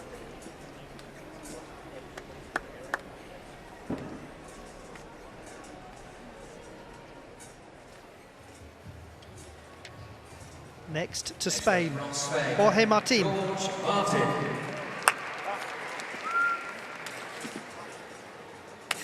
This is his 6th time at the World Championships. He's been a World Cup medalist in individual competition this season.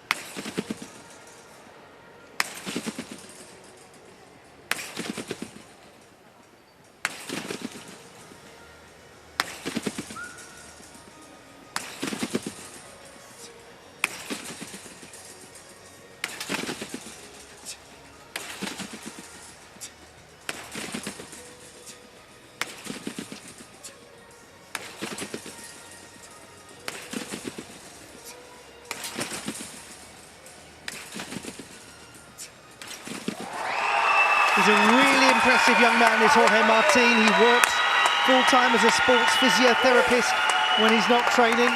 He's a graduate of King Juan Carlos University in Madrid. And he's also a recreational skydiver too, because sometimes in your life you need a little more excitement than elite level trampolining, if that's possible.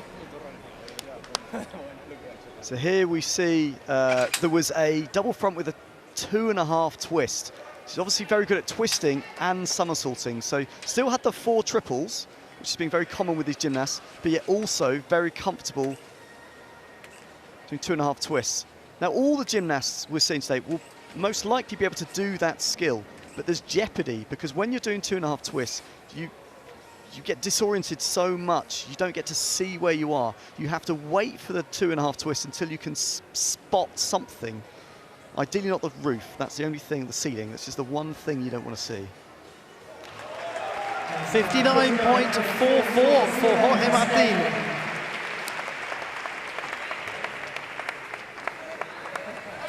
That is just marginally below the score of Zach Perzemanos by a matter of a few tenths, that's all.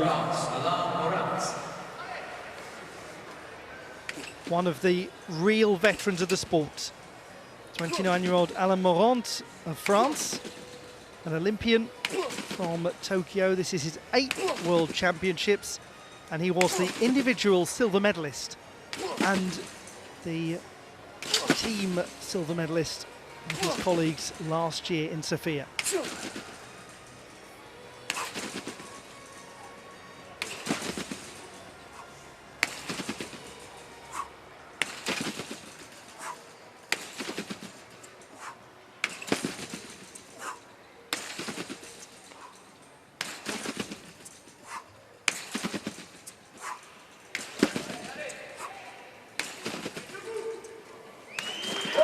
He really is silky smooth, isn't he, Alain Morand? Beautiful. It's a privilege to see him live. That is just stunning. Another of the great tech people in this sport, a graduate of computer engineering. You're another of those great tech people as well, aren't you? I'm a little biased, but what a legend. This is lovely gymnastics. So much control. Getting his arms in the right place, the posture, your body is under so much force at the bottom of the trampoline. You've got to really hold it together. He never looks like he's exerting any force. He looks as though it is almost accidental in the most beautiful of ways. 60.27, the score we've seen so far. And that has put the French into pole position in this round. And it's really challenged now the Portuguese. This is Pedro Ferreira.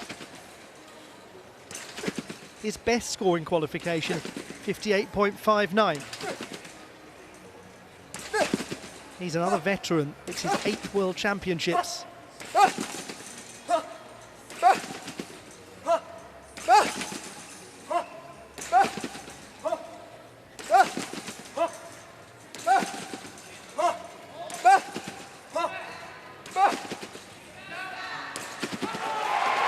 We are in for a very, very interesting final round in this men's team final. That was Pedro Ferreira of Portugal, and we've got one more now for each team to go.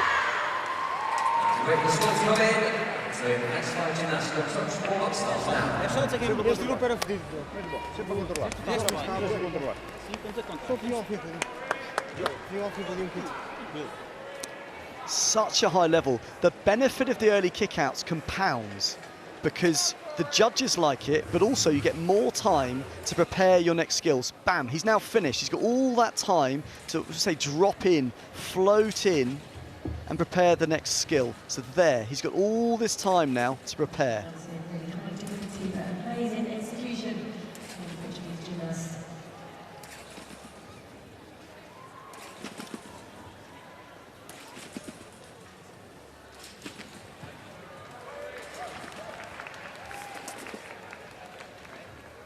He is a graduate of aerospace engineering, appropriate for a gentleman who spends most of his time in flight. Very interesting gymnastics background for Ferreira because his parents are both gymnastics coaches, but neither in trampolining. His father an acrobatics coach, and his mother coaches aerobic gymnastics. 58.71. That makes for a most interesting leaderboard.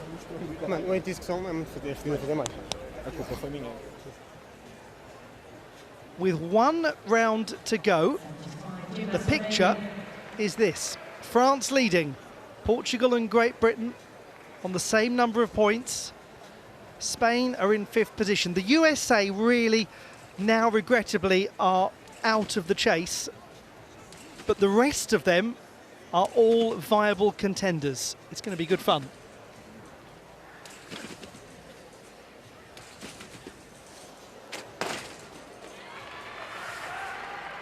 And that performance of Alain Morand has been the game-changing moment for the French. Yes, the quality, the height. So remember, they're getting scores for height as well as where they land, as well as the difficulty. And he essentially had everything that you need to get that top score.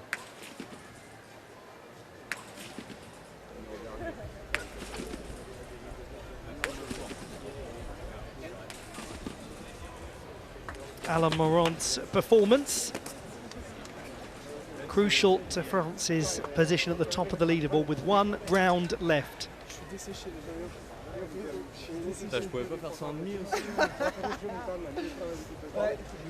The warm-up's almost completed, the Portuguese the last to go, and it's all going to come down now to what this young man can do. Gabriel Albuquerque, he's only 17. He did, however, win the world title at what's known in trampoline as the World Age Group competitions. It's effectively the Junior World Championships. He did that last year in Bulgaria. His first year as a senior has been tremendous. Nonetheless, Pete, it's a huge amount to have on your shoulders, isn't it, coming up last? It really is. Doing the last rounds means you haven't been on a trampoline for the longest. So you all did your warm-ups at the same time. So all the gymnasts have done the warm-ups. And now they've had to wait a very long time.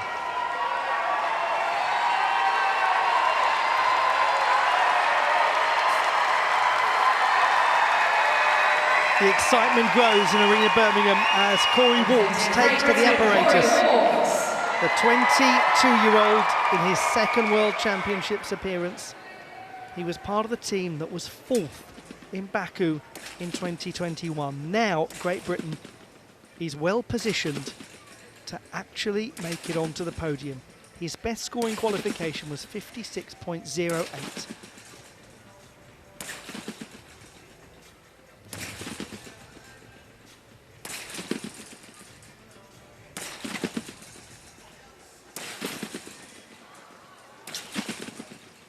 He's very close to the edge, but he's all right.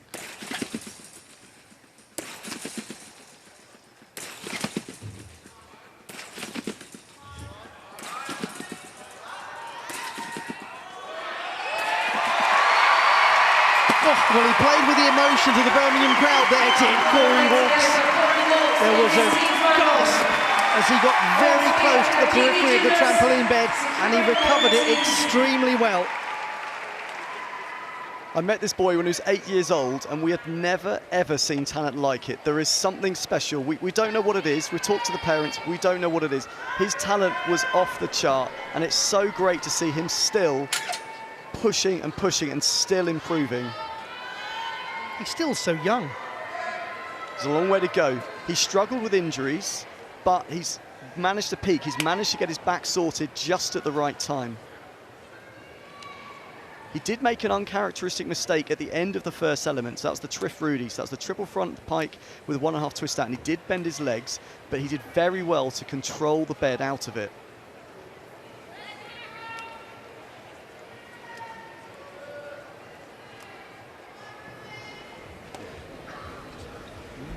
You mentioned that great talent he had. It was when he was on a trampoline in the back garden with his older sisters who did gymnastics. He just accidentally did a back tuck one day, and his mum thought, I better put him in gymnastics classes. 54.88. Is it going to be enough? Ruben Padilla of the United States of America, the reigning 2-time champion of the world in the double mini event. He was a mixed bag in qualification, 58.1 and 50.78.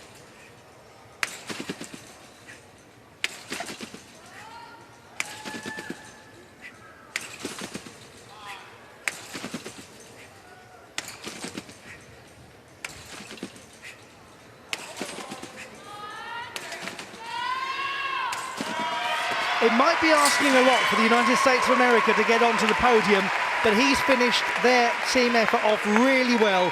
Ruben Padilla on what's been a very successful evening session of competition for him. He's my hero in double mini trampoline, but he's not far off my hero in trampoline too. So clean, such a mastery of the sport. Always kicks out early in that straight shape there, so he can see where he is and show the judges he's in control. There was, I don't know if you heard it, a little ping noise, which could have been one of the springs just as he finished. So here, this is the 10th element. There, can't see anything, so hopefully that's okay. Hopefully it's just one of the springs made a noise, I don't know why. Because it can indicate you've landed on it. Well, he's making a lot of noise in the world of double mini trampoline. Ruben Padilla, twice the world champion. His score, 57.62. And what that does is put the USA's performance in this round ahead of the performance of Great Britain. That could be very crucial for the medal race. Robert Villarasau of Spain. From Artes, a town in the Barcelona region. 22-year-old who is a student of education at the University of Barcelona.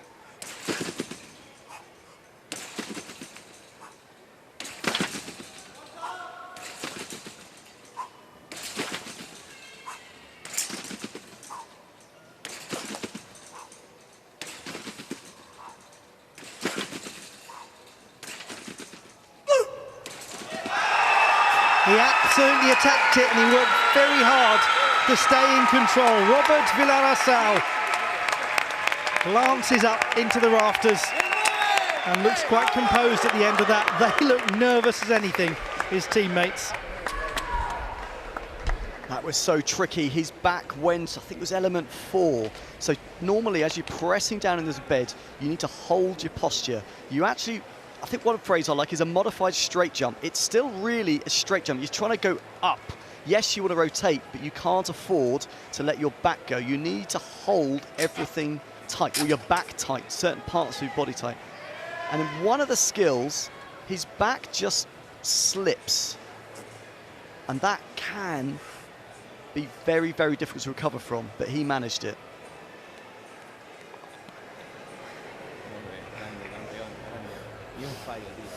His best scoring qualification was 57.42. He's got very close to it. 57.37.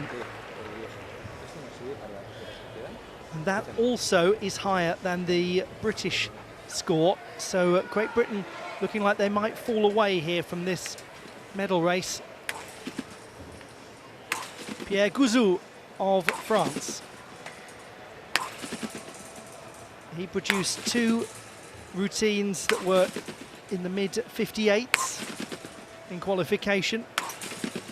He was part of the team that won the silver medal that's now going for gold a year later.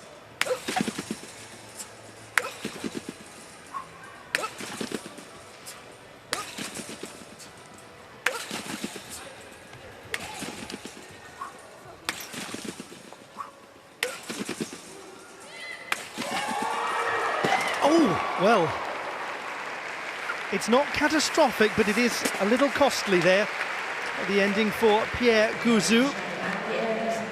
There was a gasp from the French contingent watching on. He grimaces as he steps off the apparatus. Such a cruel sport. He's done the hard work. The in-jumps are in control. He's worked his way through 10 elements and then just slips at the end. So a Triff Rudies, that's a triple front with a 1.5 twist. Very difficult skill, holds it together.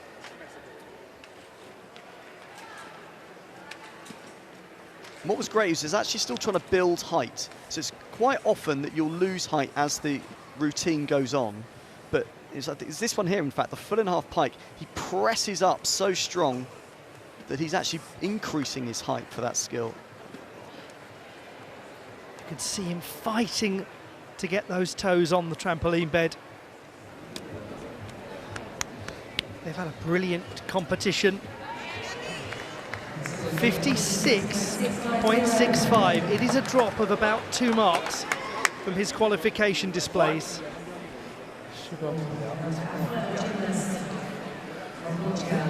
Have the French managed to win it?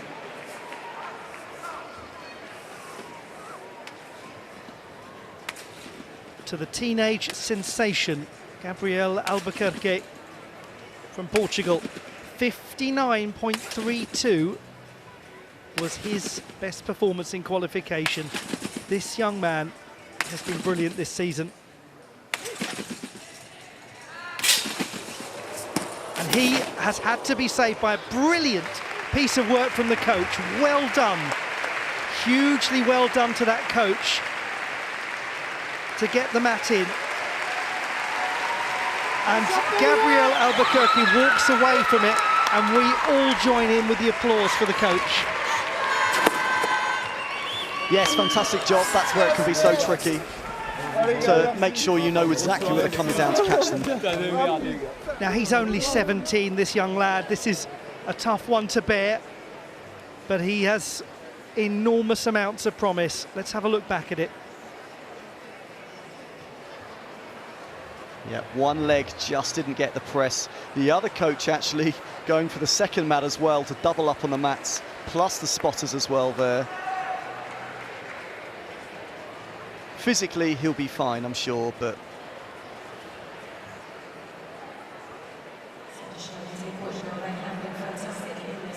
Well done to that coach on the far side, because that's a potentially injury-saving reaction.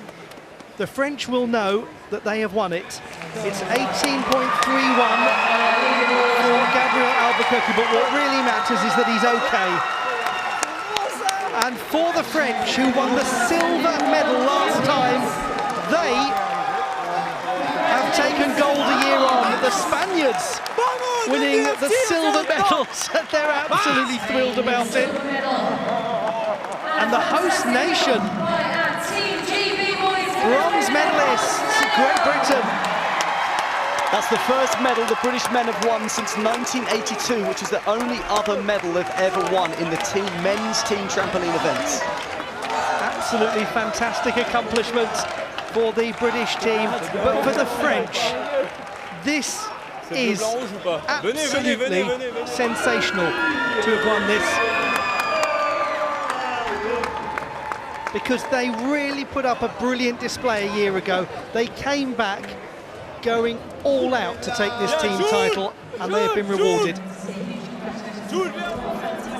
Spain as well, silver for them. These Spanish teams are getting stronger and stronger. You feel for young Gabriel Albuquerque, and we just remind ourselves of something. All of these athletes, they do this as a team. You succeed as a team, you don't succeed as a team. You never hang individuals out to dry when it doesn't go their way. And that's what the Portuguese team will do with young Gabriel Albuquerque. They'll look after him, and he'll need that. The classified results in the men's trampoline team final: bronze to the United Kingdom of Great Britain and Northern Ireland, silver to the Spaniards, and the champions of the world, a year on from taking silver, the French.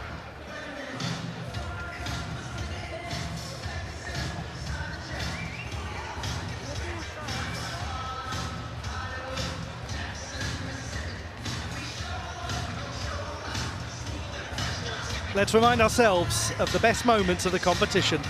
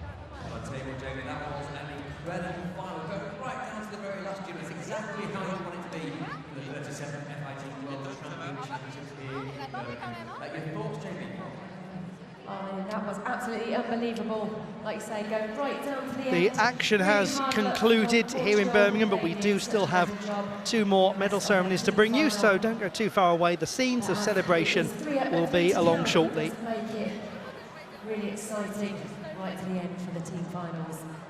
Yeah, I don't know if you know, I've not had a chance to check it. Are we doing the medals now, or are we doing them tomorrow for this? Is it soon? Yeah, I think we'll probably do it now.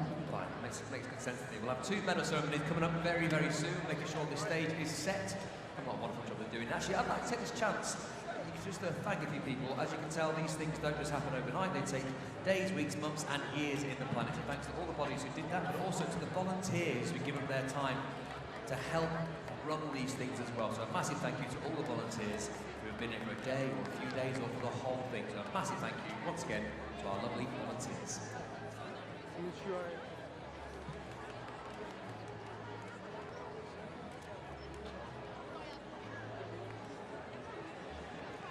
And for the last time, just to reward you for being such an excellent crowd here in Birmingham. If you want to get involved in the fan cam, you know what to do now. Just scan that QR code. We're going to do it one last time.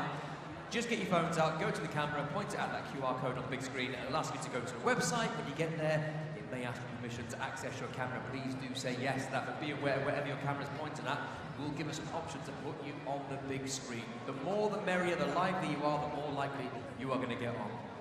So we'll give you a few more seconds to load it up, and we're going to start showing some. I can see some loading already. There's a lady in a pink top I can see on there, and a few more as well. Here we go, we're going to rattle through them. If you get on the camera, if you see yourself on the big screen, you've got to make some movement, cheer, scream, otherwise it's going to move on very quickly. The guy who operates it, he's got no time for hanging around. He'll whiz through them as quick as he can. But the more of you on there, the better. The more active you are, the more likely you're going to be to appear on the fan cam.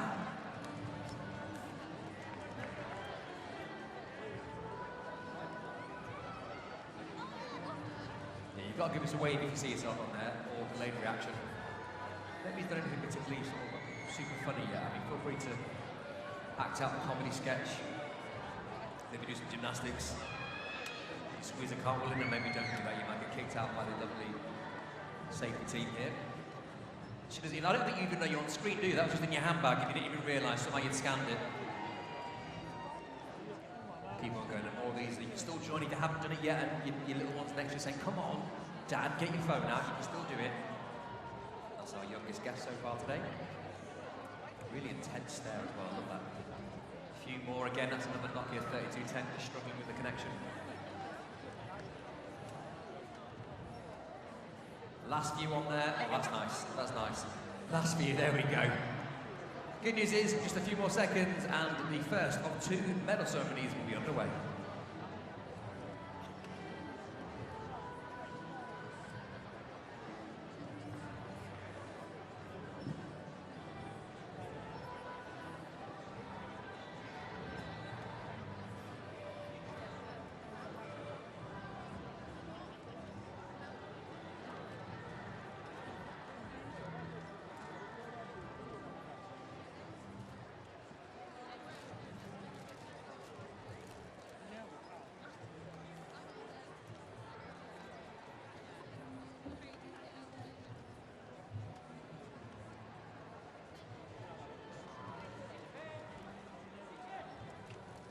Second of our medal ceremonies, we'll have a certain home country featuring. We'd love to see your support.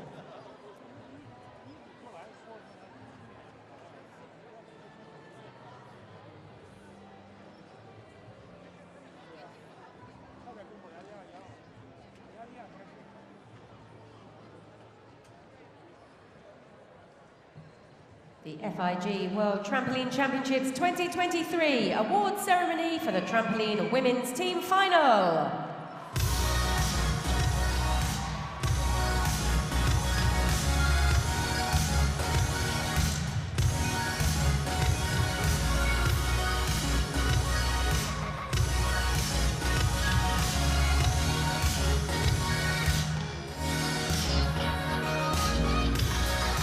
The victory ceremony for the women's team competition in trampoline gymnastics at the World Championships.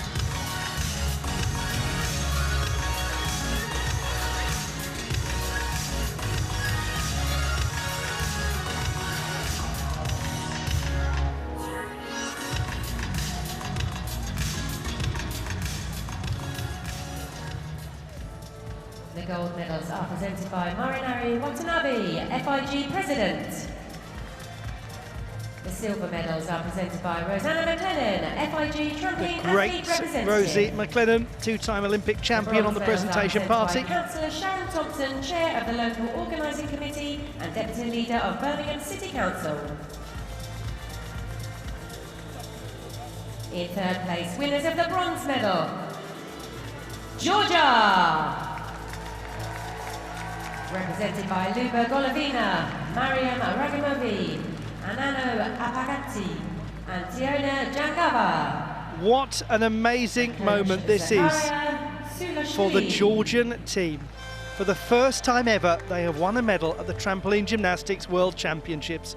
Bronze in the women's team event. The silver medal, France, represented by Leila Labros, Clea Bruce, Laura Paris, and Anaïs Bresch.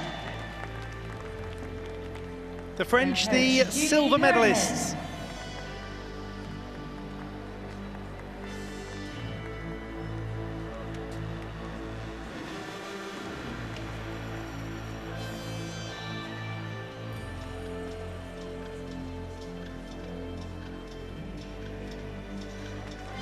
The silver medal to France. Winners of the gold medal and world champions, representing the People's Republic of China.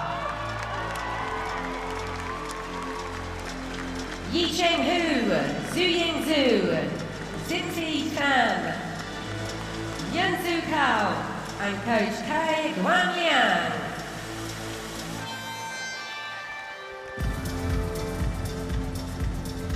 The People's Republic of China, the champions of the world.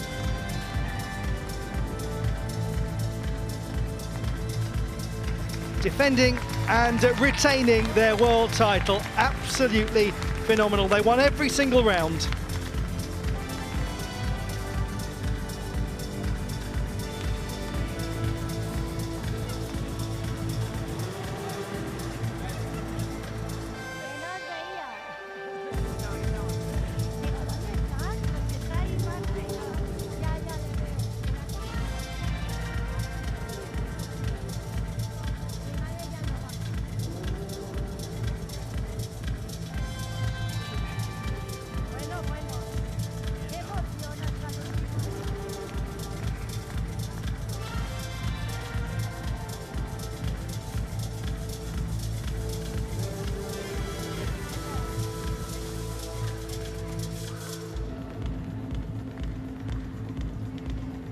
And we'll now have the national anthem of the People's Republic of China.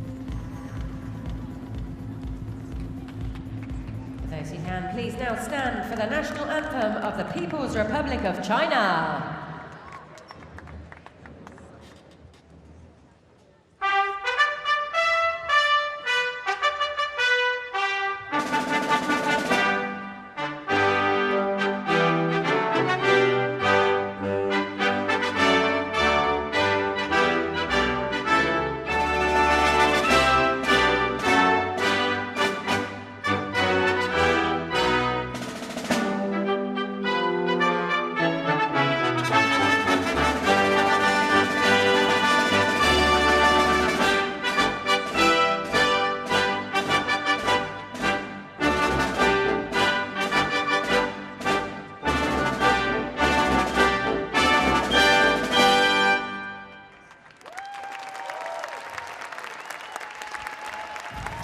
People's Republic of China, the world champions.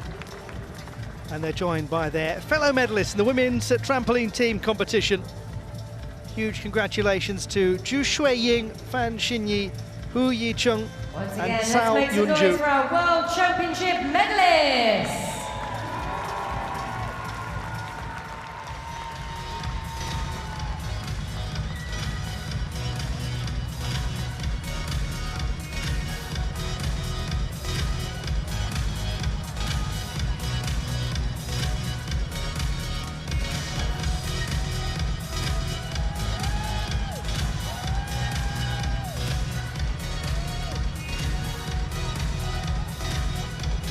One final ceremony remains in Arena Birmingham at the 36th FIG Trampoline Gymnastics World Championships on the penultimate day of competition.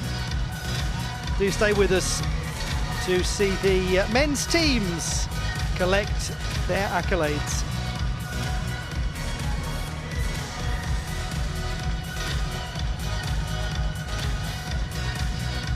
In a couple of minutes' time, we'll bring you that last victory ceremony. Thanks for your patience and thanks for your company here in Birmingham.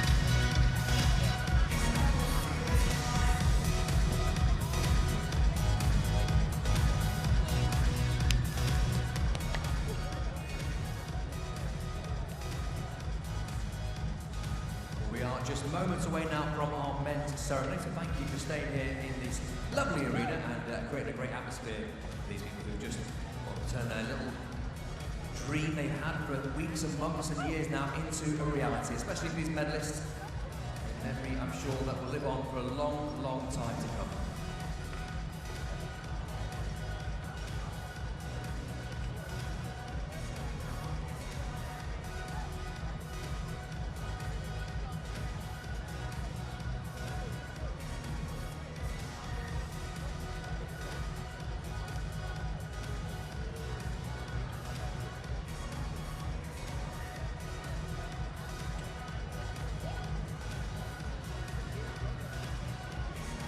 Probably worth understanding as well that you are back tomorrow. Of course, it's Sunday. You may well have got 2 days for tickets, and the action starts from midday tomorrow. It takes us just after 5 p.m. and we finish our award ceremony. So, doors probably opening an hour or so before our midday action.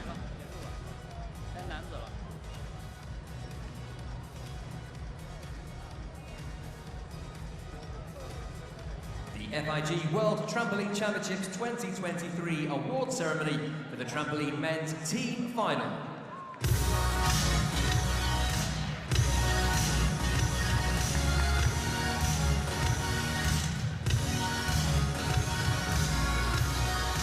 The victory ceremony for the men's team competition in trampoline gymnastics at the World Championships taking place at Arena Birmingham in the United Kingdom.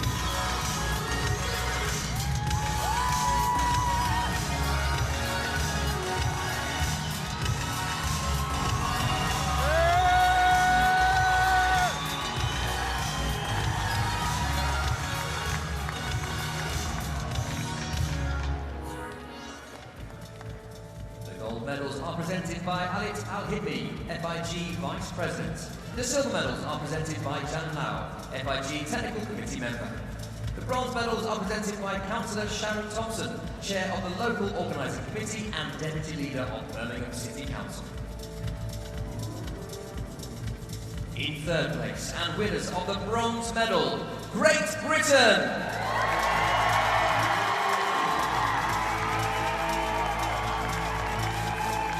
Represented by Corey Walks, Andrew Stamp, Zach Pazamanos, Peter Borovitsky and coach Gary Short. Great Britain, the bronze medalist, the first time in a generation they've been on the podium. Spain.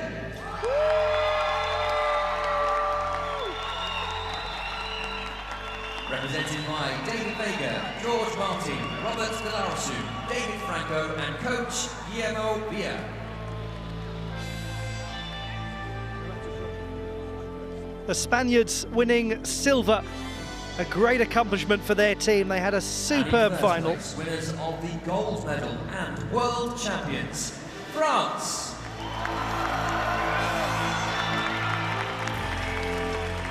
Represented by Julian Chatier, Alain Morant, Pierre Guzou, Morgan Di Maria Ode and coach Tristan Lazari. The French have taken the World Championship title a year after finishing second. From the moment that Alain Morant produced his superb performance in the second round, you got the feeling that the French were heading for gold, and you were right. They are jubilant and they are right to be.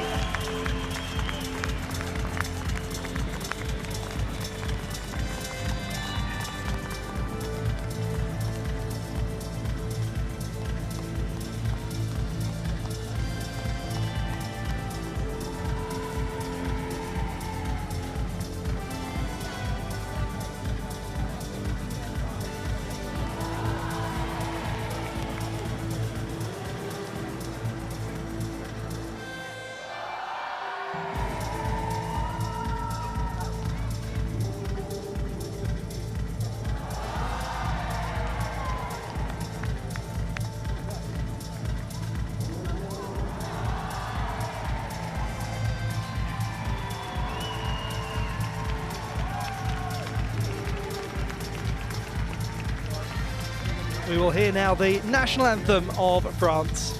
For those who can, please now stand for the national anthem of France.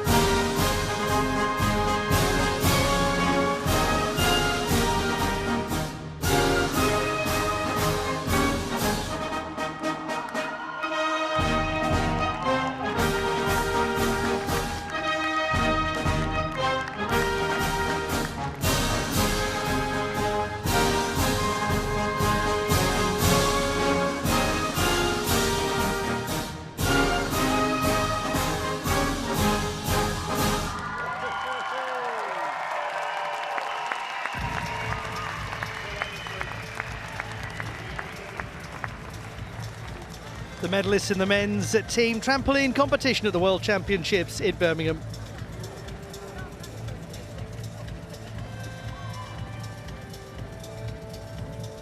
Birmingham, please give it up for our World Championship medalists. The medalists will now depart the podium, and what stories we are left with. The men's double mini trampoline title won by Ruben Padilla of the United States of America, Candy Brière-Vetila of France winning the women's tumbling title. Following on from that, we saw Melania Rodriguez of Spain taking the women's double mini trampoline title, and then Misha Malkin of Azerbaijan won the men's tumbling title. After that, the People's Republic of China won the women's team trampoline gold medal, and we concluded our coverage with the French taking the World Championship title in the men's team trampoline competition. There is so much more, believe it or not, still to come tomorrow on the last day of the finals. The women's synchronized final, the men's synchronized final, the women's and men's individual trampoline finals, and of course the final event, the all-around team final. It's been a great pleasure having your company. Joining me today was Pete Cracknell. I've been Ollie Hogben, and we'll say goodbye, but not farewell. Underway from midday, and the build-up usually around about 20 minutes, half an hour before that. So if you're here tomorrow, get in nice and early, and we'll make sure we'll try and feature you on the big screen as well. Thanks for being a fabulous audience. Have a safe journey home, and we'll see you soon.